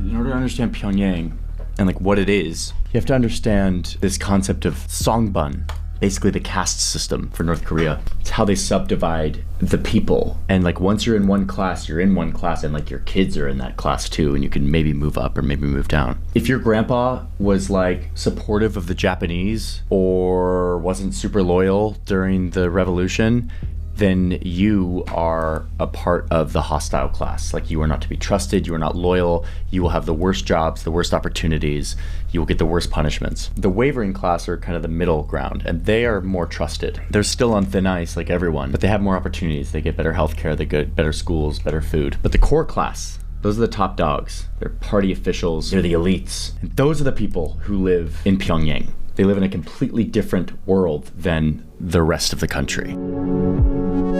The capital, which is a pretty wild looking place. Here on Google Earth, they've put these little 3D renderings of like the big super wild hotel at the center of town that actually... Isn't that supposed to be a casino? Looks really awesome and cool and wild, but it's totally empty. At least that's what the reports say. It's just a big piece of propaganda. Part of it is that with these buildings, because electricity is so flaky in North Korea, you actually don't want like a high-rise like penthouse, because if you're like at the 30th floor. What the fuck is he? Is he eating chips with chopsticks?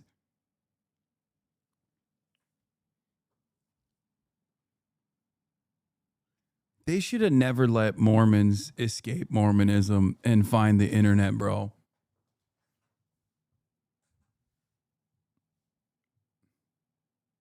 We shouldn't let Mormons out of the country.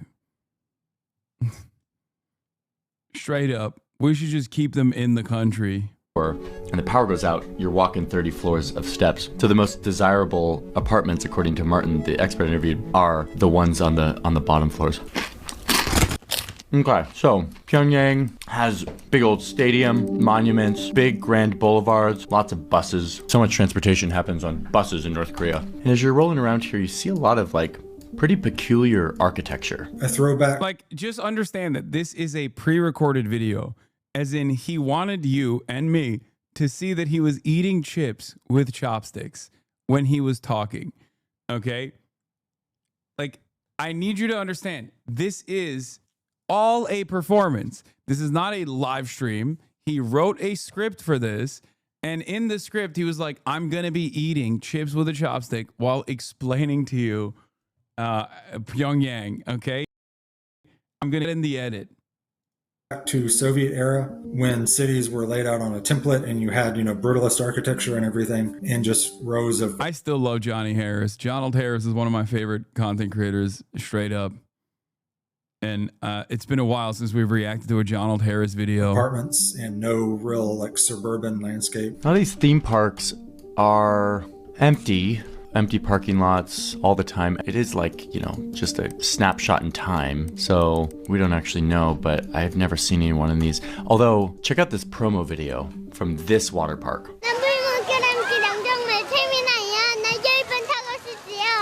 Oh my God, doesn't this baby know that she has to go back to work at the baby factory?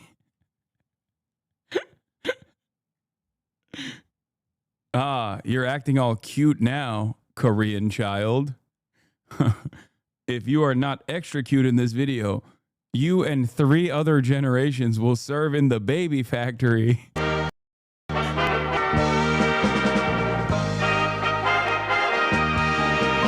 You start to see that like a lot of this stuff is built to show the outside world that North Korea can do this, and to show, fellow North Koreans that North Korea can do this. That is a massive part of construction in this country. It's not about serving the broader people as much as it is about telling a story.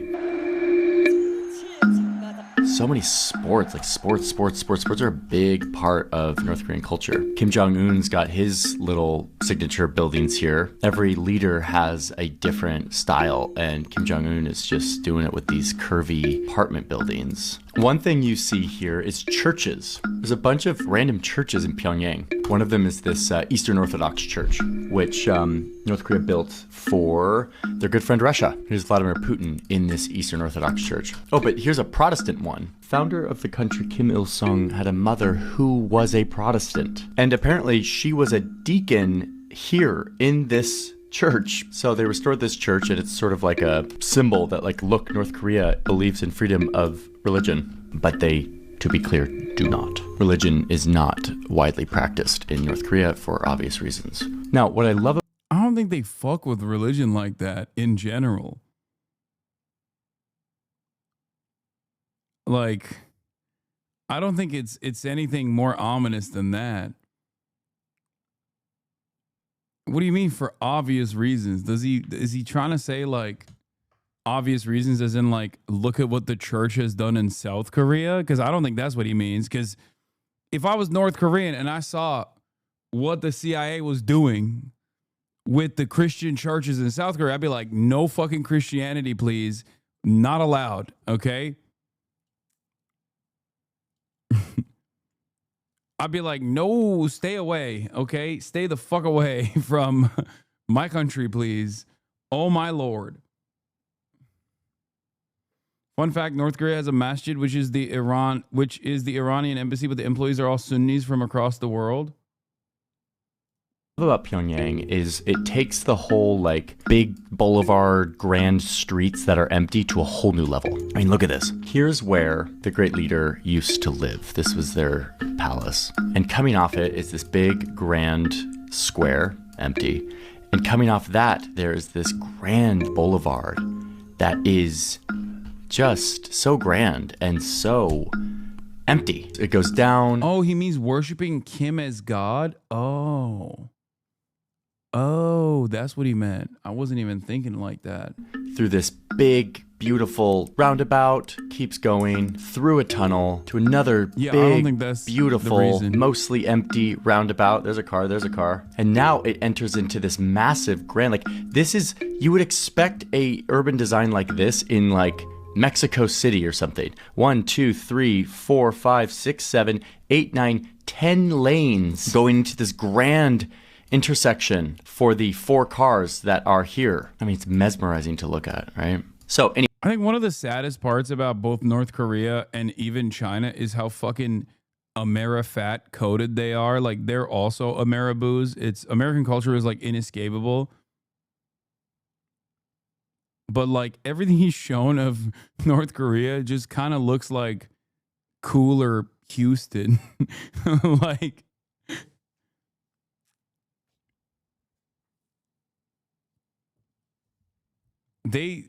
I mean, China is like especially Amerifat coded with their car culture. Luckily, they still have tremendous public infrastructure and public transit options, but they also still definitely have a fuck ton of cars. Anyway, that is the grand boulevard that leads up to this palace that the leaders used to live in. The leaders don't live here anymore now. Kim Jong-un lives instead up here. See if I can find his house from memory now that I've been staring at it nonstop. Boom, there it is. Found it. Okay, here he is. He lives up in this big compound up on the hill. This big boy. This is his main residence in the city. I'm looking at my data set from Jacob, and you see potential underground entrances to these heavily secured compounds and bunkers. For how much we know these folks like to dig, you can imagine that behind Kim Jong-un's house, there are tunnels and bunkers. We don't know that, but... Bro, what are we... I don't think he's making this shit up. I just don't understand why this is like, ooh, scary. Okay, this is what I mean. It's like, this is every leader of every country, including the United States of America. Like, that's... I don't know. Maybe this is unique, but I don't understand. I presume there probably is. Now, Google Maps being what it is, someone put a concentration center label right over the hill from Kim Jong-un's house. I asked the experts about this, and they're like, no, that's not a there's not a concentration camp on the other side of Kim Jong-un's house. It's probably a barracks where his bodyguards live. Don't believe everything you see on Google Maps, folks. So yeah. But you just did that. You did that the entire video. You literally zoomed shit, and whatever the thing that it said turned around and repeated. It's been 42 minutes. Why is it that at the 42nd minute, you finally go, maybe this seems a little bit far-fetched? The entire video was that. Just fucking diving around on Google Maps and being like, I'm zooming in here. Look at this scary place. Half of the stuff that he was talking about exists in every country, whether it be prisons, whether it be fucking prison labor facilities, or even like extraction routes for a head of state. And then the other half is just like zooming in and going, this is the scariest thing I've ever seen. And the image that he's showing is basically this. And then the additional classic stuff, like they have 18 generations of slaves in the prison colonies where children are being born and working for 12 hours a day at the age of 4. Yeah, Pyongyang is a place that could look fairly developed and nice. And indeed, the imagery from Pyongyang does look fairly let that not fool you. Nice in some views. Because this is where the elite live, the core class. This is where the output from all of the horrific abuse and slavery that's happening out in the countryside comes to benefit. And this is the center of power for the regime. Oh, and something you can't see here, but that you see in a lot of like tourist videos is the very deep underground train system. They've got a subway that is very nice looking. And boy, I wish I could go there and visit and see it someday, but I probably will never do that for obvious reasons. Yeah, because he's CIA. Okay, I want to finish this video talking about the thing we can't really see on this map, which is the people. They are regular people like you and I, and they have dreams and ambitions. They just want to have some food and enjoy themselves and go out with friends and just kind of have a happy life. Despite all the horrors of this place, there are wholesome, meaningful traditions and rituals that still endure. The Lunar New Year, or the Harvest Festival, brings people together to celebrate. The extreme poverty limits their feasts, but they often consist of homemade alcohol, simple rice cakes, and something poverty and totalitarianism can't totally take away, which is community, the nourishment of relationships. As we've seen, most people can't really move around in the country, so they stay in one place, which defectors have reported leads to a sense of intimacy and connection with the community they live next to. They lean on each other, they survive because of each other, they celebrate together, and they seem to find meaning despite all the limitations and all of the control. One defector went so far as to say, "Everything was suffocating and pitiful in North Korea, but it is a country that I have many positive memories from. So if someone asks me, what is North Korea like? I say, North Korea is a nice place with plenty of love." And that's, I think, one of the things that's often forgotten when we look at North Korea in the traditional media, because people having a happy life is not newsworthy, but a military parade or a nuclear test or a missile launch or something is newsworthy. Yeah. So just leaving you with a reminder that there's more to this country than the horrible realities that we've seen here or that we often see on the news. If you want a deeper look on this angle of the country, there's a book called Nothing to Envy, which is a great human level account of life in North Korea. So thank you all for being curious with me as we looked at this map. To understand more about this secretive country, let me know what you want me to cover next. Oh my God.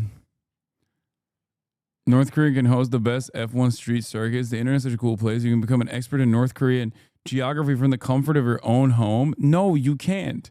This video did not prove that. This video did not prove what you think it proved. Man, how North Korea builds cities is like how I play city building simulation games. Let us all appreciate the fact that we were born elsewhere. The fact that we're studying North Korea like it's an alien planet is just wild. Bro really chewed on more food in this video than North Koreans see in a week. Ugh, gross. Everybody gangsta until Johnny Harris says, look at this map.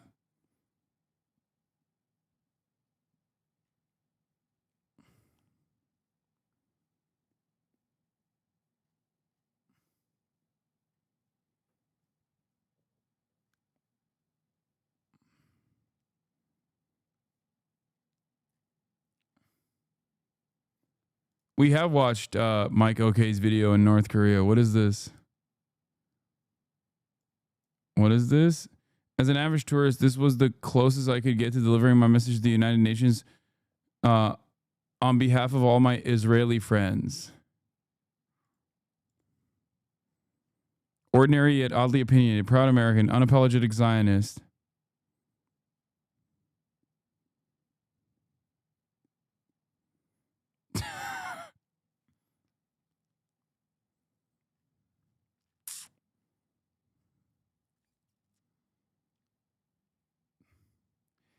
It's not mental illness. It's a bot, chatter.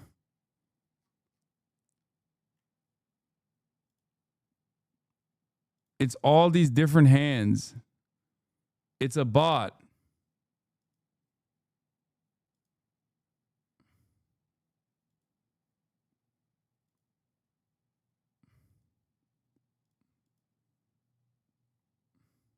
Never mind. It's the same hand.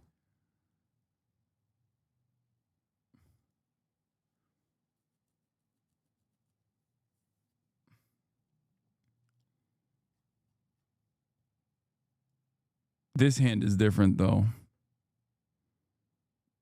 I think some of the initial hands were different too, no? Aren't they?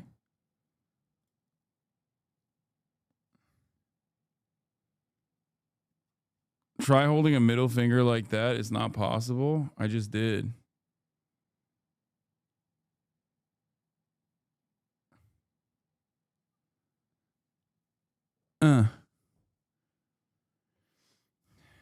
I don't think it's her hand, or it's not the same hand.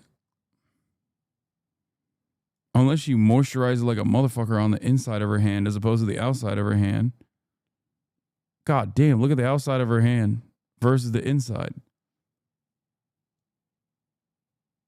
That clip is getting you canceled? Why? Sun damage?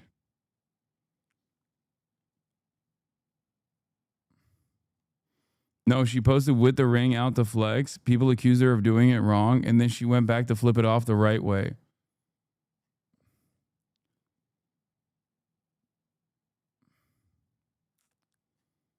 I love hand watch at the Hasanabi broadcast. It does seem like a bot account. No fucking real human being is wasting this much time posting this over and over again.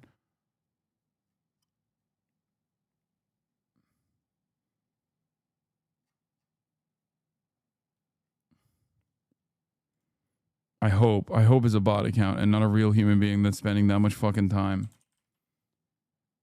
Anyway, that's all I got for today. I'm fucking tired. I can't believe we did 9 hours. Shouts out to Jonald Harris. Jonald McDonald Harris for allowing us to go for 9 hours today almost.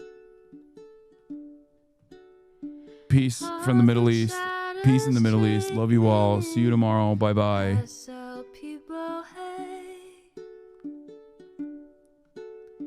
Sunny Los Angeles, California, says Hasan. The starlock to the starlock to the topic just begun.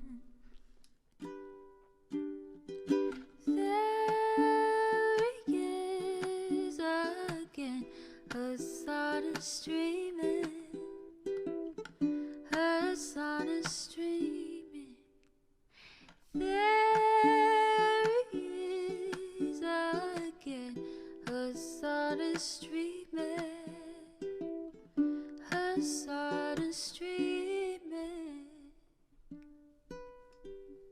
Reviewing the P.O. box, Uncle Uger's face. Sudden discord agitprop, great names take embrace. Tiny Bernie Sanders, LGBTQ Air Force.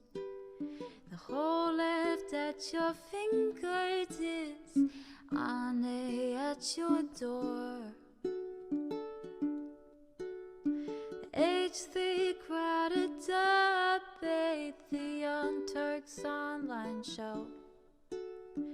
3 full fucking years of this, plenty more to go. 90-day fiance talks of champagne bourgeoisie. A Trump rally live reaction, a mass riot at DC. There he is again, Hasan is streaming. Hasan is streaming. There he is again, Hasan is streaming. Hasan is streaming. Reading a live stream, fair comments, Austin show chat advice. And all the ways the right-wing pipeline can suck you in a line. JC